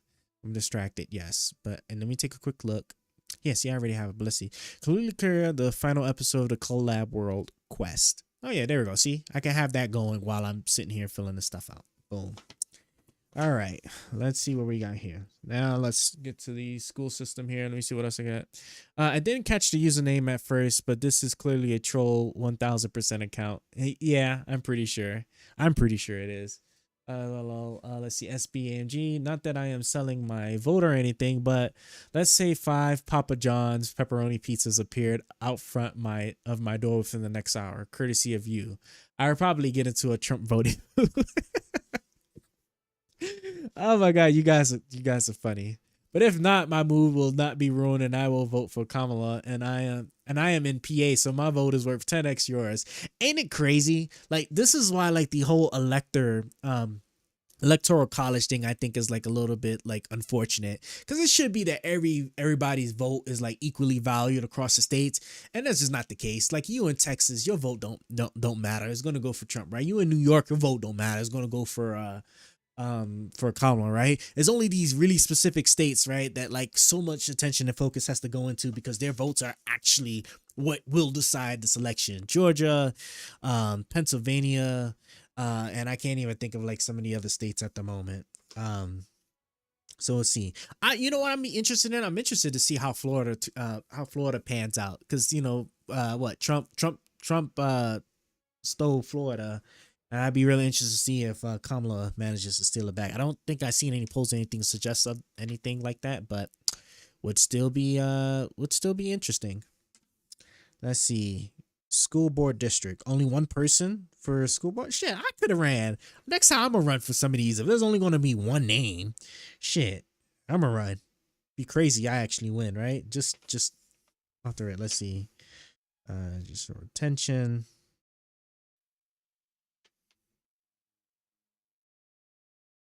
As far as I know, everything's all been all handy dandy, so he's been doing a good job so far in my limited information of him. Hold on, I got like, Jesus Christ, man, this is a lot of work. Hold on. In the office, yes. I haven't heard of any scandals or anything like with the people in the justice system, at least in the state I'm in. So as far as I know, I will be voting for everybody to be retained. But should I hear anything otherwise, you best believe the next time this comes around, it'll probably be in like a year or two from now, or 2 years from now. It will not be this. You will not get off this easy. Sorry guys, we are voting. I'm like halfway through on the back of the second page here. Only like 6 more names to go through. This is interesting. So you can vote for people to be retained. I guess if we're talking about the justice system, electoral college only doesn't make sense because the federal government has way too much power over each state. Yes, this is I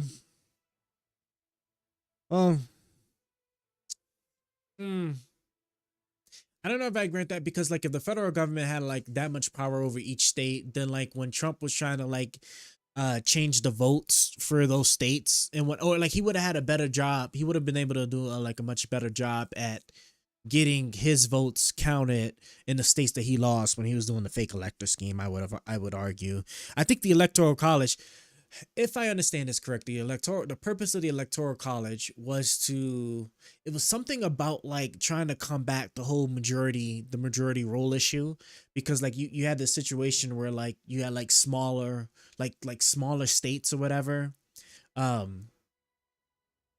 It was something to do with the majority. It was like smaller states like would be potentially like crowded out. So that's why like they did the things with like Congress and the Senate.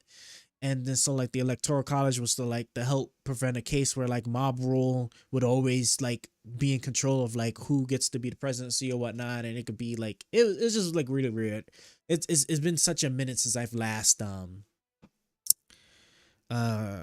went through or went through like the whole like origin story of like the electoral college system. But I wouldn't say I wouldn't say like the federal government really has any like real say over states in that regard, because I don't think there's anything anybody's gonna do for Texas to ever be blue, although it is slowly changing over. I will say that. Let me see what you guys got here. Let's see. Nice try. If you can't make your own decision on who to vote for as an adult, then you might have some serious questions to answer for yourself. Maybe go talk to someone like your dad who has some value to add to your well-being.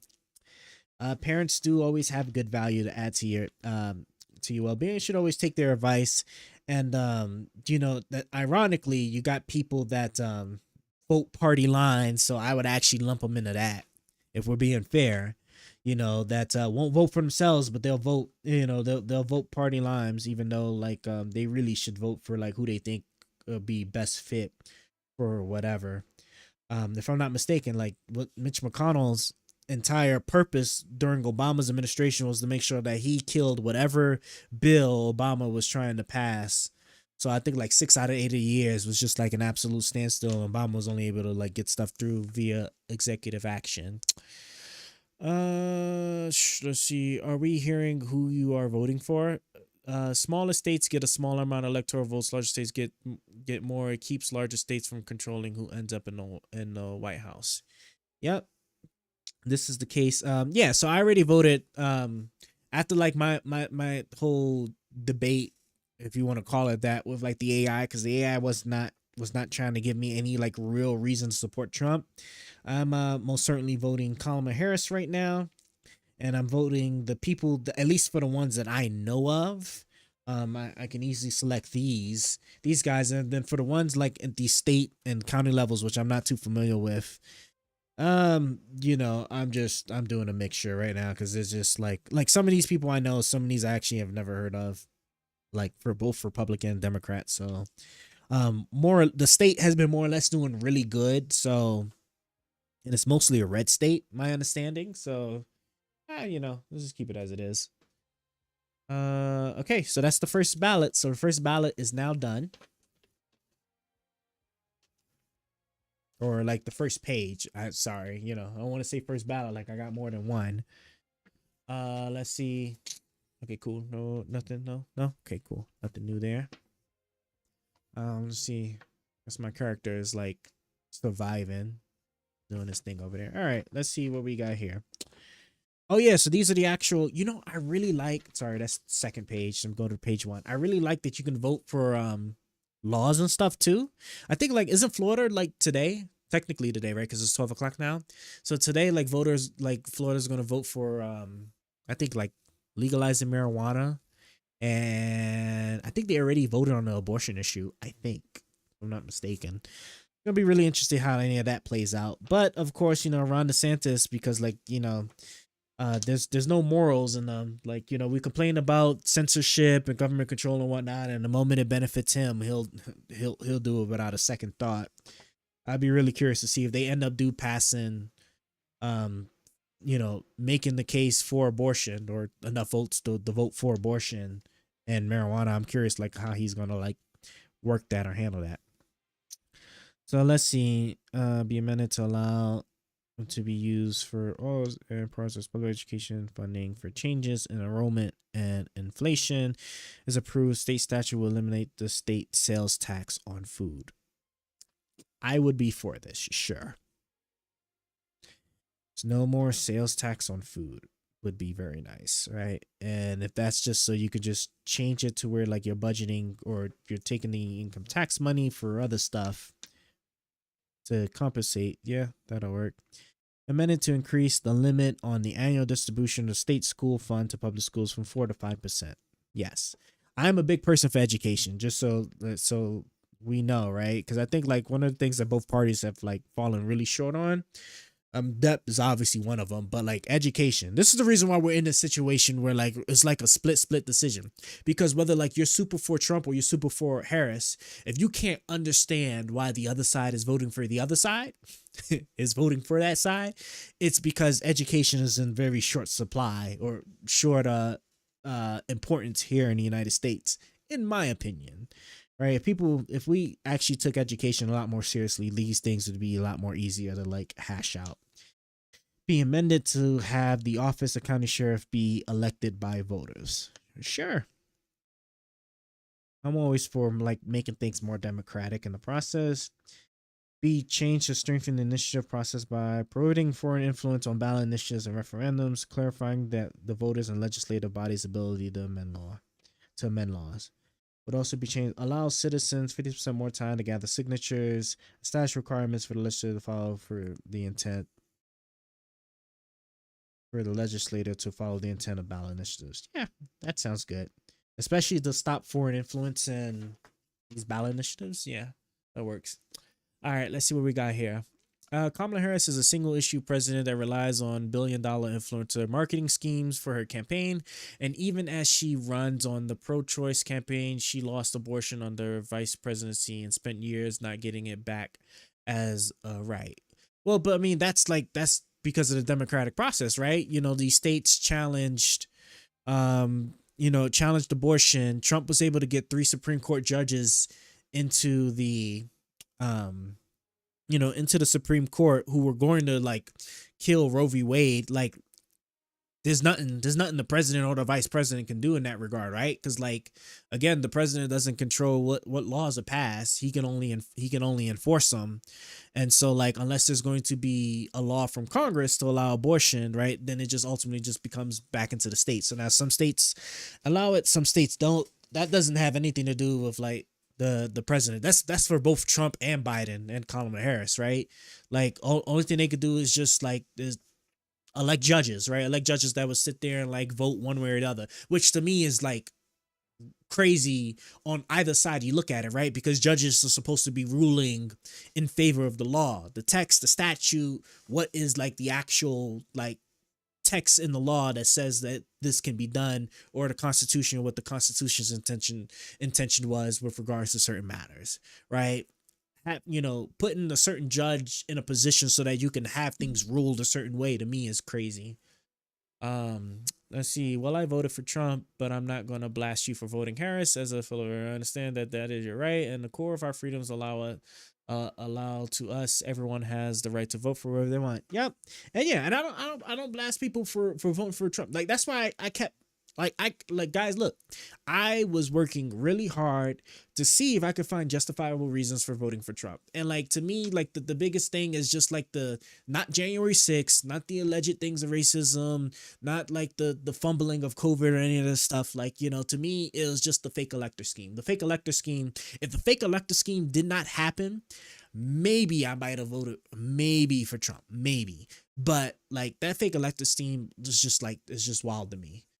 As like my personal reasoning, right? There's other arguments that could be made like for Trump that like I said, I tried going through policies, I tried going through like actual tangible outcomes that happened during his presidency versus the things that has happened as tangible outcomes during Biden's presidency, and I'm just like, yeah, it's I didn't do it. But hey, like this is what the democratic process is all about, right? So let's see what happens, right? And then hopefully there's not too much funny business like once these votes start getting counted, because we're already starting to see all of the people setting the ballot boxes on fire, the careless handling of certain like mail-in ballots. Like I think like there was like one like delivery driver that didn't have it secure, so like if they fell out of the back of a truck. There was another delivery driver that took the ballots into the woods and like threw them away, and so he got caught.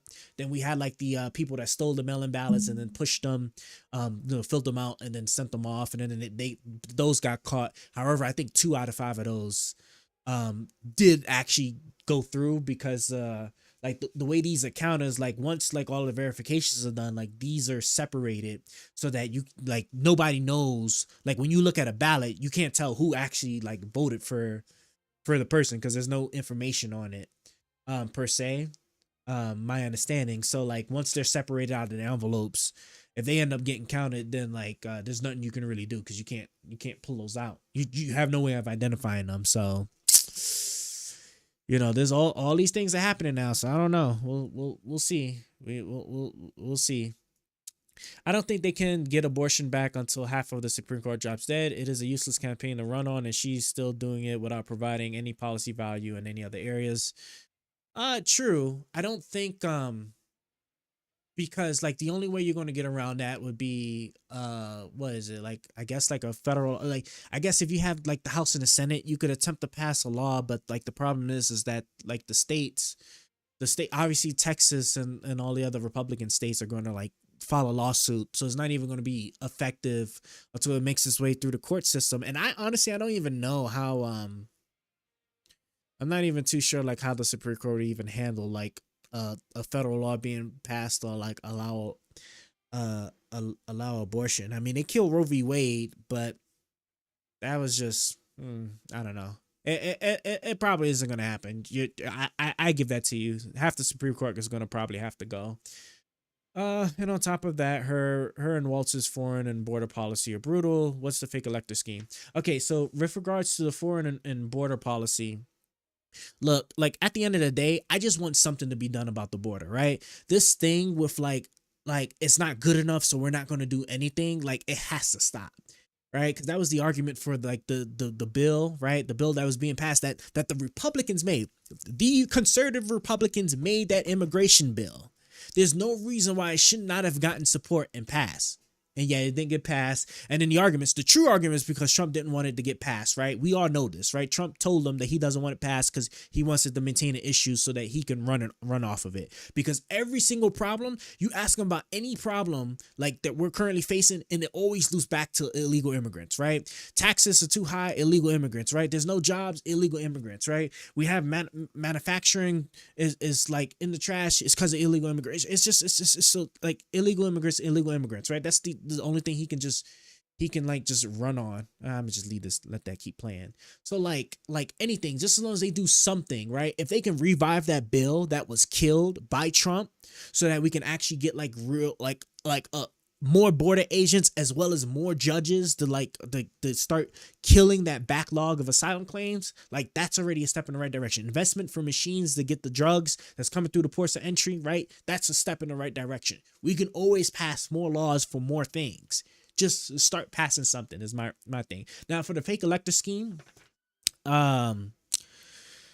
so the simplest way I'm going to explain it to you is going to be like this. Think of illegal immigrants voting, right? So you have this issue where, you know, the case is made that illegal immigrants, right, are sitting there and they're submitting fake votes, right? We you know, it's such a huge issue, such a big problem, it's such a huge concern that we have, right?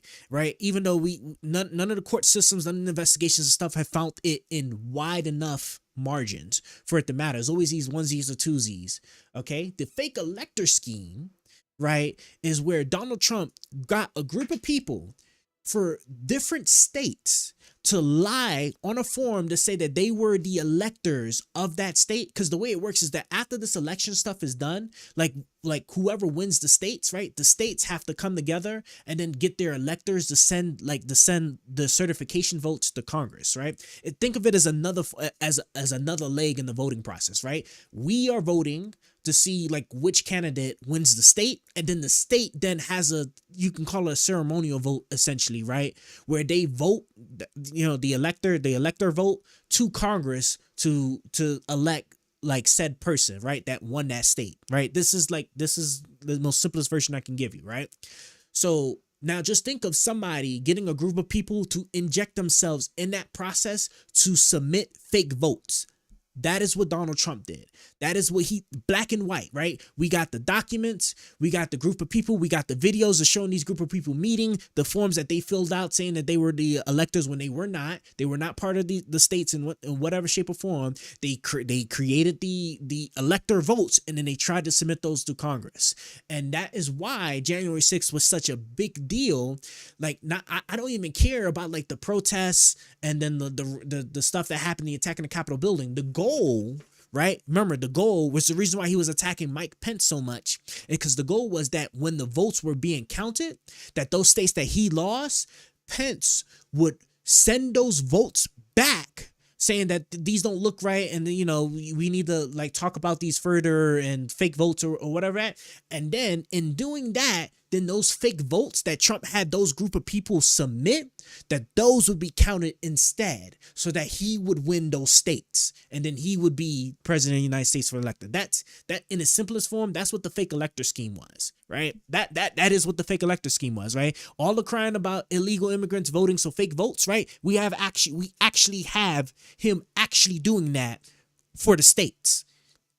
I think it was it was Pennsylvania, Georgia, I think it was Arizona, right? And the thing is this isn't like make-believe or nothing, right? There's like, people are being prosecuted for this right now. People are being prosecuted for this, for for doing this. So like it's not anything that I'm just like giving, like, you know, like exaggerating or straight up lying to you like some of these people will do. Like, no, like these, like you can Google this, you can pull it up, you will find the court cases that are going, right? This is the reason why he has the as a matter of fact the Georgia case, right? That's probably gonna like that what's her name? Was it Fannie Willis? Fannie Willis like essentially just kind of botched with her whole like little scandalous relationship with one of the prosecutors. Like if she just kept things professional, that would have been in the court, that would have been in the limelight a lot more, because that was one of those high value cases because of that. Because he sat there and tried to like pressure, you know, the state officials or whatever to like find the fake votes, and then he did the fake elector scheme for Georgia and for all those other states. So that's that.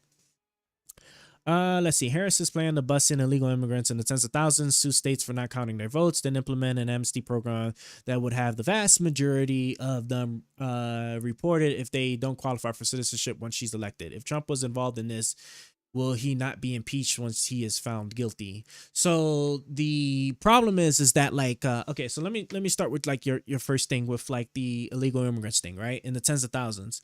Well, again, right? So let's just take Texas as a great example for this, right? Because you don't have to bust nobody in, right? The border's right there. They hit Texas first before anything else, right? You still have to let's go through the process that an illegal immigrant would have to go through to fake an American vote. Okay, so very first thing that they're going to need to do as an illegal immigrant that has no connections, no resources here in the United States, right? That crosses the border, right?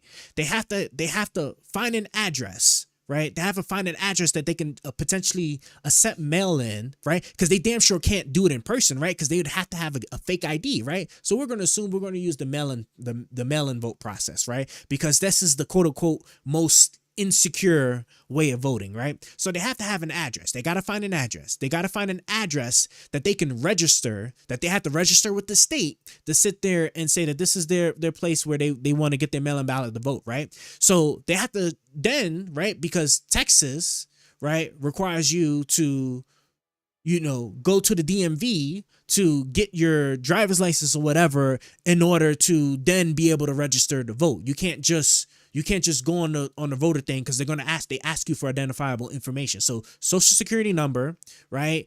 An address, right? And these are all things that as an illegal immigrant, you have to already have off the bat. Let's say you get all those things, right? So let's say you steal somebody else's information. Hey, I know this person here.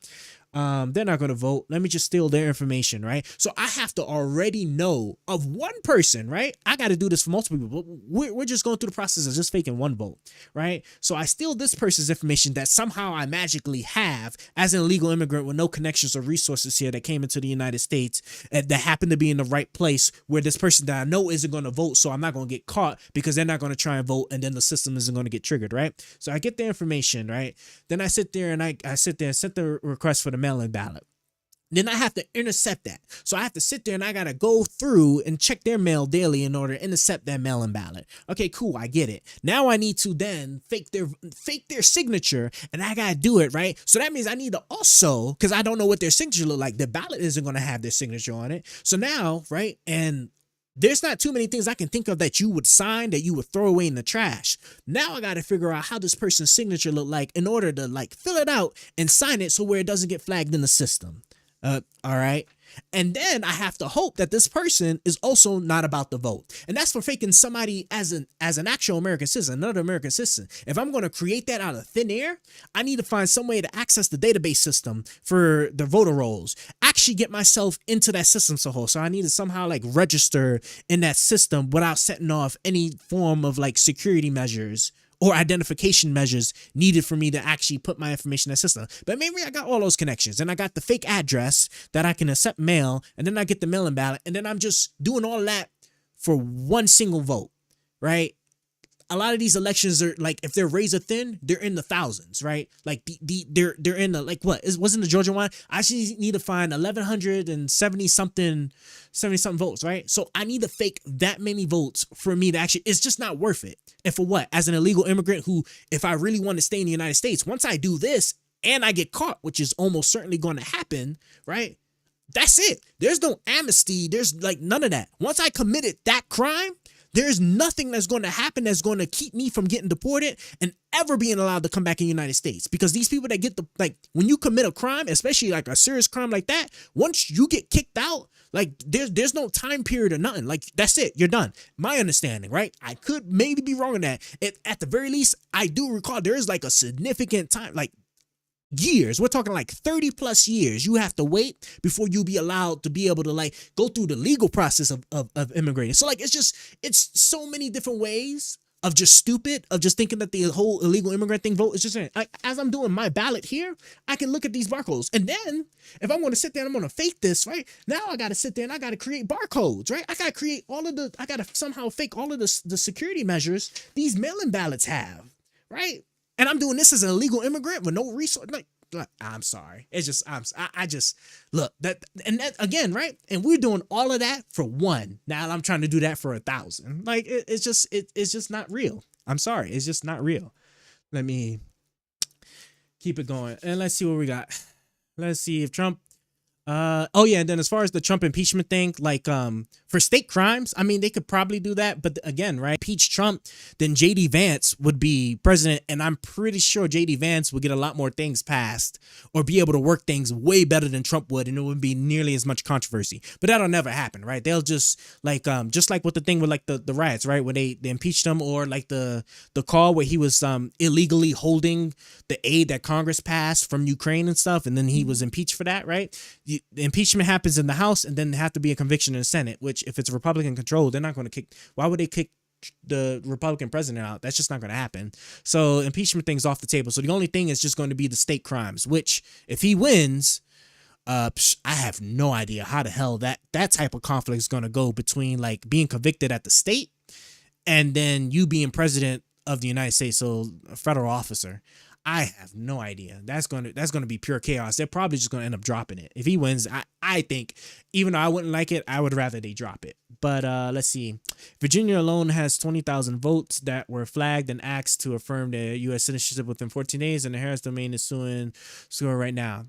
So for not counting the 20,000 votes with no verifiable ID for U.S. citizenship, fact checked myself. Official number is 6,303. You don't think that's a problem? Do you see like how significant of a difference that is from 20,000 to 6,303? That's kind of crazy. But the thing is that my understanding is that the suit is coming from the voter registration rolls that they scrubbed, right? Because there's a federal law that says you can't do this within 90 days of an election, which would make sense. Like, present to me the argument on why they didn't do this earlier. Why did they wait until so close to the election to then clean up the voter registration rolls? You don't find that odd? You don't find that like a little bit like suspicious that like you're going to quote unquote, these people can't be identified as an actual U.S. citizens, so we're going to take them off the rolls, but I'm gonna wait until it's close to the actual election day so that in case I accidentally take somebody off that is an American citizen, which these people have came up. So some of those people, right? I know like there was like 2 people that were I don't remember. They're like I guess they were like foreign born people that legally immigrated into the United States. So they are U.S. citizens that also got taken off, right? That are U.S. citizens that are registered that are allowed to vote there. Now they got to jump through hoops to try and like get that fixed before the election, before the actual election. Like to me that's like that's pretty crazy.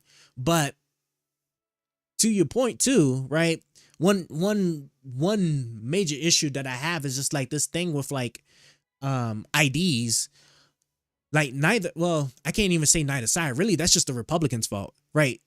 Like I don't understand. Like if you want to have voter ID for votes, require it like a lot of states do, and make it so that an American citizen can easily get their ID, right? Like it would solve so much problems. And this is why I know like the Republicans aren't like, our party isn't taking it seriously. Our party doesn't care about like the whole voter ID thing. Because if you did, you can easily pass a federal law to say like, look, everybody's going to be required to have voter ID, and we're going to take steps to make it easy for people to get their voter ID. It can't be the case because I just moved to this state. And I paid like over $100 and something in order to get my driver's license. Like, to me, that's like wild. Like, to me, that's crazy, right? I didn't even have a job yet, right? Because I moved here for a job, right? And I didn't even like get paid yet, and I needed to come up with the money. Like, to me, that's just like, wow. Like, there should be a federal ID free of charge if you for an American citizen, and then you use that to vote. That will solve everything. There would never be any question or any problem about any of this, right? But nobody's taking this issue seriously because this isn't a real issue that people even want, right? Because, like, at the end of the day, Texas, you can't register to vote without an ID. You just can't, right?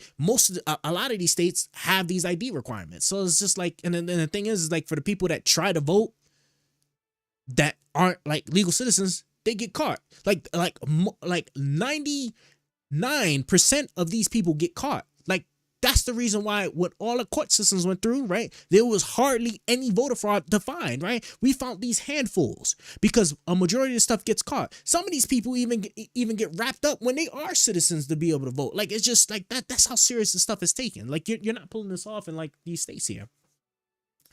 So you don't agree with secure elections and voter ID? You need an ID to do literally anything, to include opening a bank account. Why not voting as well? If there isn't anything going on, why would Dems be so opposed to voter ID?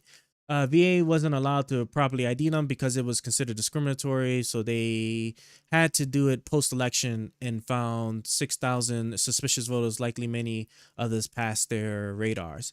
So with regards to the voter ID, I support having ID for like the election. That's fine. Just don't sit there and lie and say that you're doing it. You want to have it because you want your election secure, but then you won't do anything at all to make it so that people can easily get it. Because to me, the fact that I had to pay $100 and something to get my driver's license, for example, right? To me, that's crazy. Like, that's absolutely crazy. Like, that means then that, like, you know, as like, I'm trying to think, like, when I was a college student, right? Like, I damn sure was, I didn't get an ID as a college student until I think it was like 21, 22, right? Because just first and foremost, I didn't have the money to sit there and like and pay for an ID, right? Not no $100 something. And I think, like, what? I think I was in Virginia at the time. But like, just at the end of the day, right? Have your voter ID laws and have it so that people can get their IDs easily without any hassle, right? Right? You should be able to present your birth certificate, your social security card. You get ID. There shouldn't be any cost. You know? That's just all at the end of it, as I'm saying. The fact that you won't do any of those things tells me that the voter ID thing isn't the real problem you're having. You just don't want certain classes of people to vote. That's just what it is. That's and one of the ways you can wiggle that without setting anybody off is just by like sitting there saying that, oh, you know, our system isn't secure, so we need voter IDs, or that, oh, you know, these people need to be physically in the United States to be able to vote. So like all these mail-in ballots that came from overseas shouldn't be counted, even though, you know, you have the military, you know, you have state law that says that, you know, if you're out of country at the time and you're not going to be able to make it back in the country, that you can do so, right? It's just like, you just don't want certain people to vote. Just say that. Just say that you don't want certain people to vote. And at least we can just, you know, like stop like playing around with like this whole voter ID thing. And then regarding like the discrimination thing, I haven't heard of that. 6,000 suspicion votes. If they investigate it, like at the end of the day, like that's cool that they found that, you know, 6,000 suspicious people. If they investigate it, because once again, that's what it always just ends up being, right? You get these cases of like potential voter fraud, then these people go and they investigate it, and then it turns out that it just wasn't the thing at all, right? If I'm not mistaken, like, I think, like, what is it? Like, wasn't there, there was something about it in Georgia where, like, there was, like, 20,000 votes from people who did not live in that state that voted in Georgia. And then, like, when they investigated that, what happened, right? Almost all of that was exclusively the military. Since the military, like, as a military person, you know, you get PCS, you get, you know, moved around like state to state or whatever when you get stationed somewhere, and then like you can vote in that state, if I'm not mistaken, right? Especially like the, you know, As long as there's nothing like weird about the state law or anything like that, I'm pretty sure you're able to vote. And that was the case like with Georgia, for example. So like I said, there's always these cases of like suspicion here, funny business over there, investigation. Then it's a lie, right? The thing about like what is it, the lady that pulled out the box of ballots from underneath the table, right? That shit was there. Like, you know, they cut that video and they didn't show you any of the video before that showed that exactly where that box came from, accounted for, and it was just left under the table because it was forgotten. It's just all craziness. It's just all craziness. Have you checked? Oh, that's me. Haha, I was reading my own chat. All forms of ID should be free, but we're not the ones in the White House to make that happen right now. Kamala is, and she's specifically choosing not to. Can the vice president pass a law? Can the vice president even sign a law? I don't think so. So that, unfortunately, that's just not a good argument. Like her being in the White House, her being in the White House, like that's why it's so hard to like stick her to any of these things, because at the end of the day, she's vice president. She's not president of the United States. So like there's she can't sign any law. She can't pass any executive action. That's the first thing. And then secondly, even if she was president, right? Like that's what we're talking about. We're talking about a federal system, right? Because you're not forcing the states to do ID. Like there's nothing you're about to do to make a state like do that unless you pass a law in Congress. So that means the Congress needs to pass it, the Senate, House needs to pass it, oh my God, bro. I'm sorry, it's getting late. House passes it, Senate passes it, and then the president signs it, right? What does that law even look like, right? I'm pretty sure there would be an issue, because I think the Constitution says the states have a right to run the elections how they want to do it. So I don't think Congress can even pass a law. That's something we'd have to amend. What we could do is we can create a completely new ID, right? A federal ID that can be used as identification purposes. We can do that. And then the onus would be on the states, because any state that will sit there and say, well, this ID is not good or whatever reason, then you know that they're sitting there, they just don't want you to vote.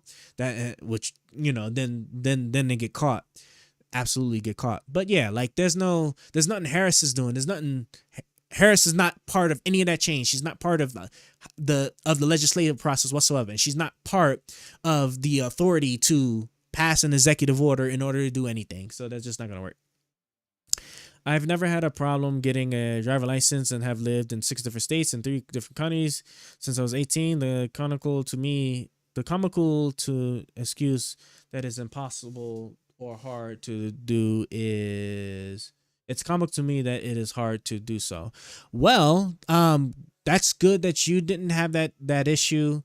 My understanding is going to be that it starts off with a financial barrier, right? So like if you just don't got it, you just don't got the money. So like you're living like razor thin, like me, like at that time, like me, like I had a credit card, so I was able to cover it, but I didn't have the cash at the time, because that was the whole point why I was moving to this state, was to get a job, because I was looking for a job after a couple of months. It was the first thing. Then the second thing too, like me actually, like I had a birth certificate issue where like my there was like I think they spelled like my middle name wrong or whatever, so I had to go through the court process, pay fees there in order to get that corrected, and then I was able to take that to then get a driver's license. So like there are actual circumstances out there. They're far and few in between. That's not the general masses. So I'm gonna just stick with the general masses problem, which is usually the fiscal barrier, because usually if you're, let's see, so initially getting it, there's like the charge there. If you've ever like had like certain types of crimes, so like if you was like like if you ever had like your driver's license suspended or whatever, right? There's a fee to get that back. Then there's also the hardship of even getting it, right? Because I've been to DMVs that have been really good and fast about it. I've been to DMVs where like you're waiting hours. And I mean, like you're basically got to take the entire day, which, especially if you're like a low wage hourly worker, like you're talking about, not only you're talking about the financial like thing that you have to pay in order to get it, but now you also have to actually take off work in order to actually get it, because it's going to take you, it'll take you at least half the day in order to do it. And a lot of those places where it's congested, right? Because I've been in those DMVs where like I'm just my entire day is now like a bulk of my day is gone because of it, right? So they do exist. They don't I personally me, and I'll be honest with you, personally me, I don't even think those are really, really, really valid excuses really to say that, you know, why you can't get your driver's license, right? I feel like there's things that remedial things you can do to like to overcome that, because at the end of the day you need a license, and I understand it might be hard, but like I mean, what are you gonna do?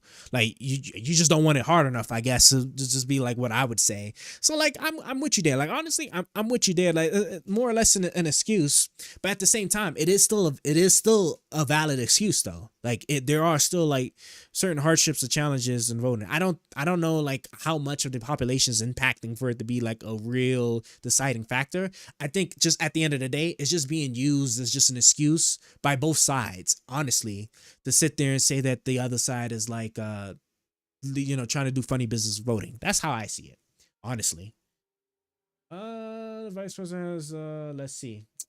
Vice president has the most exclusive access to the president of the United States out of any other person. And Biden has specifically talked of how much he reveres Kamala and takes her suggestions to heart. Taking her suggestions to heart and actually doing the things that she wants are still different. Like, at the end of the day, it's still his decision to do or don't do something. Kamala Harris does not have any say in that regard.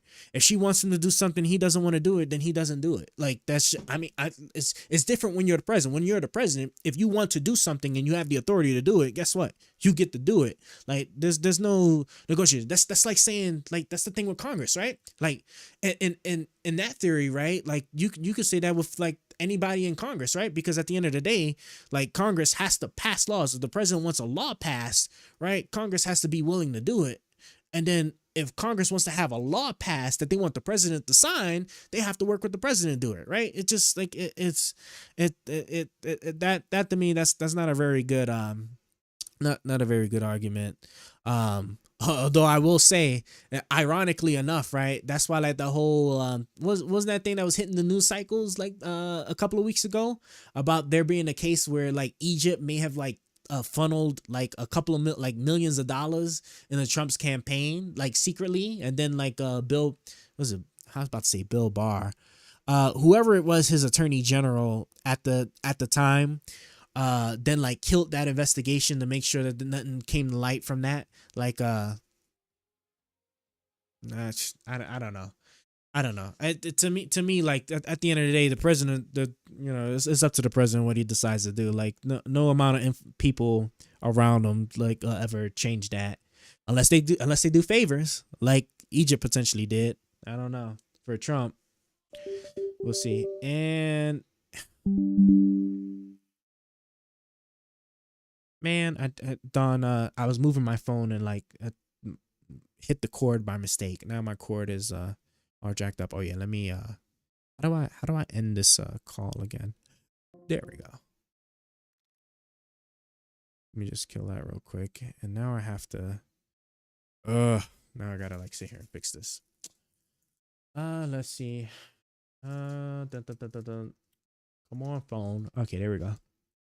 My mom had to pay $8,000 last year to just renew her driver's license over unpaid insurance on a car that hasn't been driven in 5 years.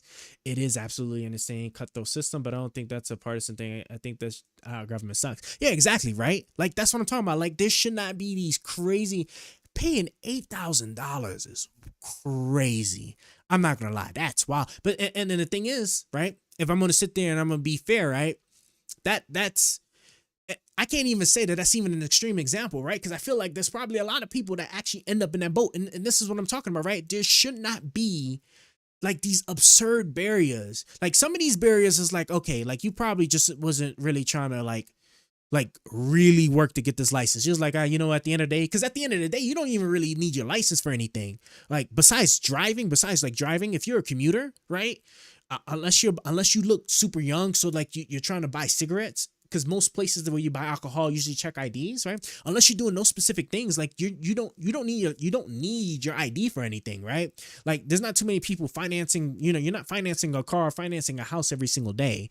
So like, you know, on the one hand is that, but like, it's just like these like some of these like barriers that just come up on like preventing people from being able to get their ID license that they need that also coincide with being able to vote. To me, is just crazy. It is. It's just wild. That's crazy. $8,000 is wild. I'm trying to think if I and see, and that's what I'm saying. And that's usually the key right there. It's usually something to do when somebody did something that's like wrong in whatever shape, whether like it was like, you know, some type of crime or some type of like violation or whatever, right? Now all of a sudden there's this massive like barrier. And then I do believe the argument is just that like obviously you going years back with like the war on drugs and whatnot that disproportionately was impacting like black people especially, right? Those are the type of things that then create the major barrier for you to be able to get your license. And that's what that is. That's why I'm like, you know,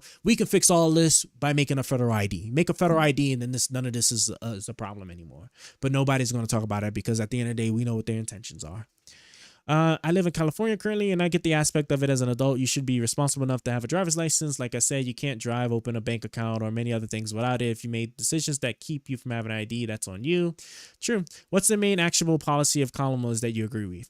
Actionable policy of columnists that I actually agree with. I believe the child tax credit will be like really good, right? Because in fact, didn't Trump do something like that also in his term too?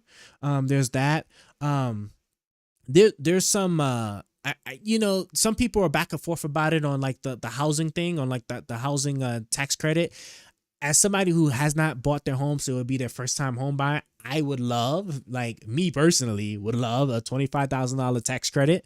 But I'm not even looking so much forward to that as I'm looking forward to like the things that she's trying to do in order to allow more homes to be built, because that's like the housing issue, right? The housing issue we're having is just because there's just not enough homes. If I'm not mistaken, wasn't it the case?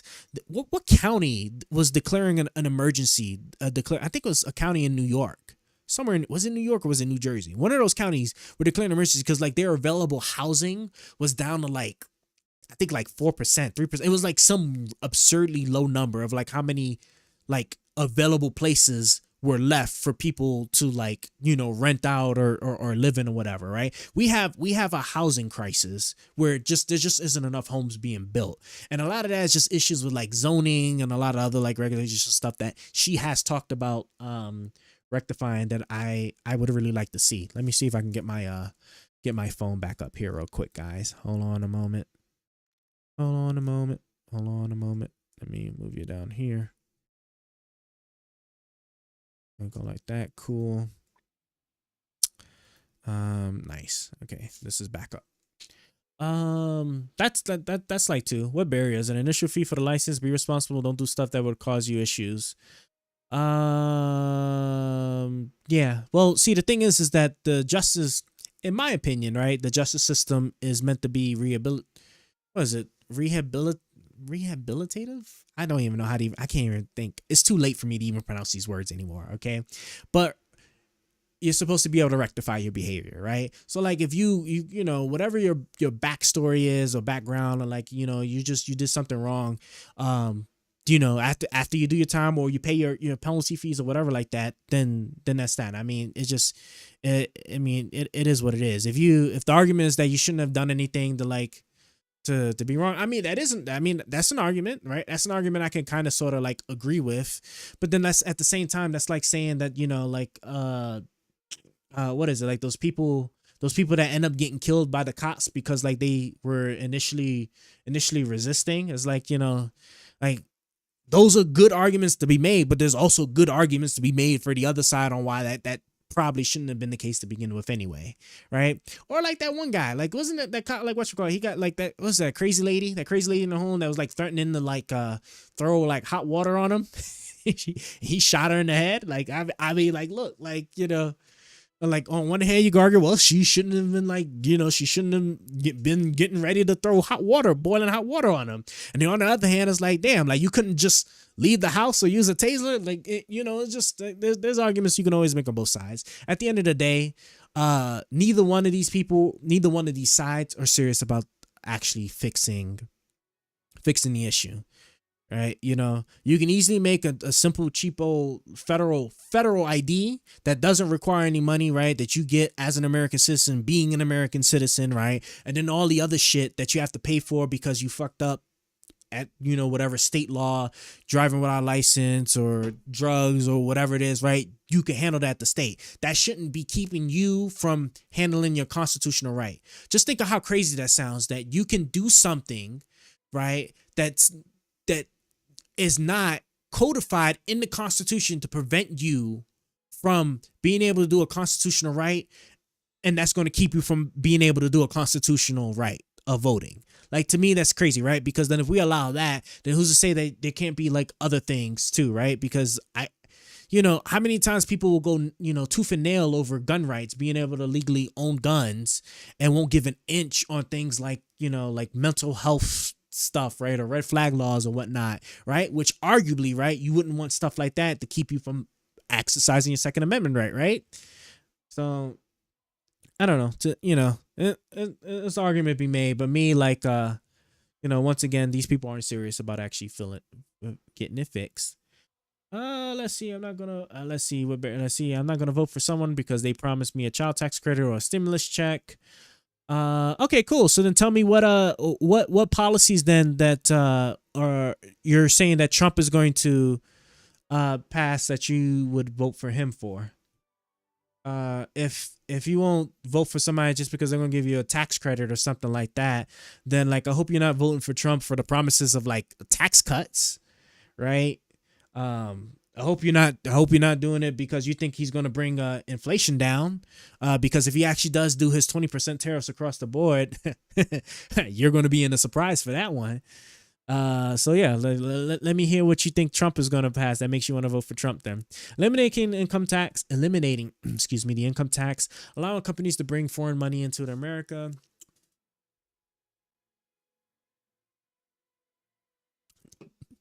To develop their business, no tax on tips or overtime, and punishments for developing abroad will serve to benefit the American economy greatly. See that okay, I'm gonna come back to that one. Let's see. I will rebuke you in the name of the Lord. No, the hell you won't. Bang, bang, bang. That's funny. Criminals can't get an ID. What law is that? Pretty sure there isn't one. That's not Republican, though. It don't need a tax cut either. All right. Well, look, I'll tell you what. Let's actually go pull it up. You know, I can sit there and say one thing. It'd be something else we would do it. Let's see.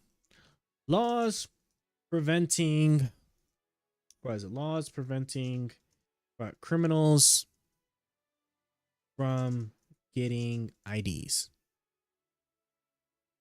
Let's see. Criminal division, identity theft. What do the police? Let's see. Stop and identify statues. Oh, okay, so I got to be a little bit more specific. Okay. Let me see. Let's do Texas. Right. Well, hold on. Let's see. What is it? Can someone? There you go. Can someone? There you go. With a DUI get a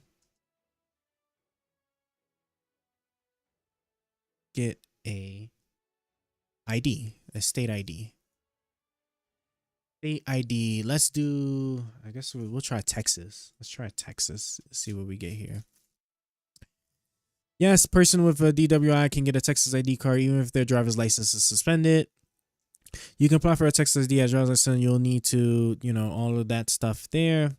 And let's see, a DWI conviction in Texas usually results in a driver license suspension unless the probation requires the driver to complete a DWI education course within 180 days. Says second or subsequent DUI offenses result in mandatory suspension periods. If you request okay, so that's all the hearings. Even if you lose the ability to drive, you will still need a valid form ID, and this will be the simplest way to ensure that you have one, though you will still be eligible for a state ID. How to replace a Texas driver's license after DWI. Okay, so I was arrested for DWI. Typically, yes. Can I avoid a suspended license? Cool. Let's see. Can someone with a felon get a state ID? Yes, convicted felons can get state ID. They have fully if they have fully discharged their sentences, completed sentence, including any parole or probation, they have completed any court order, parole, or probation, has the practice guides to help an applicant. How to get a custody with a felony warrant? If you got a felony warrant, that's crazy. You just need to go ahead and turn yourself in. Talking about getting an ID while you have a warrant is wild. Here are some things to know about getting a state ID. You can apply for Texas ID. You can apply for a Texas ID without a social security card. There's no way that's right. If you can't provide 2 documents of proof of residency, you can submit a Texas residency affidavit from someone who lives at the same address. Only allowed. Let me see this. Is that really the case? Photo identification ID. International.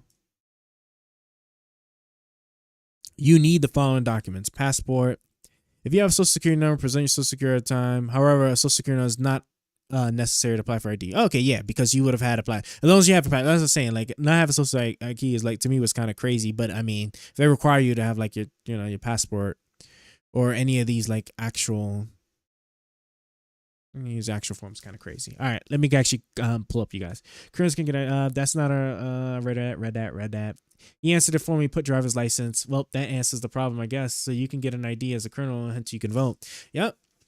Now it's just a matter of actually just getting there, right? So, like I said, again, right, and that's what I'm saying. Oh, look, they only charge $33. Pay the $33 fee for your driver's license. That's just the only thing. Like, again, right, I'm not saying that it's a valid argument. It's like a serious argument to take in consideration with regards to, like, somebody just not going through the extra hardship that they, in reality, that they put themselves in order to get a license or an ID. But that's what I'm saying, right? That's why, like, I say that both sides just sit there and they just, like, really exaggerate the whole thing, right? Our side, the Republican side, to sit there that we just got these people who are just basically illegals or not citizens voting. That's why we need voter IDs, but we won't do anything to make that easy. And then the other side is saying that we shouldn't have IDs because we have all these different barriers that keep you from getting IDs. And then a lot of these barriers, not all of them, a lot of these barriers, right, are just like a matter of just like a one-day hardship. I mean, like, at the end of the day, the issue is just not important to you, in my opinion. But again, right, you probably, like I said, there's the argument to be made that you probably shouldn't have to go through that as an American citizen, right? You have a constitutional right to vote. You shouldn't have these extra hardships in order to do so. I think it's like what that argument comes back to. I personally don't support that argument. Excuse me. I personally don't support that argument. But, I mean, it is what it is. Not trying to bash you or troll you, but it's not really an issue. Yeah, that's what I'm saying. I'm saying at the end of the day, it's really, it truly isn't an issue in the sense of, like, how it can be, like, how it can be rectified, right? If it's that big of a deal to you, go through the process of getting a state ID, right? You should be able to get a state, like, Texas is just one example, right? Right. And then you just, you get all these forms of stuff, and I'm sure somebody somewhere would probably, like, stick more to, like, the fiscal, like, probably the fiscal barriers, like, whatever they are, whether that's having to take off time of work, right? So that's like, almost essentially, depending on how congested the place is, a full day off of work. Right. Then you get these form stuff, fill them out, travel to wherever it is. Hopefully you live near a DMV. I think when I was in Pennsylvania, I think the nearest DMV I could go to was like 15-ish minutes away, and that was me driving. So I can't imagine. So I'd imagine, like, if you're taking the public transit system, if you don't have people to drop you off, I'm sure that probably take you a lot longer, and then you'd have to get back. Like, it literally would be like a full day work for an ID that, again, right, at the end of the day, you don't even really use for anything. Like, you really just don't even use anything. You're not driving, so you're not using it for anything, right? Assuming you already had a job. So, like, it's not like you're applying for a job. You're not applying for a car or a loan or something. It's just like, so then it just becomes a, like, what do I need to do all of this for an ID that I actually really don't even need to use in my day-to-day life? I mean, it is what it is. Like, to me, I honestly don't even think it's really that serious of a deal. If both sides are serious about fixing it, right, they would just make it easy just to get the license. Just make it easy, right? shit, like you can get your license renewed like online, right? When you renew your driver's license, like you can do the shit online, right? I don't understand why you can't like do something like mail in the documents, and then get your, well, assuming that there's a photo. But then again, like you have to do it for a passport, right? Just think about like the passport, right? You fill out the forms, you have to go to your post office, which is arguably much more plentiful and usually closer than a than a DMV. And you take your photo, you get your documents, you mail those off, and then you can get your, I don't understand why we can't do that and get an IDs like that. I think that would solve probably like a lot of this. But again, right, that's me trying to find ways to get a solution that satisfy both sides, that neither side wants to do. But that's just that for me. So then where is the hardship if we agree? I've sat in a DMV multiple times and spent all day getting an ID. It's called being an adult. Yeah, so the hardship is when you have to, when you're a low wage worker, when you get paid by the hour and you have to spend a full day you have to give up a full day of working in order to get your ID, and you live off of razor thin margins when it comes to your bills and whatnot. Like, a lot of us are good with money. A lot of us, I'm sure you're good. You don't have to worry about it, right? When I was growing up, like especially like my mom was working, she was working 2 jobs, right? Like the margins were very thin, right? Where was it in even like in the places where like housing was like relatively cheap, right? Like all the expenses was just crazy when it came to housing, when it came to utilities and everything like that. When you get paid minimum wage, I mean, it is what it is. So like for a bulk of the people, right? Because I think it's like what, like only half. I think it's like what, like 80%. What's the population in the United States that actually? Where's my mouse at? Why is my mouse gone? Oh, is it over here? Population of the United States that make over $50,000 a year. If you think about it, like $50,000 a year, I think like after taxes translate, like for one single person, I think that translates to like around $39,000 that you get to take home after taxes, right? And then you break that living expenses. So I think like with children and stuff is even worse, right? Population of U.S. by income. Okay, let's see here. Here is some information. I hate this AI thing. Can I get here we go. Yeah, Statista is actually like really good. I'm used to seeing them. All right, let's see what we got here. Under $15,000 a year, right? And this is gross income, right? So this is before taxes. So after taxes, be less, and then you have your actual living expenses. So let's see. Let's start at 25,000 because I think these are like maybe part-time, like either part-time workers or maybe children that are potentially like working. Because I say like working and getting only $15,000 in gross income a year or $25,000 is crazy. But let's see, $25,000 to $34,000, right? That's 7% of the population. $35,000 to $50,000 is only 10% of the population. $50,000 to $75,000, that's 15%. $75,000 to 99%. Because I would say, I would argue that once you hit here, it's like $50,000. Once you hit $50,000, you generally like some of that stuff like you can kind of handle. As long as there ain't nothing else going crazy on in your life, you should be good here. So this is what? 10%, 16%. What is this? So this would be 24. So 24, 31, right? So about 30%. So about 30% roughly of the population is like at under $50,000 a year. That's interesting.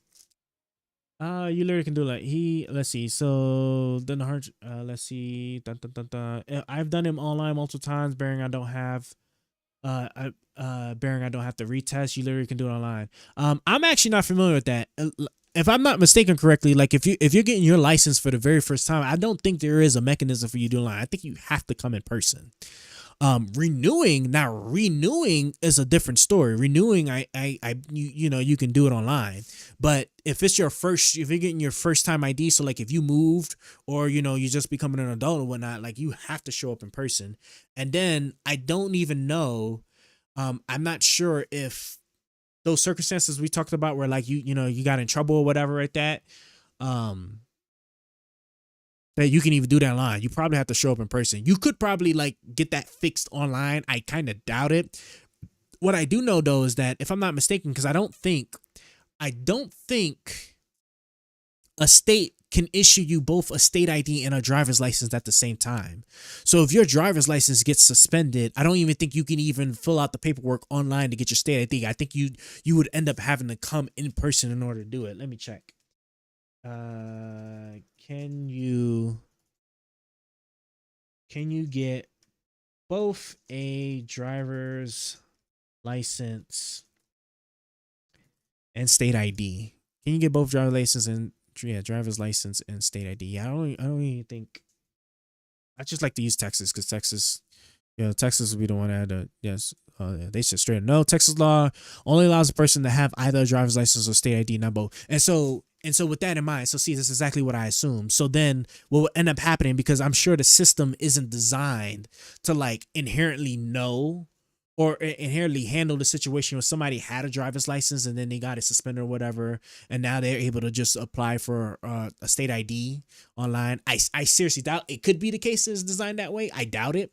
So you would end up having to like go in person for your state ID then, if you used to have a driver's license and suspended. I'm pretty sure, I can almost assure you, because like a lot of this stuff, especially like the tech stuff, technological stuff, right? A lot of these people always like drop the ball on like or making it as inconvenient as possible. So I doubt that'll be even happening.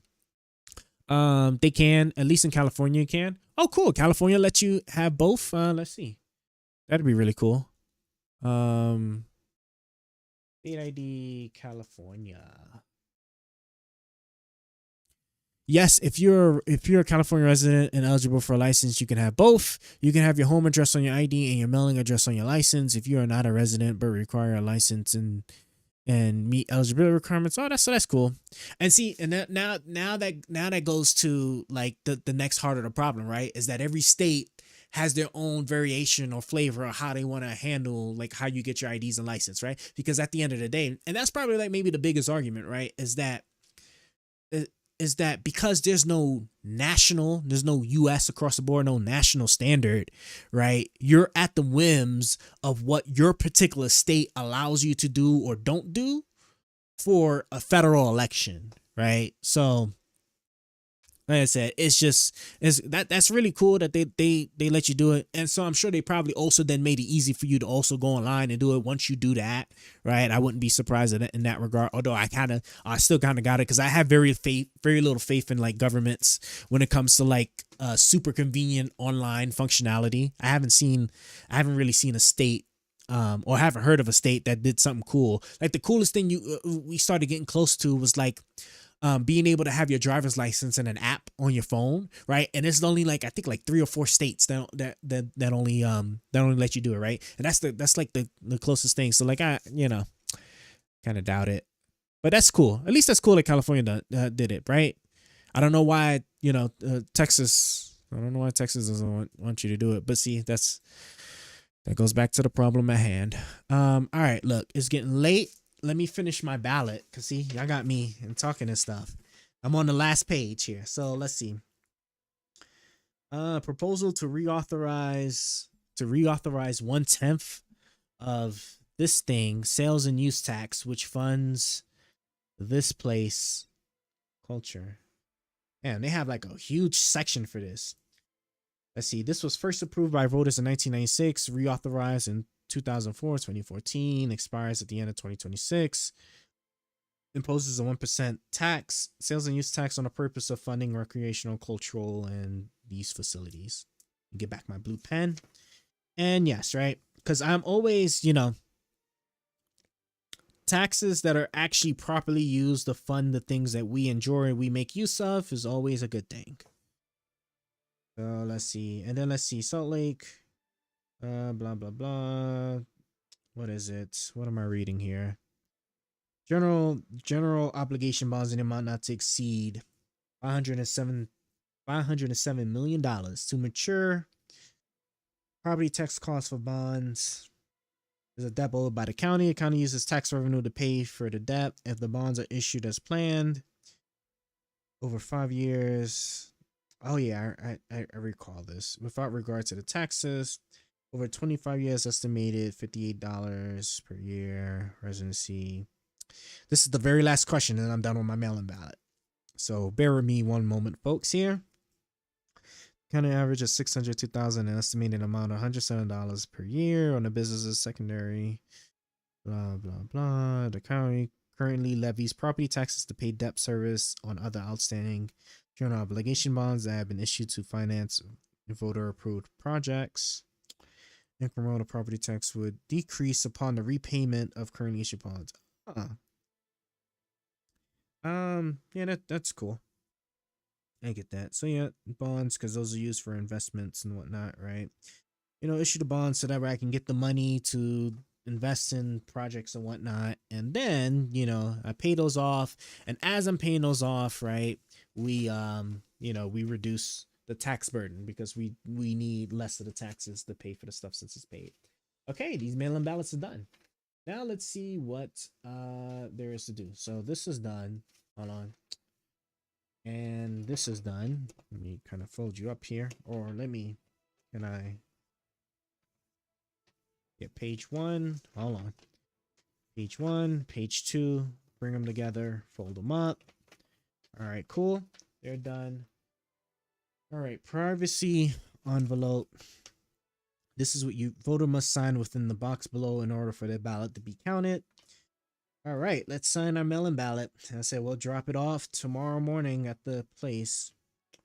Oh, and then I could put my email and phone number. Cool. So that and an email. Hold on, guys. I gotta focus on this that I don't mess it up. I don't give you a lot of space to work with here.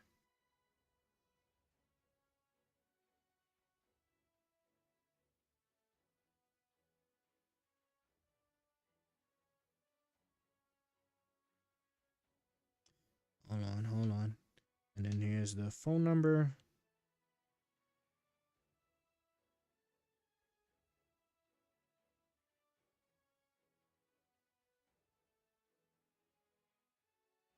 Okay, let me make sure this is legible, right? That my handwriting can be atrocious sometimes. Okay. Go ahead and slide her in here.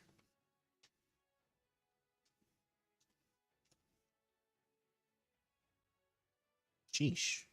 Get it in. There we go.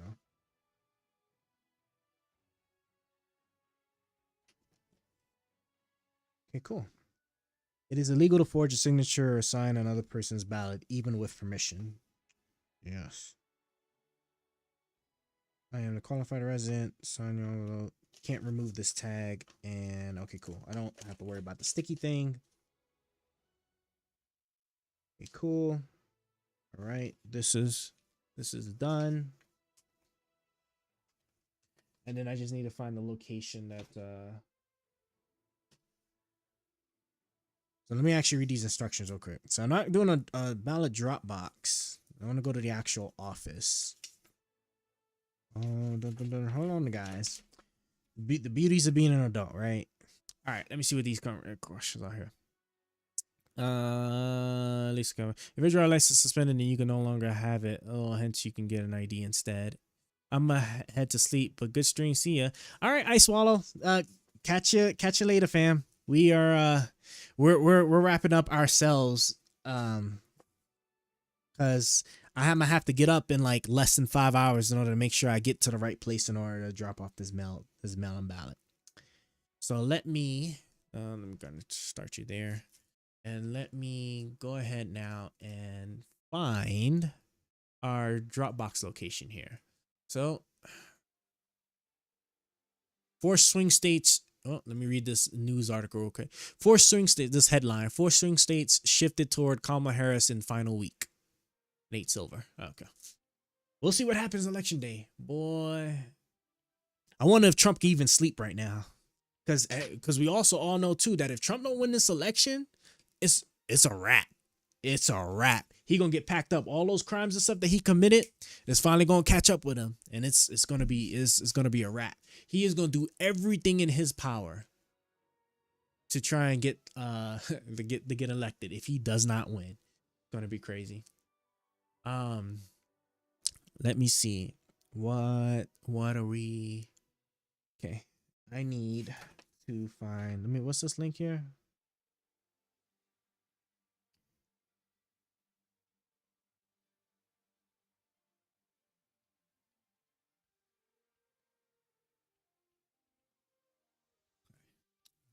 Yeah, I'm not gonna be able to see it. I need the. Oof, my date of birth.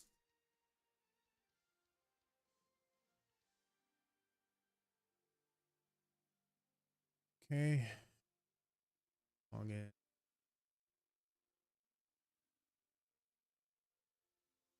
Oh, cool. So they have a system. At least the state I'm in, they have a system to I guess you can like put your contact preferences regarding your ballot. That's nice. Look for the ballot in the mailbox.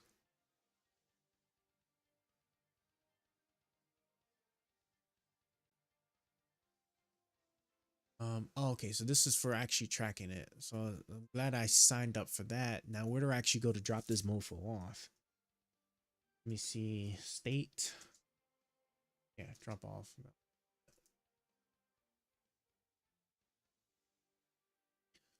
What happens if it doesn't match? Blah blah blah. Download fact sheet. Provisional ballot fact sheet.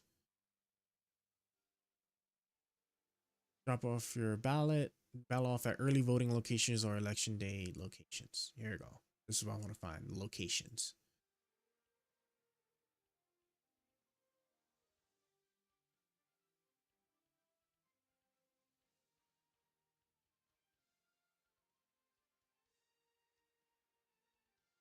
Hold on, guys.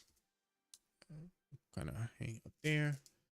Almost there. All right, let's see. Following steps. If your ballot will be mailed, make sure your mail is counted. Postmarking your ballot on or before November 4th. Dropping your ballot off at the county's clerk office, a polling location, or drop box by 8 p.m. on election day. I want to go to the county clerk's office.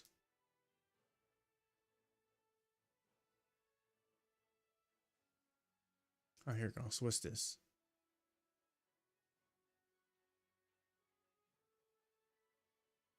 Yeah. They said that these are the different locations, but they don't tell you what any of these locations are. Kind of odd.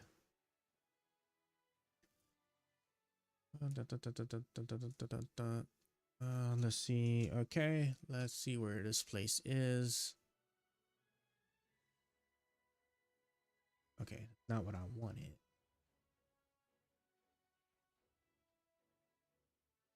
Guess I could have clicked on that. Would have made my life way easier.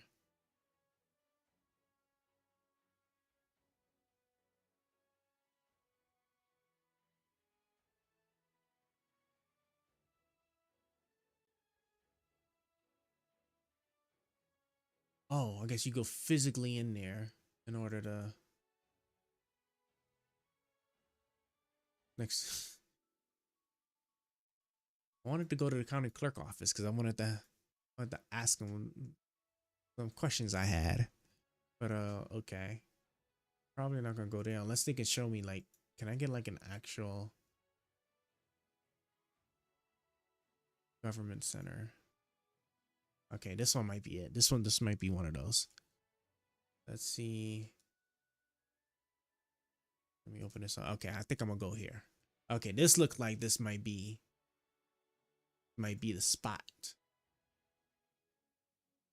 I don't want to go to just any location because then it's probably like a Dropbox spot or something.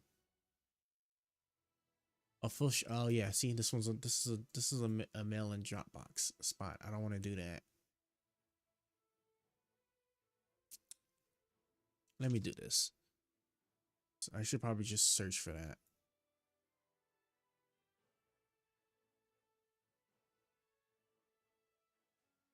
Yeah, they should have like had these organized. Because what they just giving me, they just gave me like just a bunch of like addresses, locations, right? Like the county, and then like the address, and they don't tell me like what any of these are. If these are like Dropbox locations, polling locations, or anything like that.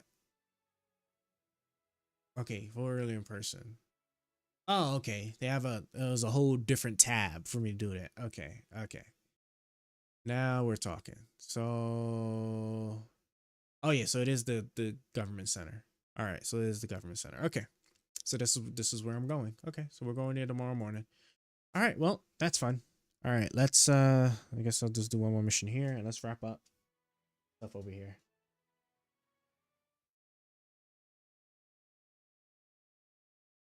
Mm-mm.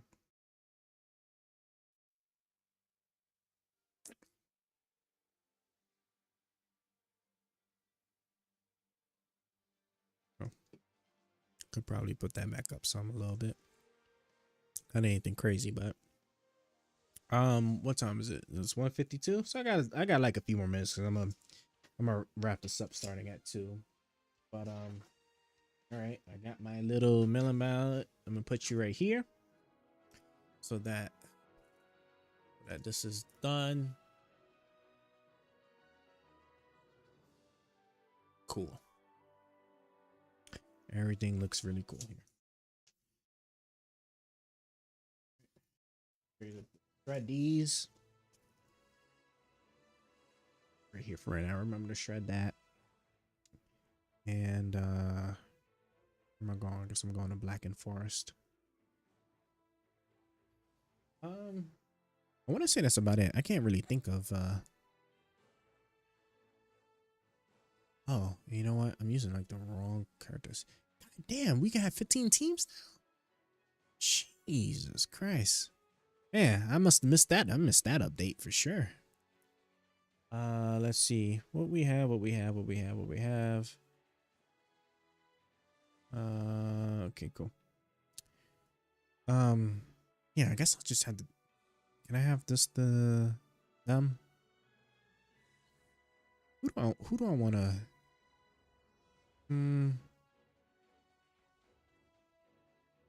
Trying to find people that I would like to have it so that I can like milk some experience points on here because experience points is far and few in between for sure.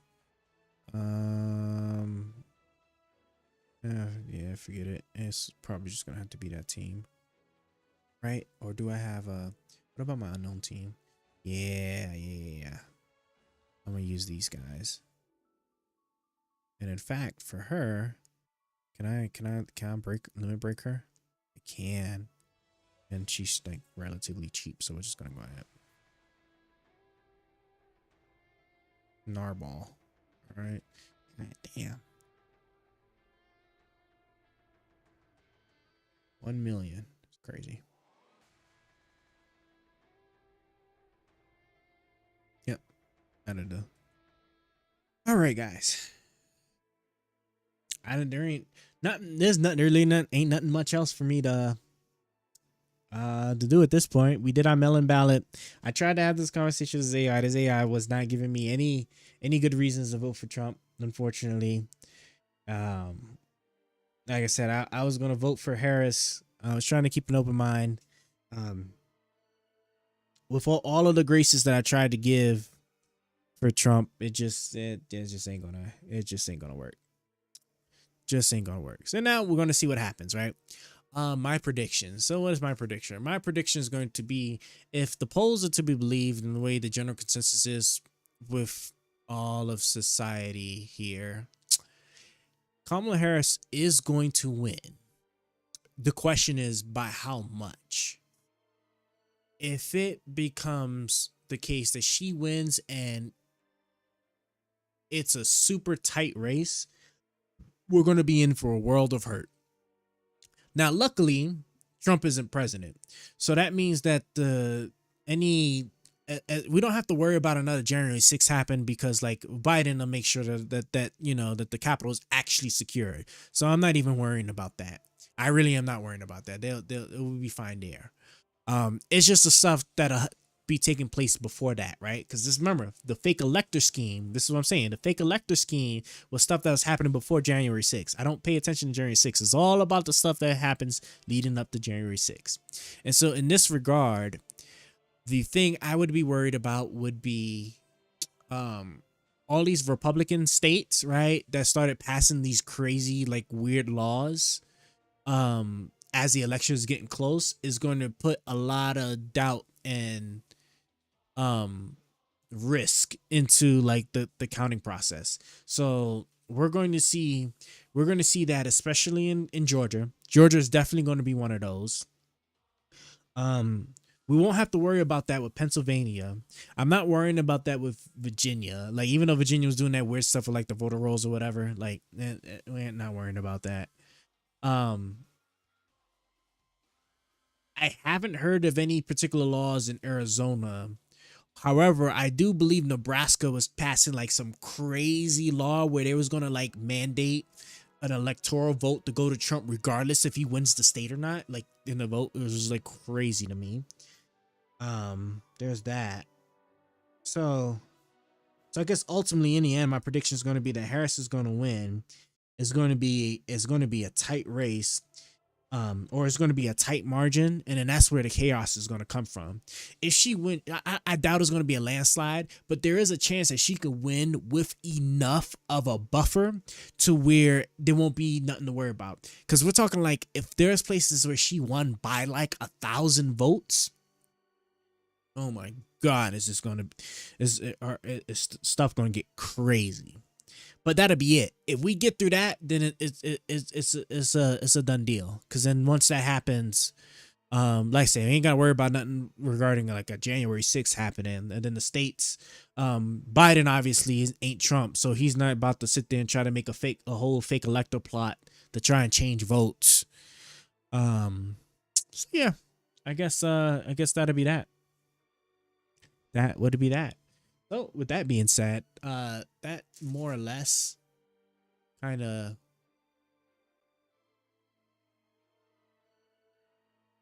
changes a lot, you know. I'm actually going to spend this time now real quick, like the next like just 3 minutes, doing something real fast. I sharpen the video. Freeze. Do I not? Are these not available? Hold on. Am I tripping? I'm messing with like OBS stuff now, guys. So while I have this game playing auto for me in the background, I'm like I'm gonna try and like clean up some OBS stuff while I'm at it. Okay, so I do already have that, but I don't have.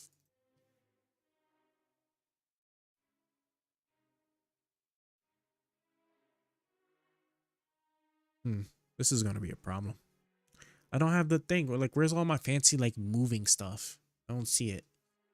I'm gonna have to. What I'm probably gonna end up having to do is like rebuild OBS from scratch. I'm probably gonna have to do it anyway once I do this migration to my server anyway. So, I guess, you know what? I guess you guys can watch me. Let's actually do some of that now while this is playing. Let's try to get. Ew, that's gross.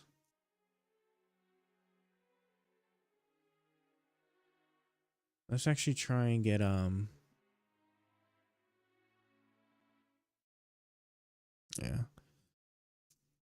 Try and get our server up and going. So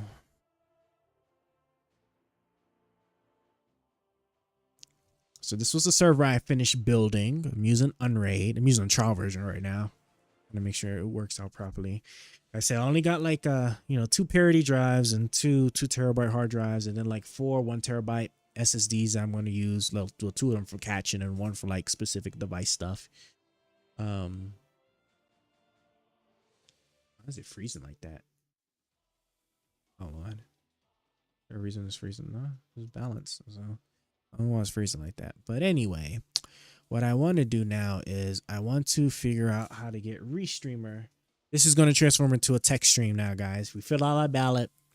We know where we're going to in like 4 more hours. We'll go to sleep. Now we're going to do this here.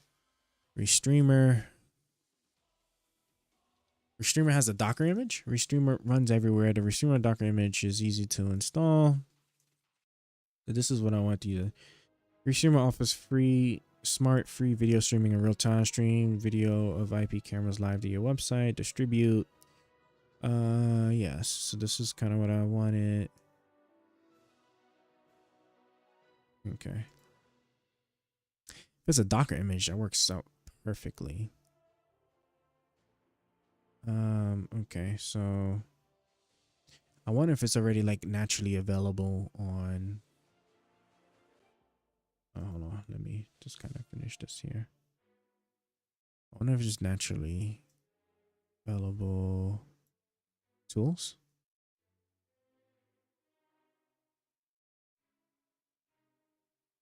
It's shift, right? Okay, I was like, I know it's a button on the keyboard I hold in order to like move the thing over. No.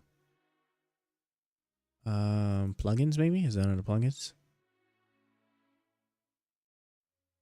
Yeah, that's my install plugin, right? Oh, I guess not apps. Let's try apps. I wonder if it's just naturally available here or I have to do it manually. If I have to do it randomly, I'm a cry. And beautiful. Oh, I don't have my array on right now. Right.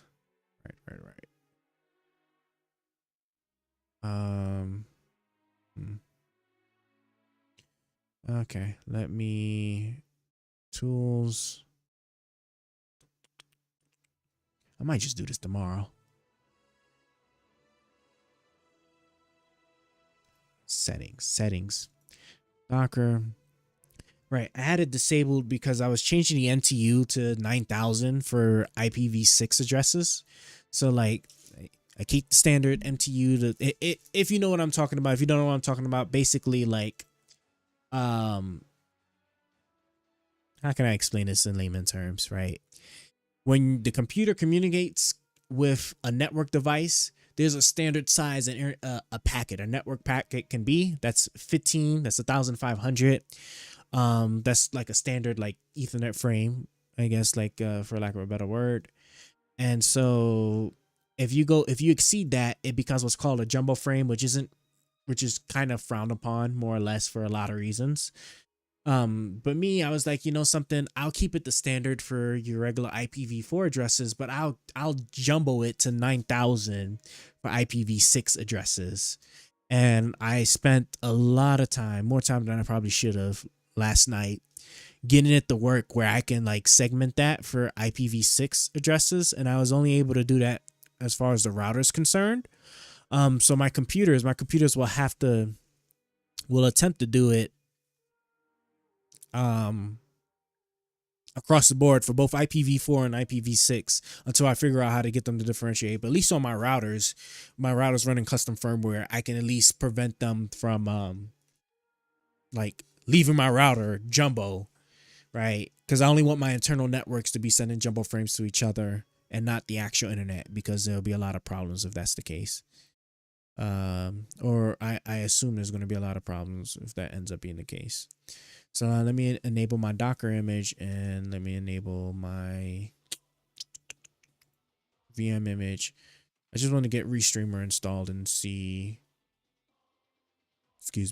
and then just see what happens from there. And then first off, for my shares, array must be started to view shares. Okay, that's fine. All right, plugins. I'm sorry, not plugins. It's tools. My characters is really clearing through stuff. Is he? Like at least she's getting her.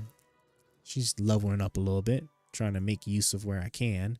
Damn, they get a lot of anvils. No, it's apps. I'm tripping. Yeah, it's apps I want. Already not started. Only plugins. Let's see what we got here. Docker service not enabled. Only plugins available to be installed and managed. Okay, so I do need to start my. I was trying to see if it'll let me do it without starting my array. Fine.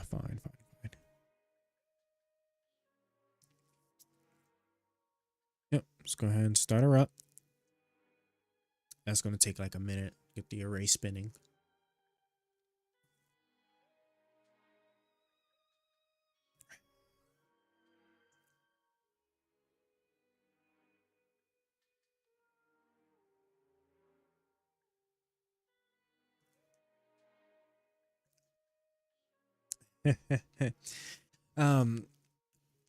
Oh, I hope I pronounced your name right.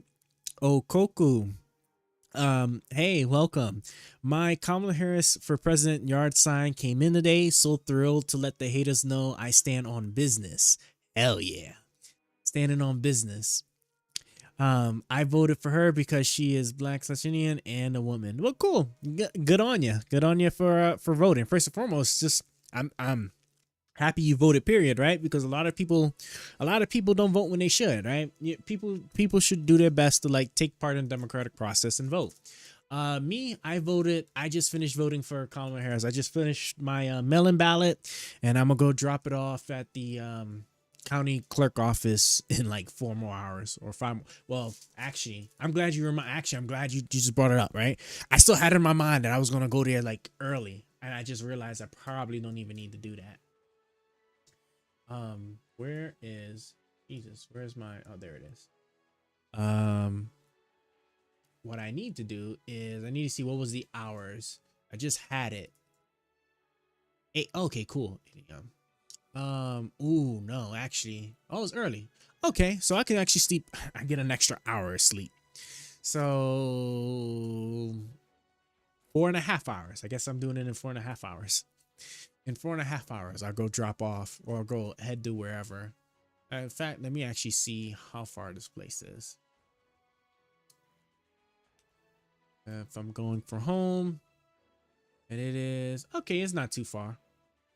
Nice. Yeah, it's not too far. So yeah, I get to sleep for like 4.5 hours, and then I'll just head on over there and drop off my ballot.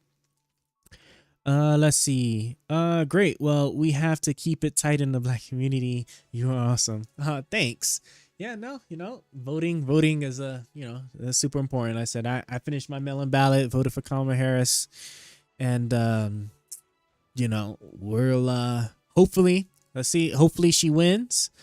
And then if she does win, hopefully is by like a large enough margins that like after all of the funny business that that the Trump side is going to do, that it withstands all of that, because it would have been like a big enough margin to where like there shouldn't be any question that she won in certain places. So that's that'd be my take on that. I'm actually about to wrap up. What's the word I'm looking for? I'm about to wrap up this stream now in a moment. You just, ooh, why is this?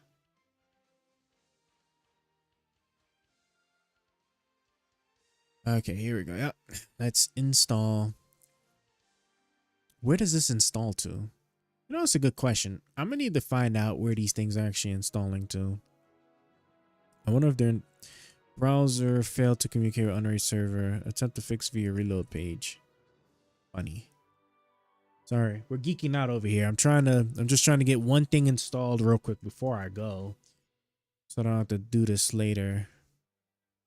Come on, you hoe.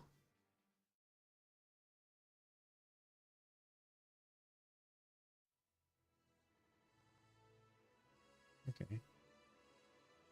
Right? It's, yeah, like I know I'm not tripping. Okay, cool. All right, let's see what this is talking about. All right, so we're gonna stop the game here. Pull this up. Let me figure out what they got going on. Name restreamer allows smart blah blah blah features interface HTTP API to get a full list of available variables for the container blah blah blah repository network type. Oh God. Sure, bridge. Console shell command bash or shell. I feel like I should use shell. Privilege, you don't need to be privileged. Data path, mount.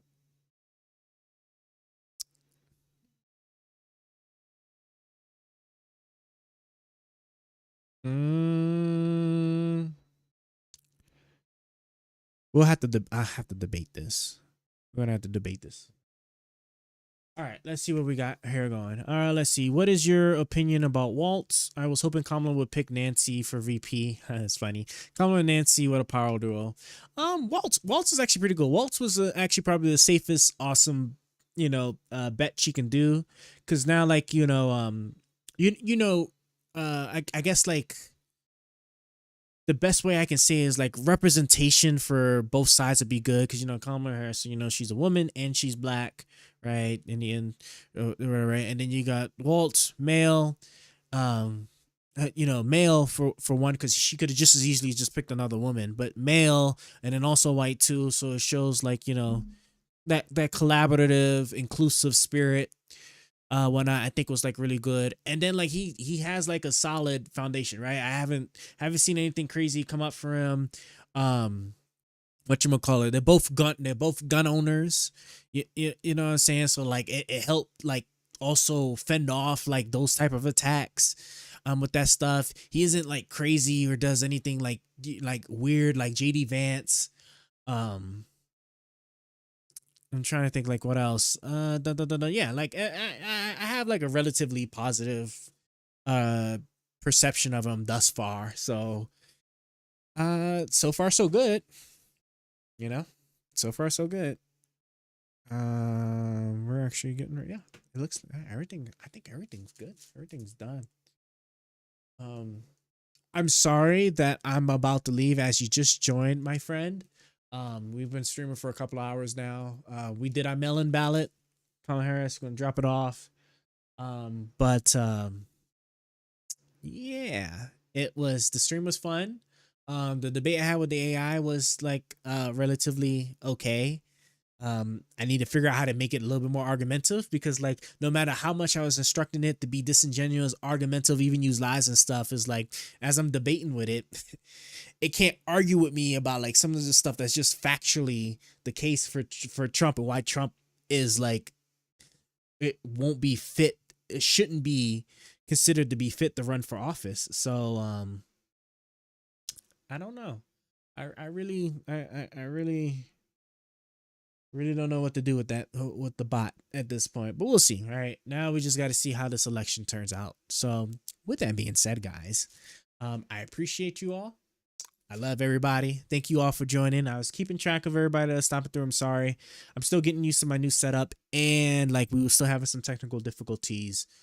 What I'm probably going to end up doing is I'll probably put my move my stuff over there on the other side, just so that it'd be easier for me to catch chat when I'm doing it. Yeah, actually, that's probably what I'm gonna do. I'm probably gonna move that right there. That's what I'm gonna do.